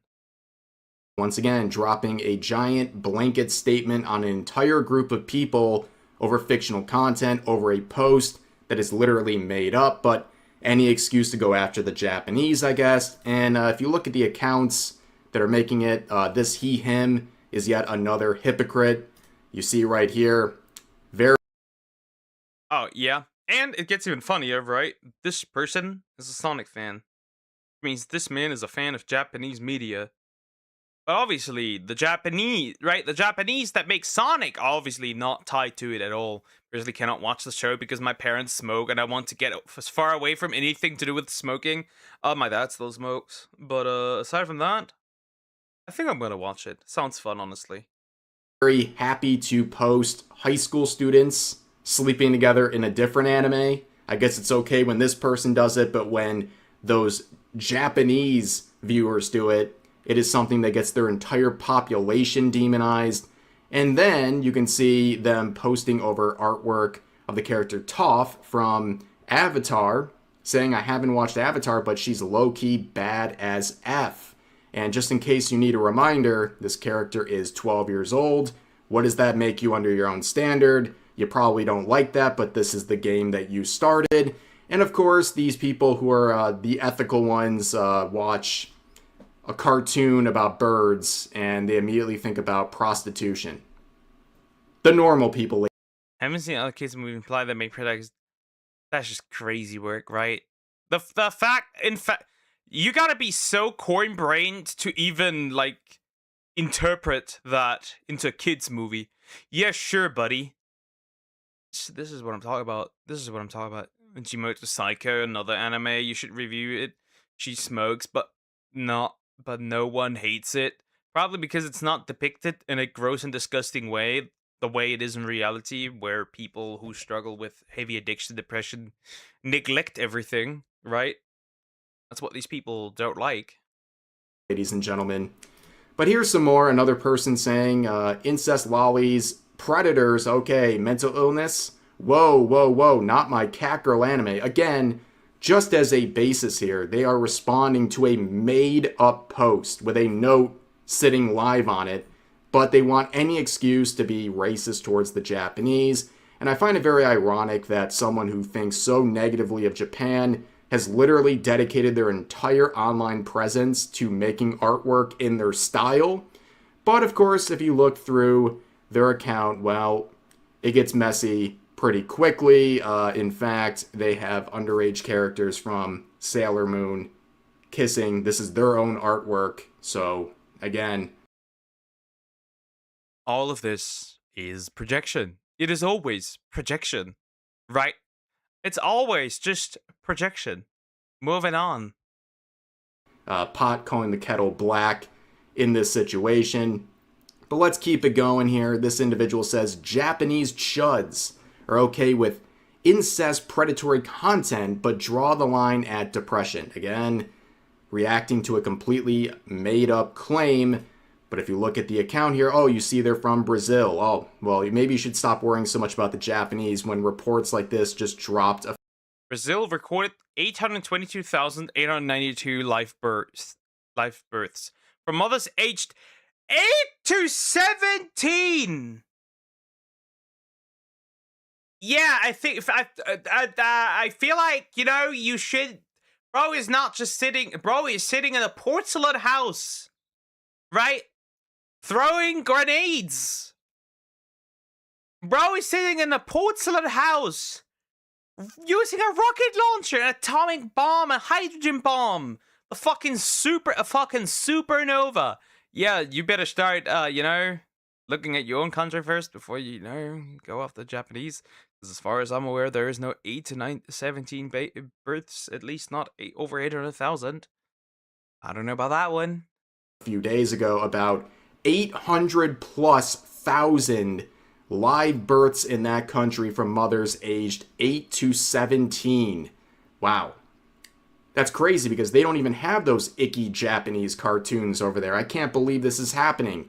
I think you should worry about your own country before you start making blanket statements about an entire country like Japan over fictional content.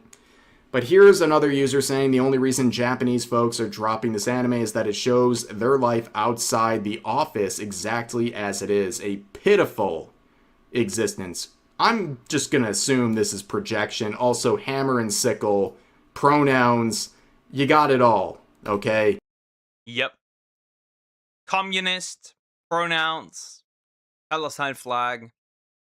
All of that is in here. All of that is in here. That's wonderful. That's crazy. Okay, well, I heard it funny, right? I don't know. That's crazy. Okay, well, fuck. Absolutely embarrassing, diabolical people making these claims, but you kind of expected that. Here's another user saying Japanese audiences will slap their bellies over the 50th tentacle grape gag, but draw the line at an addict girl acting like an addict. And then you look at the accounts and, well, their inability to separate fiction from... Well, that makes sense. They're also not surviving long. Probably. Right? Right? Also, it's funny. I love boobies. You know what's very, very interesting? You want to know what's incredibly very interesting about this? This is a man. This is a biological male who still dates women. So he's probably out there wanting to date lesbians. Which means he is probably trying to groom lesbians into taking D. Moving on. We get this. We know this. Duck Sumax!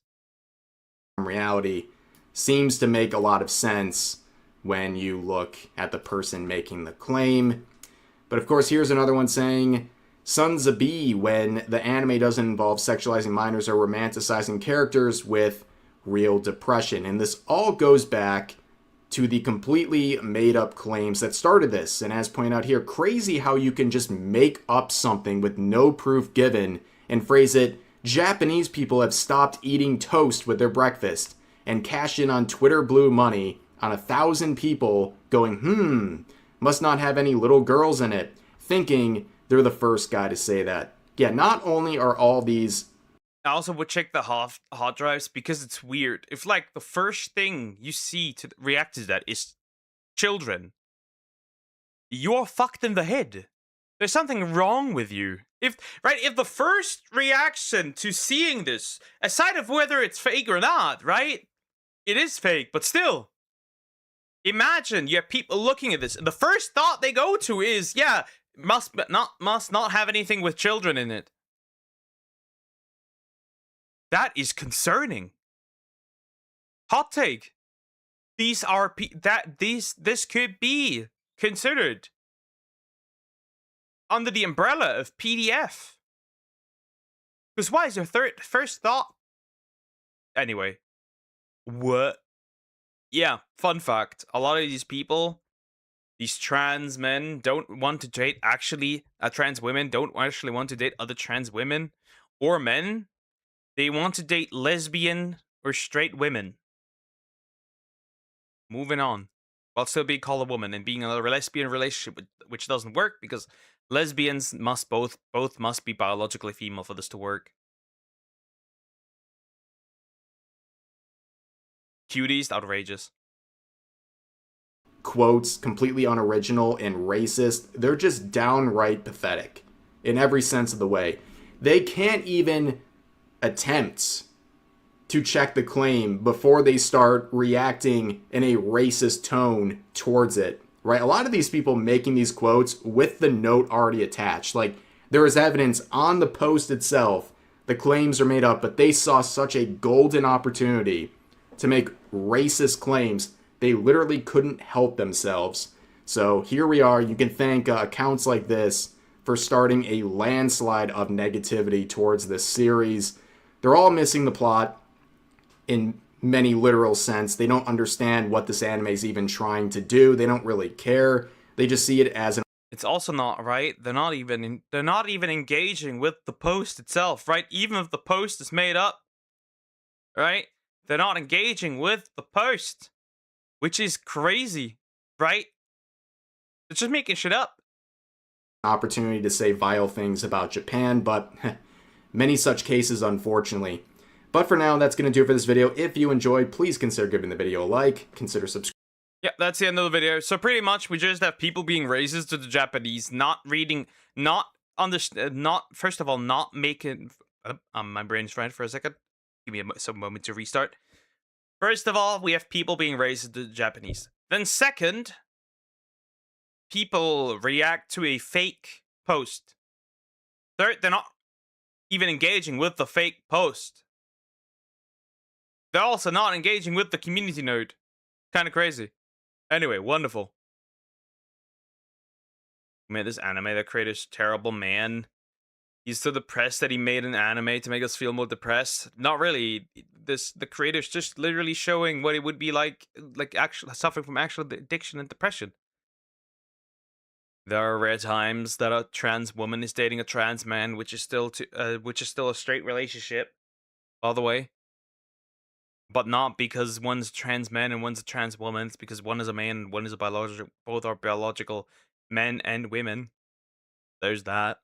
These people were devoted to improving their life and earning money instead of making up drama online. The energy that they put into this, if they actually put the energy into something... The funny thing is, like, a lot of these people could improve their lives actually quite simple. They could stop engaging with something that makes them miserable. Is the bit hypocritical? You say... Since you say you make racist... Wait for you to say, since you make racist comments about other people, you mean based on statistics? Yes, I know, statistics are racist, Crocorock. It's not like, right, when I bring up the fact that, half of all the people committing, gang rape are, foreigners. Which means a minority is committing half the crime. Isn't that crazy in that regard? Or other things. Or calling out bad behavior from people. Yep, definitely terrible. Alright, I have all the videos for the week. But obviously we're gonna continue. So let me click on something to make that video pop up so Crocrock doesn't complain anymore. Oh, that is a... Why would I react to a PewDiePie video? I just realized that. Why would I do that? We got people reacting to PewDiePie nowadays? Interesting.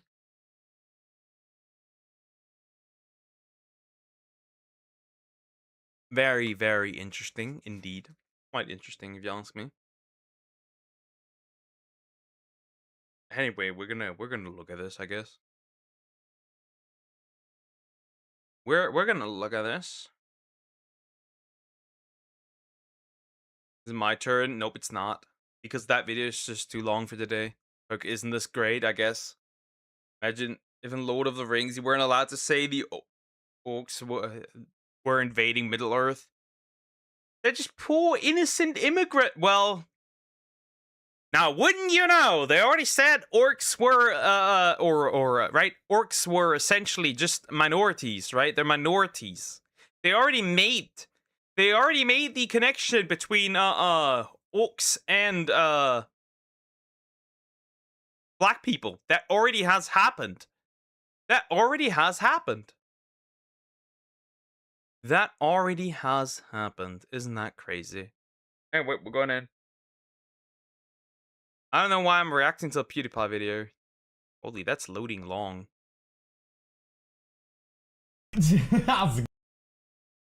Whatever. Whatever. I guess we're doing that. Holy fuck. I can't believe you didn't even notice that. No, I didn't. Didn't even pay attention. I just like add, move on. I literally just pressed add it, move on.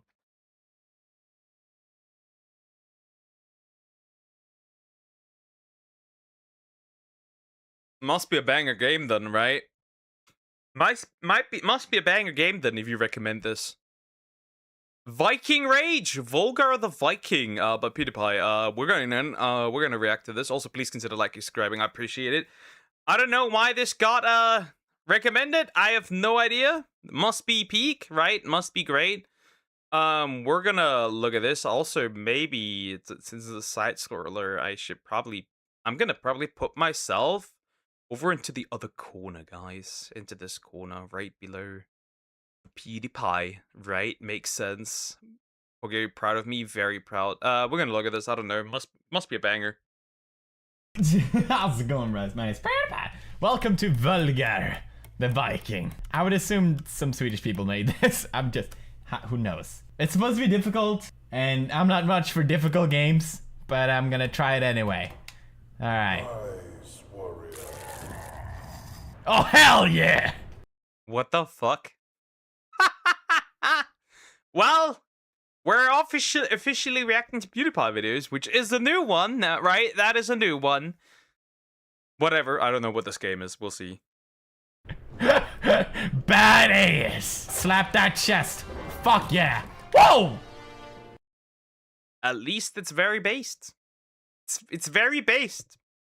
It's about the white, big blonde-haired guy beating shit up, I guess. Are you inspired by Conan? Hell yeah! This is a regular day in Sweden. Oh, there we go. Double jump that bitch. Penetrate the wall. What Erling Haaland does when he's not playing football. Literally, that's literally just him. Anyway. Oh. Holy cow. How do I... God damn, I'm a genius. Hacha! That's right. Hacha, that's right. Why am I reacting to a Let's Play? We need to stop. Everything's on the menu now. Anything goes at this point. Hacha, that's right. That's right. Slap that dick with a stick. Alright, I'm pretty good at this. What's up? It's pretty easy. This game's easy. Honestly, this legit is just a blast from the past, right? PewDiePie doing this, right? You can also still hear, like, even more of the accent, right? I love how he put part 1 and there's no more parts. I guess he just, like, stopped. But honestly, this is honestly a blast from the past, right? He is living his best life, right? He's out there with his wife, experiencing real life with his child, right? They hate him, but he's just living best life, right? We still have people, by the way, who hate PewDiePie for the bridge incident. After years. Probably soon will probably be a decade if we continue a little longer. Which is kind of crazy, right? And obviously people blame him for the racism on Indian people. Though I think the call centers actually did more damage than that. Anyway. Hello, the blood, it looks like it's made in paint. Oh no, don't! How did I block? I don't even know how I did that shit. My god, I'm a natural Viking! Don't touch me! Ooh, that back block. Shield's got my back. I never even been touched. Oh shit, don't touch me. Don't touch me. Don't touch. Don't you! I don't even know what's going on. Oh wow, I'm pissed now. I'm pissed now. I'm pissed now. How do I touch him? What? Ew, this game is insta-kill. You get touched once and you die. That's outrageous. Oh, Swede's angry now. So how do I block? I don't know how to block. Easy. This game is easy. Just like my mom. No, she's the wonderful lady. God damn it, game. What the fuck? That's fine. No big deal. That's fine. I have to restart everything. Who cares? I don't. Whoa! Whoa, badass! What's up, bitches? What's up? Bitch, fuck. My God, this game is so easy. So easy. Oh, damn. Honestly, turn that helmet white, and it's literally just the White King KK. And another one. No! McDonald's! McDonald's! Oh, McDonald's had a farm. Chop that spear up in his ass. Chop, chop, chop, chop, chop, chop, chop, chop, chop, chop. How do I kill that? Chat, we made the right person famous. We did. We made the right person famous. Why am I watching this? This is so silly.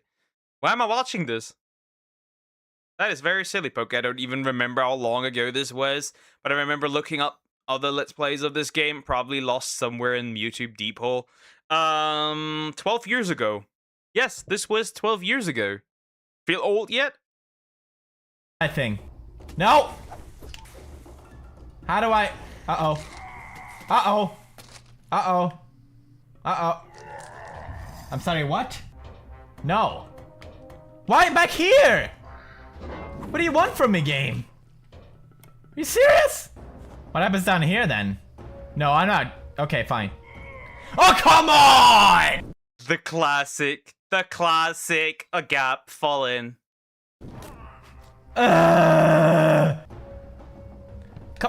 You call that a jump? How is that a jump? In which vocabulary is that a jump? Matt! He does that fucking thing where he's like, hey, I'm gonna bump my head in this dick. There we go. There we go. You guys want a piece of me? Alright. Oh! Man! Oh! Oh! Stop, hon! Stop jumping! Stop jumping! Does he know he's in the control? Does he know? Does he know he controls this? Bug, are you happy right now? I should do this more often. Don't do this more often. No! Are you serious? A shield? I lost the shield. Just go in there. I love how my my beard jiggles. That's fucking hot. Alright. That's diabolical, bro. I mean, yeah. We had, see, there is different there's anime jiggle physics, and then there is big buff man jiggle physics. In this case, it's the beard. But where are the muscles? A challenger appears. Slice his dick off. Swedish castration. Famous. Fuck! Bro, it's kind of unhinged. The Swedish castration. Okay, bro, it's kind of unhinged, honestly. YOLO! Nailed it. Bitch. This is for my homeland. This is for my jiggly beard. This is for my tatas. This is for my bratas. Kappa chappa chupa. Stop everything. Ba ba ba ba. Nej men du din jävla fan. There has to be a checkpoint. Why is there no checkpoint? How you like Dex? Me too. I mean, no, I don't. Don't do. Sweet dish power, motherfuckers. Bam! Bam! Shazam! Sam! And his lamb, bitch! Framåt! Vet du vad framåt är för något? Din rövballe! When you can't move. Bro just randomly started speaking Swedish. And which is also really cool, he at least added subtitles. Very based. Very, very nice. But Poke, I've reacted to Markiplier videos before. I have not.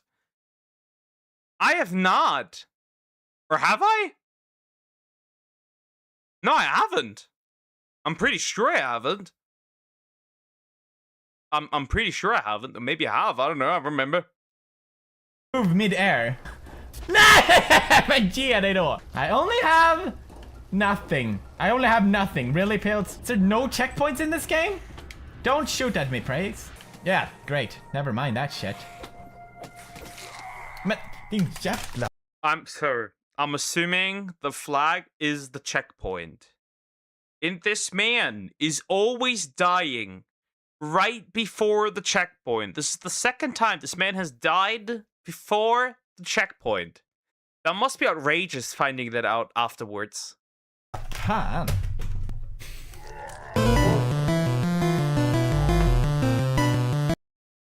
Well, I didn't even see that.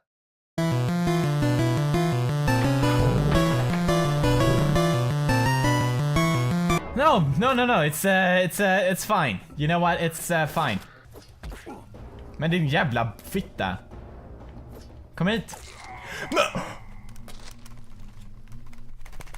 We have the shield of awesome now, bros. Hop, hop, hop, hop, hop. Bro, he's so unhinged. Do we even have a creator right now that's this unhinged when playing games? Do we even have someone?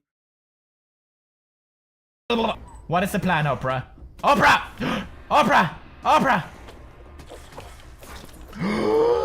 Yes! Chop! Chop! Nothing can stop me! I'm a Swedish Viking! Ah! Except those fucking things! God damn it! Why is it not a checkpoint? Checkpoint! Okay, we never came this far. We never came this far. Go for night! YOLO! Yo! I saw you hit that blood. It's fine. Never mind, the flag is not a checkpoint. Correction, Boogie Rick to the Ryan guy one before. Yeah, that one as well. Yeah. Really? Slap that! All on the floor, slap that. Give me some more, slap that. Till you get so, slap that. Oh. Badass mode activate. You guys want to skate? Too bad. Vikings don't skate. They eat them. The skateboards, I mean. Alright, come here. Good job! Nice! Look at this shit. Bang! Bro, he's almost screaming. God, I feel old. I feel old too. It's your fault. I feel so old now. How rude. I feel old as shit now. I actually feel old as shit. But it brings me joy.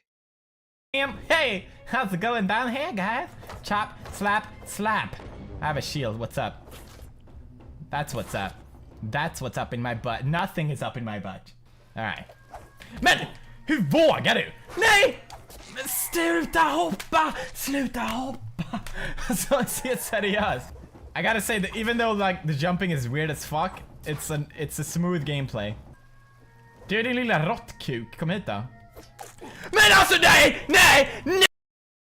Is this... Okay, listen. Is this man doing the same mistake 3 times? Right? 3 fucking... This man has failed at the same location, doing the exact same mistake 3 times. He still hasn't realized that his sword does not reach the snake, dragon, drake, whatever. I'm not old, but I feel ancient because my friends have never heard of the film The Thing. That is quite sad, because that's a cult classic. That's just absolute peak horror. Nej! Är du helt jävla seriös? I'ma charge my spear! Like Britney, motherfuckers. Okay. Rakt I ansiktet! How do I... 12 years ago, I was 13 when this video came out. I was 13 when this video came out. There's 3 versions of the thing. We're talking about the OG, obviously, right? We're talking about the original thing, not any other abomination. I become worse at a game. You think you become better after a while, but no, not me. Checkpoints, motherfucker, have you heard of it? That's how we do it in the Purity Pot Town. Free beer and bitches. Best town in the world. I'm a charging Britney! I'm a charging Britney! I'm down for free beer and bitches, but I don't drink, so it's gotta be alcohol free. And I'm not on the lookout for bitches, so I guess I'll just take the alcohol free beer. It's Britney, bitch! YOLO! Oh my god! What do I do now? Help me, Britney! Come on! Oh my god! Oh my god! I'm alive. What do you want? That's right. That's right, Viking powers. Oh shit! Oh shit! What are you doing? Them Vikings. Oh shit! How? How am I supposed to get that one? Uh-oh. Oh, come on! I don't like this. You idiot! Nej!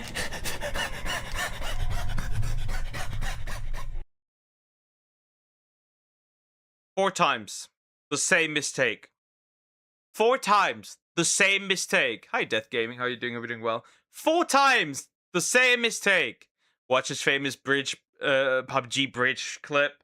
Yeah, we all know this clip. We all know this clip. You probably just find it censored, though, everywhere, so there's that. Fun fact about the sequel of the thing. they filmed it with practical effects, but then they covered it all with CGI. These people are stupid. Because it seems like your type of game. Nah, not really. I'd rage too much. Oh, here it is. You bet, dick. That's how you can do it. See? Whoa! Whoa! Whoa! By the power of Grayskull! What? Not to. Whoa! I'm not losing. Whatever. Nothing. Alright, I'm gonna let him fuck me. That's how you do it. You let him fuck you. That's how you get places in life. Come on, fuck me. See, that's how you do it. Oh! Ah! Oh! What the fuck is bro doing? Fuck, I don't know, but I have a feeling this man will become famous one day. Well, he already is very much. He already is very famous. The biggest YouTuber, right? We're not counting Mr. Beast or, you know. Right? I will not count, like, T-Series or Mr. Beast because both of those are companies. They're not really YouTubers. I wish I could have been in peak YouTube, but I was a child 13 years ago. Crazy. I was 13, 12 years ago. Does that still consider a child? Depends. But I didn't really watch YouTube much. So there's that. Ah! Oh! Ah! Ah! Nej! Nej! Jag är inte redo! I'm not ready! Let me go back! Ah! Fine! Oh shit! What? Is that all you got? Huh? Is that all you got? Is that all you got against me? Damn it! I don't have it even. Don't read into that. Alright. Here we go. Chop! Chop! Whoa! Oh wow! Now we have it. Now we know it. Now we know it. Okay, that should be a checkpoint actually. The blue crystal. You should watch the Emery files if you want. I already looked into this, and honestly, right? Honestly, which is kind of interesting. It doesn't dismiss anything that Miskiv has done. Like nothing. Right? He also straight up admitted that he did what he did. So like, whatever. Wait, are we the same age? 23? Nope. I'm 25. Oh, is that a checkpoint? I'm the main. I'm the main. The fuck off. Right in the ass. That's how we do it. No, we don't. We don't do that normally. Is this a trap? Oh my god, it is. There we go. Easy peasy lemon dick. I mean squeezy. Okay. Oh shit, there's more. Oh, oh shit. Alright, I gotta get it through that hole. That's what she said. Nailed it. Bro Jarrett made a review of this game 12 years ago. Oh, wait. That's interesting. That's interesting. I still think it's crazy the comeback Pro Jarrett has made, right? Right, when his ex-wife tried to take him down, but he came back with the receipts, and everything was forgiven for the most part. How do I do it now? All right, easy, easy. This game is so easy. I don't see how anyone can. Oh, shut! No, the idiot. Oh. All right, we're safe here. No. Oh man, YOLO. Oh, YOLO never works, kids. Oh. Ah! Alright, I don't get this one.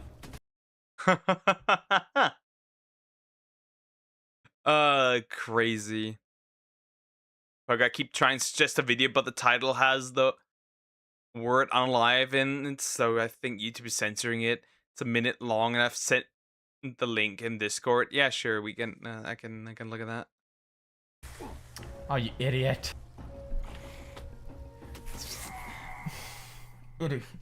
YOLO makes me feel old. Same. I remember growing up watching Dashi. Oh, Dashi's also good.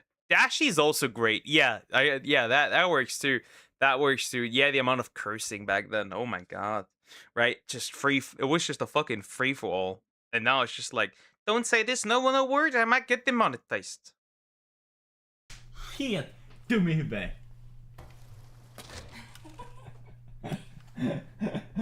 What are you doing?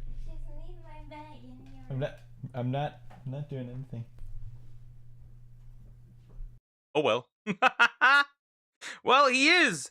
He was incredibly loud, right? He was incredibly loud. So there's that, I suppose, right? He was really, really loud. So no wonder. Matt! What am I supposed to do here? Ow! What? Take me in the ass. Take me. Thanks. Charge him. I'm charging Brittany. I don't need to charge Brittany. That slut is for free. Kom hit då! Råttballe. Rat penis. Wonderful, the rat penis. Don't push me, bro! Nej!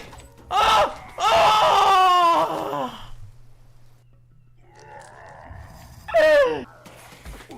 Men din lilla jävla mammas knullare! Din lilla jävla mammas knullare!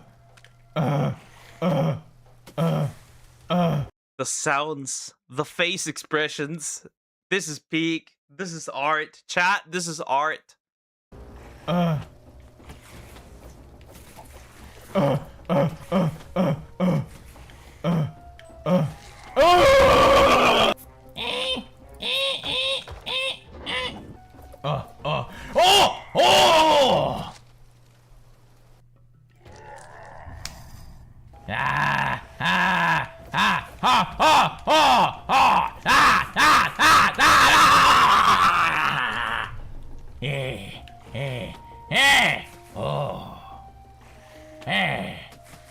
Chop, chop, chop. Oh, chop, chop, chop. Woo!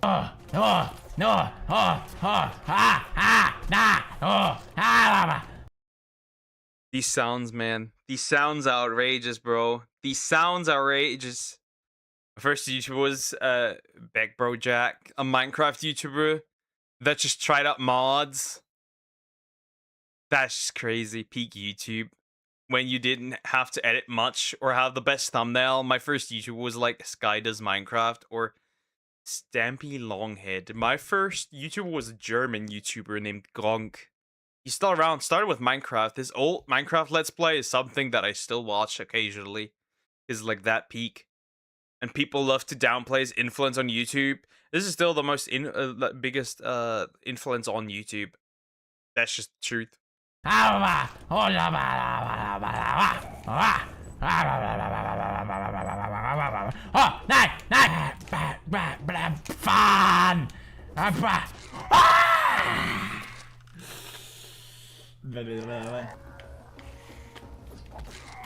Oh! Alright, here we go. Uh-oh. Uh-oh. Uh-oh. Uh-oh. Uh-oh. Oh! Oh! Okay, we're fine. Oh, shit. Okay, just think. Use your brain, Pills. Oh, it's a shield. Mein Gott, I'm a genius. Don't you dare shoot my shoes. They're fucking Prada, bitch. Okay, what you gonna do here? Is that all you got? Oh, shit!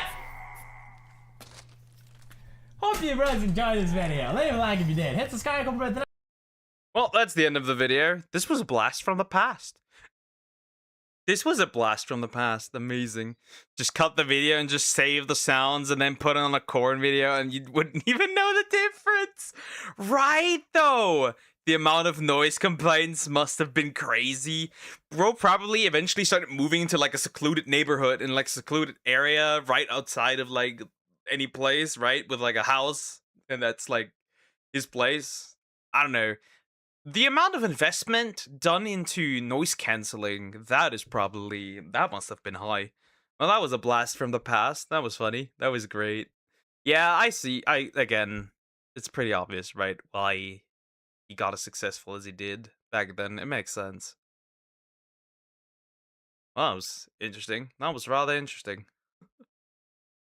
That was peak. That was peak. That was great. Let me click on something so I can load that up.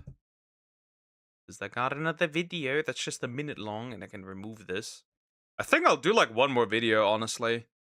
After this one, of course. Right. That'll be it. And then I'll go straight to editing. Right. Then I'll go straight to editing. So I can tomorrow study for my legendary exam. Yeah, now I know why you had so many sound panels later on in this office. Indeed. True. True.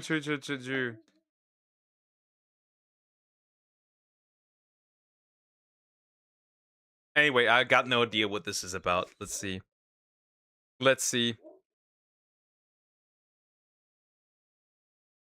Find it funny how YouTubers had huge drama play this obscure game. Cooking with Dashi, the best series. Not bad, not bad. How to kill a geologist. Animation. I don't know what I'm getting myself into. I have no idea. Honestly, I don't know.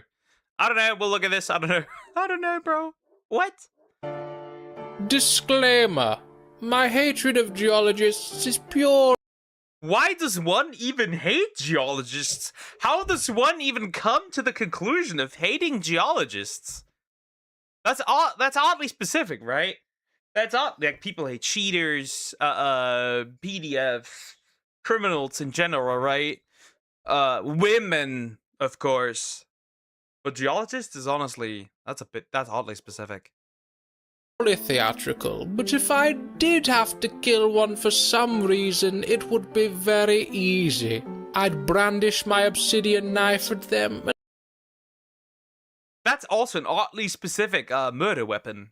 Why specifically an obsidian knife? Also, aren't these really, wouldn't this just like, if it hit, I'm imagining, right, if an obsidian knife hits a bone, right, because I know it's not particularly the most, right, it's sharp, but it's not really the most sturdy material, right? So if you hit a bone, wouldn't that just like either break or get stuck? Just saying, you know? They'd be compelled to approach.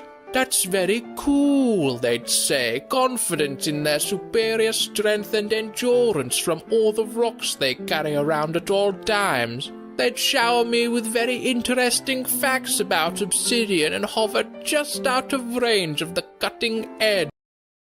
Well, whatever. Waiting for me to exhaust myself. But as it is volcanic glass, it's very fragile, you see, and isn't well suited.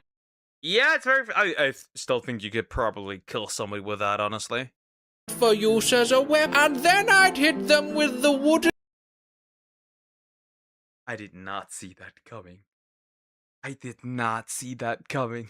I did not see that coming. What a plot twist. Bro, what a plot twist. I thought he would stab him with the you know, the obsidian knife, but like he pulled out the fucking bat. He put a wooden bat out. Okay, I did not see that coming. Baseball bat in my other hand, which they would not have noticed because geologists can only see rocks and... That is... absolute cinema! What the fuck? That is... Okay, that is... I did not see that come. Secret bat at his ass. Indeed. I did not see that coming. I did not see that coming. I must say, I didn't expect him. Wait, I expected him to stab him, but bro pulled out the secret bat. Crazy. And then also he said they can only see rocks. I will test that. I'll test that. I have like I have a teacher that has a degree in geology as well, right? I think even a doctor in the field. I will try that out. He's also not really good at teaching, so this might be a perfect test subject to see if he can see wood. Just a test. I'm not advocating for a crime. I'm just saying that, you know, I could. That was a funny one. That was a funny short one. Okay, I'll do like one more. We'll do like one more, and then we'll end. And I can also remove this one because I no longer need this. We've watched this. Something short. I don't want to do something too long. You know what? This is fine. I wanted to do this the last time anyway. I wanted to do this last time anyway, so this is perfect. He's got the GTA inventory. Pulls out rocket launcher. You used to be simple, bro. Now it's just, I don't know. Lost AI slop. Now we're just, I dropped the car 1,000 feet for your entertainment. Hey, at least it's a car, right? Back then we hadn't. See, now it's cars. Back then it was trying to figure out what a Nokia phone could withstand. What would take more damage, the Nokia phone or the asphalt when it's falling on there? You know, we're gonna watch this one. These are usually pretty good. White Turks and Arabs hate each other by living ironically in Europe. I'm assuming honestly it's racism. Anyway, honestly, I think I'm assuming, right? There are arguably, right, no Turkish people. Like there are no, right, when people go like, "Oh, I'm like pure Turkish." No, but you're not. The Turks have always been a mixed like mixed people, right? There's like people from all over the place mixed in there. For example, there's a lot of Greek mixed in there. There's a lot of like other places in there as well. It's like very interesting how the Turkish are like so proud of their nationality, but then at the same time, there are technically quote unquote no Turkish people because they're all just like a mixed group of people. Anyway, now the 1,000-degree knife cutting stuff was better indeed. Anyway, we're going in. We'll see what we can do. Also, please consider like and subscribing. I appreciate it. Thank you so much. And yeah, we'll go in. Curious. Daddy, where do Turks come from? You see, Timmy, when a boy and a wolf really love each other, and he sticks his. Well, that's a new DLC, or like Puerto Rican people mixed with everything, essentially, right? The Turkish have an interesting history of like migration and all that stuff, right? Which is so interesting. Is only to. The Turkish people are very loud and proud, Timmy, and they're the closest thing we got to actual werewolf. They're really loud and chat. They're really loud and proud. They're so proud of their country. They rather would not live in it. Yeah, I'm saying it the way it is, right? I have so many people here in Germany, right? So many young men, Turkish men in Germany saying, right? Turkey is the best country in the world. Why they live in Germany. And we all know why they live in Germany. It's because Turkey's not the best country in the world, but they don't want to hear that. You know, they were also glazing the Turkish team for the World Cup, and then they, you know, had to go home pretty early. Unlike, right, Turkey's still in, Turkey can win against the United States. Well, it doesn't matter. You're still going home. Loud and proud of wolves. But do not, under any circumstances, do not, I repeat, do not call them Arabs. Got it, Timmy? But why is that? Why do Turks hate Arabs, and why do Arabs hate Turks? How are they different, and where does their hatred for one another come from? Well, today we'll try and answer just that question. Most people in the West look at Turkey and the Arab world as one big sandy desert full of mosques, kebabs, and bearded men holding each other's hands on walks. And on the surface, sure, they are both Muslim and overcharged tourists for sunglasses made in China. But underneath that, there's a civilizational rivalry so deep and so layered that it makes the average European border dispute look like a neighborhood HOA argument. But here's the thing, it's not just that Turkey and the Arab world have political beef. It's that many Turks genuinely look down on Arabs as people. They consider them backwards, uncivilized, and in recent years That's outrageous. Wait, was that I should speak barking with Kai Sana? Yep, that was bro barking. They were barking at each other. Well, yes. That is unfortunately also to a certain degree the right thing to do because see, Turkey looks at Europe. Turkey sees the statistics that Europe has to deal with. Turkey decides we're not going to take those refugees. Rightfully so, because they see it, right? They see what's happening, right? They don't want that to happen to them, right? We have the statistics. We have the overwhelming crime that comes, unfortunately, from these groups. Now, not every one of these people is dangerous. But you can't tell me that, we should allow anybody, to be fair, young military-aged men to come to the Western world, or in this case, Turkey, and then cause mayhem. That's just the harsh reality. They see this, and they don't want to deal with it. So there's that. Welcome guests who are ruining the country. But where did all this begin? Around the 7th century, the early Arab caliphates expanded into the Middle East and pushed all the way into Central Asia, where they encountered the Turkic tribes. The Turks, wanting to know what their women look like under all those covers, converted to Islam. But unlike other cultures in the Middle East, they kept their language, Are you fucking telling me that the only reason that the Turkish people converted to Islam is so they could touch grass, or women in this case? Okay, I've seen what pussy does to a motherfucker. I've seen what no pussy does to a motherfucker. That is a new one. That is a new one. No way, that's the real reason? their customs and their identity. And over time, as the Arab caliphates weakened, the Turks rose to dominate the Islamic world, militarily and politically. Many historians point to this struggle as the origin of the Turkish-Arab rivalry, or as I like to call it, 1055 Baghdad skill issue. By the 1500s, the Turkish Ottoman Empire was the undisputed superpower of the Islamic world. Under Sultan Selim I, they conquered Egypt, the Levant, and the holy sites of Mecca and Medina. The Ottoman Sultan now also claimed the title of Caliph, supreme leader of all Sunni Muslims on earth. A hard pill to swallow for the Arabs, but at least they knew what the Greeks felt since 1453. For most of the empire's history, the arrangement held, somewhat. Islam served as the unifying glue that papered over the ethnic differences, like a Middle Eastern precursor to Yugoslavia. And many Arabs rose to high positions in the administration. In the beginning was the cube.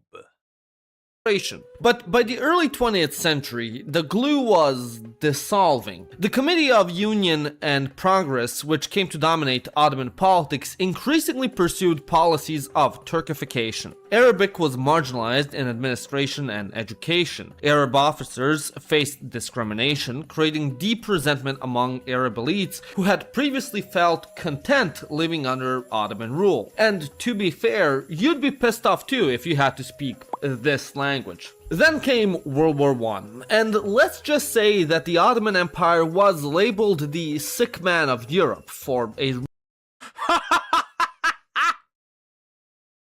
Well, that's outrageous, but go on! reason. What followed was economic hardship, forced conscription, and harsh military governance that hit the Arab provinces hard. When Ottoman authorities discovered Arab nationalist societies and executed Arab leaders in Damascus and Beirut in 1915 and 1916 subsequently, hanging them publicly, many Arabs decided that enough was enough. In 1916, Sharif Hussein of Mecca launched the Great Arab Revolt in alliance with the British, because like Vegeta, they mix with everything. The Arabs rose up against the Ottomans and helped. Is it even called Vegeta? Is it even called Vegeta? Because I feel like we're mispronouncing this. I don't believe it is spelled as the same as the Prince of All Saiyans. I don't believe it's actually said this way. Fucking Vegeta. But I made that joke as well. Look, it's Vegeta. And it's just a mixture of spices. That's crazy. Accelerate the empire's collapse. And this is one of the first major events that influenced modern relations between the two. From the Arab perspective, the Arabs endured centuries of Turkification, erasure of their culture and oppression, and now that their intellect. Well, I don't want to say it's justified, but it's kind of justified because the Arabs did the exact same thing. See, we would have multiple different cultures and religions in the Arab, like in the Muslim world, right, as it is today. But the Muslims didn't have it, so they killed and wiped out everything that wasn't Islam. Anyway, moving on. Moving on. I never said anything. Intellectuals were hanged for just daring to question Turkish superiority. Enough was enough. They could no longer be a part of the Ottoman Empire. The Turks, on the other hand, saw this as betrayal. In their eyes, their fellow Muslim brothers who lived in the same empire and shared the same history for centuries turned on them by siding with those white-skinned heretics who refused to separate caps from their bottles. Well, understandable. I fucking hate that. Well, actually, I agree. I don't hate these. I hate these fucking things, right? They scrape on your mouth. They're not really. And like the thing is, people weren't still right. The thing is like, oh, not. First of all, I don't even believe that it was that big of a problem for those to get lost. But anyway, they also separate super easily anyway. Also, and that's something that's important to mention. People still throw away the bottles, so it kind of doesn't matter. Fast forward a century, the Ottoman Empire is gone. Out of its ruins, Turkey's national daddy, Ataturk, built a modern secular state. He deliberately cut the country's ties to Islam, abolished the caliphate, switched the alphabet from squiggly lines to rigid ones, gave everyone surnames, and cut most ties with the Arab world. The Anatolian Peninsula was to return. But Ataturk didn't just leave Islam behind, he left Arab culture behind as well, doing so with a particular disdain that got baked into Turkish national identity. 1930s Turkey established a strong negative depiction of Arabs, associating them with backwardness and primitivism. This influenced Turkish historiography for decades, with Arabs being frequently stereotyped as uncivilized and incompetent traders, in sharp contrast to the Turks framed as noble, brave, and superior warriors. Surely, no one would ever see the Turks as depraved barbarians. This narrative filtered into academic textbooks, pop culture, and national mythology. The story Turkey told itself about the Arab revolt was simple. We built a glorious empire, we carried Islam for 6 centuries, and the very Arabs who gave us the religion took a big fat dump all over us the moment a European power offered them a deal. The hatred for Arabs because of this was so bad in Turkey that up until the 21st century, the word Arab in the country was a term used for black dogs, or any— Bro, that's outrageous. And considering how, like, particularly black dogs are hated in Islam, you know exactly how this fucking goes, bro. What the fuck? Okay, I never knew that. That's outrageous. Whoa, that escalated quickly. Dog with darker fur, for that matter. Which is especially bad because dogs are seen as an insult to God and everything he stands for in Islam. But it still beats H.P. Lovecraft's cat's name, so, you know. Then came the 21st century. Ataturk has been hanging out with the worms underground for almost a century now.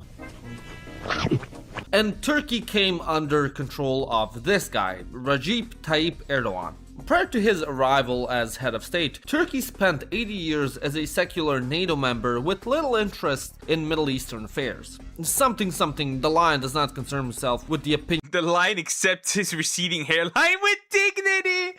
We should do that. White boys, we should do that, because we're the ones balding. Of sheep, but Erdogan was no lion. Originally coming to power in 2003 as prime minister, for the first decade of him in office, Turkey was actually pretty popular in the Arab world. I mean, a Muslim majority country that was simultaneously democratic, economically booming, and a member of a highly successful defensive alliance. Oh, well, it's also incredibly rare. There's barely any. Right, though obviously now that's not really the case anymore because this bro has been slamming down on that democracy in that country. Yeah, it's pretty rare for a Muslim country to end up democratic because Islam isn't democratic ever at all. It doesn't really work.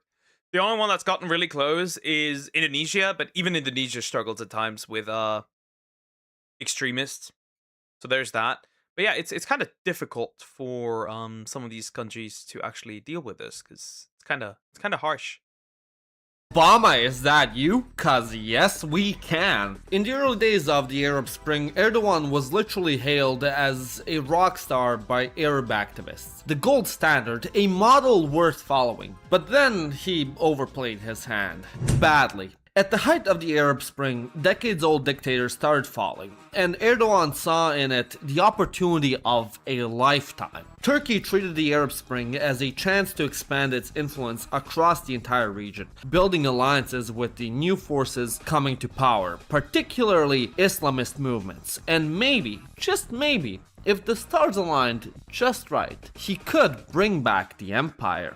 The most important of these was the Muslim Brotherhood, a pan-Arab Islamist organization looking to overthrow Arab governments and replace them with Islamic fundamentalism. When Brotherhood the Sharia that the one that the UK loves so much.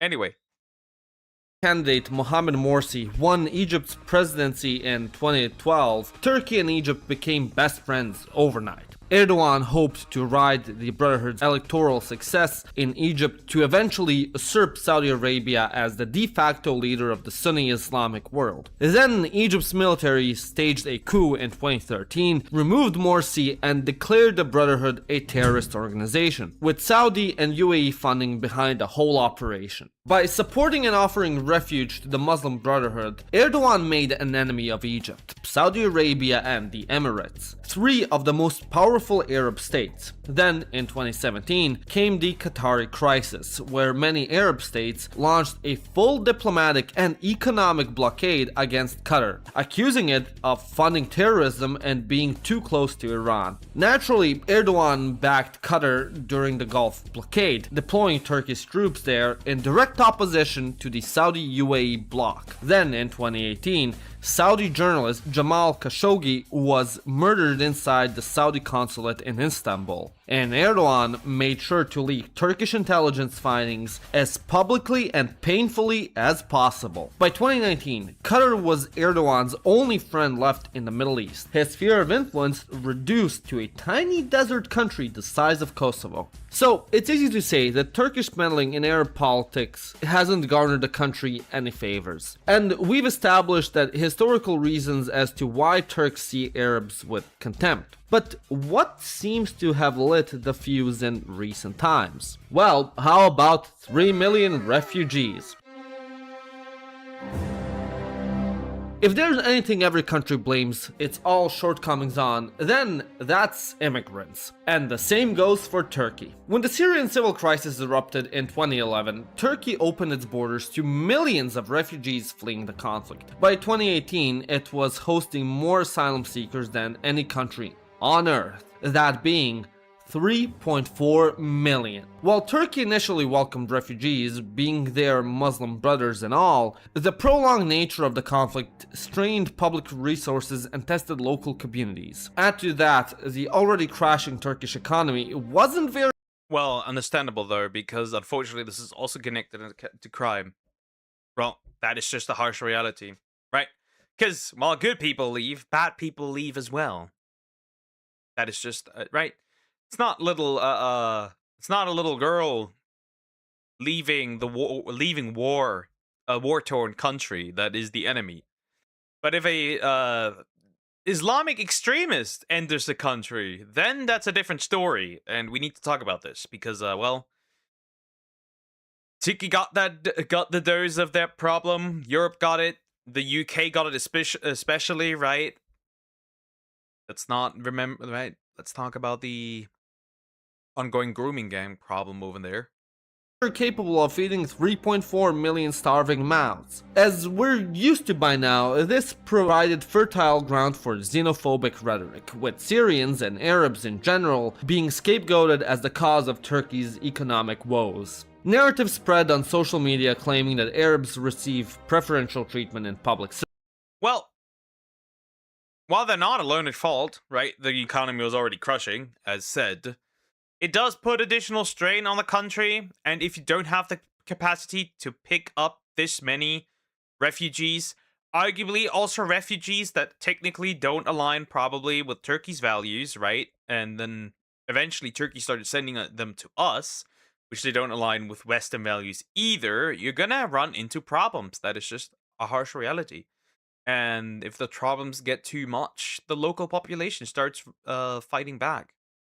Services occupy housing meant for Turkish citizens and are unwilling to integrate. The anti-Arabist contempt that had been simmering since Kemalist times suddenly had a living, breathing target to put the blame on. Opposition leaders competed to promise the fastest deportations. One Turkish politician warned that Turkey risked becoming a Middle Eastern country because of the Arab influx, when it clearly was a proud European one instead. In a study by the International Organization for Migration, nearly half of Turkish respondents described Syrians as a less talented race. 92% of Syrians living in Turkey reported being exposed to discrimination, and 1/3 of Turks didn't even believe Syrian refugees were victims of war. I wonder where we heard this before. But now, here's where it gets genuinely weird. While the governments were busy having diplomatic meltdowns and Turkish nationalists were busy painting Arabs as subhuman leeches, ordinary Arab people from all over the world were becoming obsessed with Turkish television. Specifically, Turkish soap operas. You might have heard of them. Heck, your grandma is probably binging them on Kanal D as you're watching this.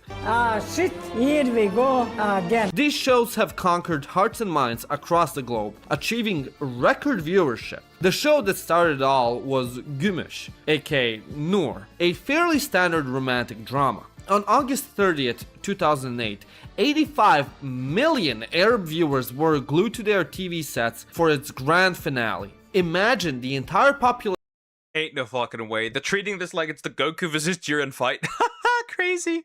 Of Germany, watching a Turkish love story live at the same time. Then came the Magnificent Century, a prestige drama all about the Ottoman Sultan Suleiman and his saucy love life. Over 500 million viewers tuned in globally, including enormous Arab audiences in countries whose grandparents fought to be free of Ottoman rule. But how come Turkish soap operas became as popular as they did? Well, that's because they're like crack to women in developing countries. Two reasons. First, Turkish soaps were dubbed into a Syrian accented colloquial Arabic, making them emotionally accessible, intimate, like the familiar drama Next Door. Second, and more importantly, they occupied a cultural lane nobody else was in. Characters who were modern and cosmopolitan, drinking wine, kissing in public, going to nightclubs, but who also prayed, called their mothers every day, and respected their elders. You know, they did shit you don't see in Hollywood very often. It was a vision of Muslim modernity that neither Western shows nor conservative Arab broadcasts could offer. Arab governments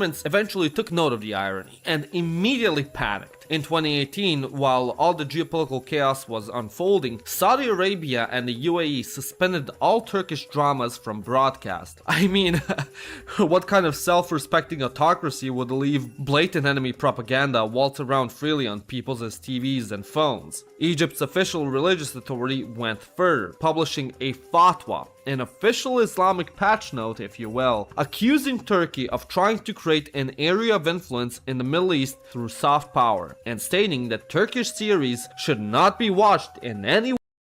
You are spreading rom-com, rom dramas everywhere, and you're removing our people from Islam. Anyway.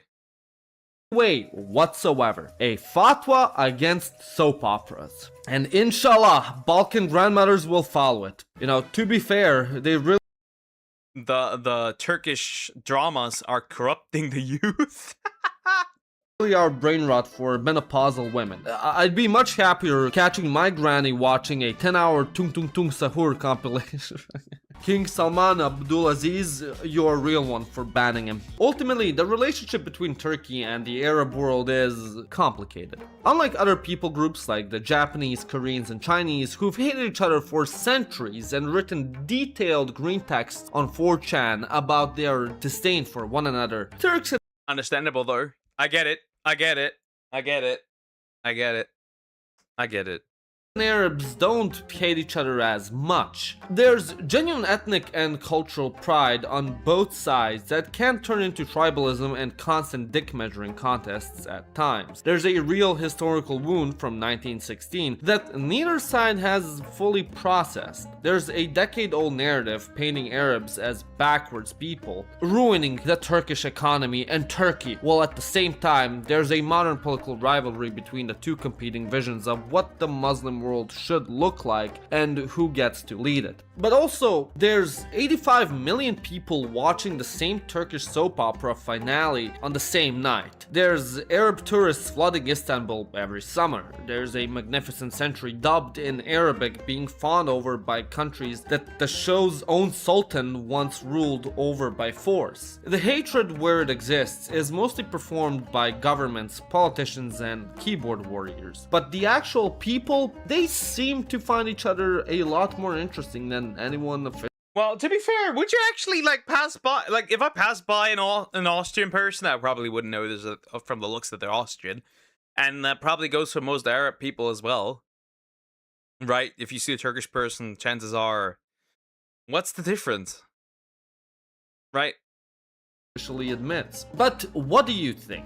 If you're Turkish or Arab, what has been your experience with one another? Have you experienced this hatred? Let me know in the comments down below. As always, I hope you enjoyed this video. If you did, smash that like button, and if you really enjoyed... Sadly, I had bullies that were Turkish, so I'm not Turkish nor Arabic. I'm German and Italian. But they were bullies, so my view isn't that high of them, but whatever. Right? That's been school times. They do make a banger kebab though. Anyway, wonderful. Wonderful. Keep at it, guys. Maybe in a few thousand years you'll finally get along. Anyway, guys, that will be it for today. That will be it for today. Yeah. So, yeah. I got everything I wanted to watch today, so that is nice.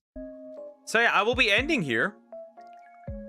Because, alright, so tomorrow no stream, obviously, right? Tomorrow no stream.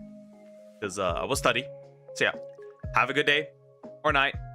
And I will see you tomorrow. Take care, guys. Bye-bye.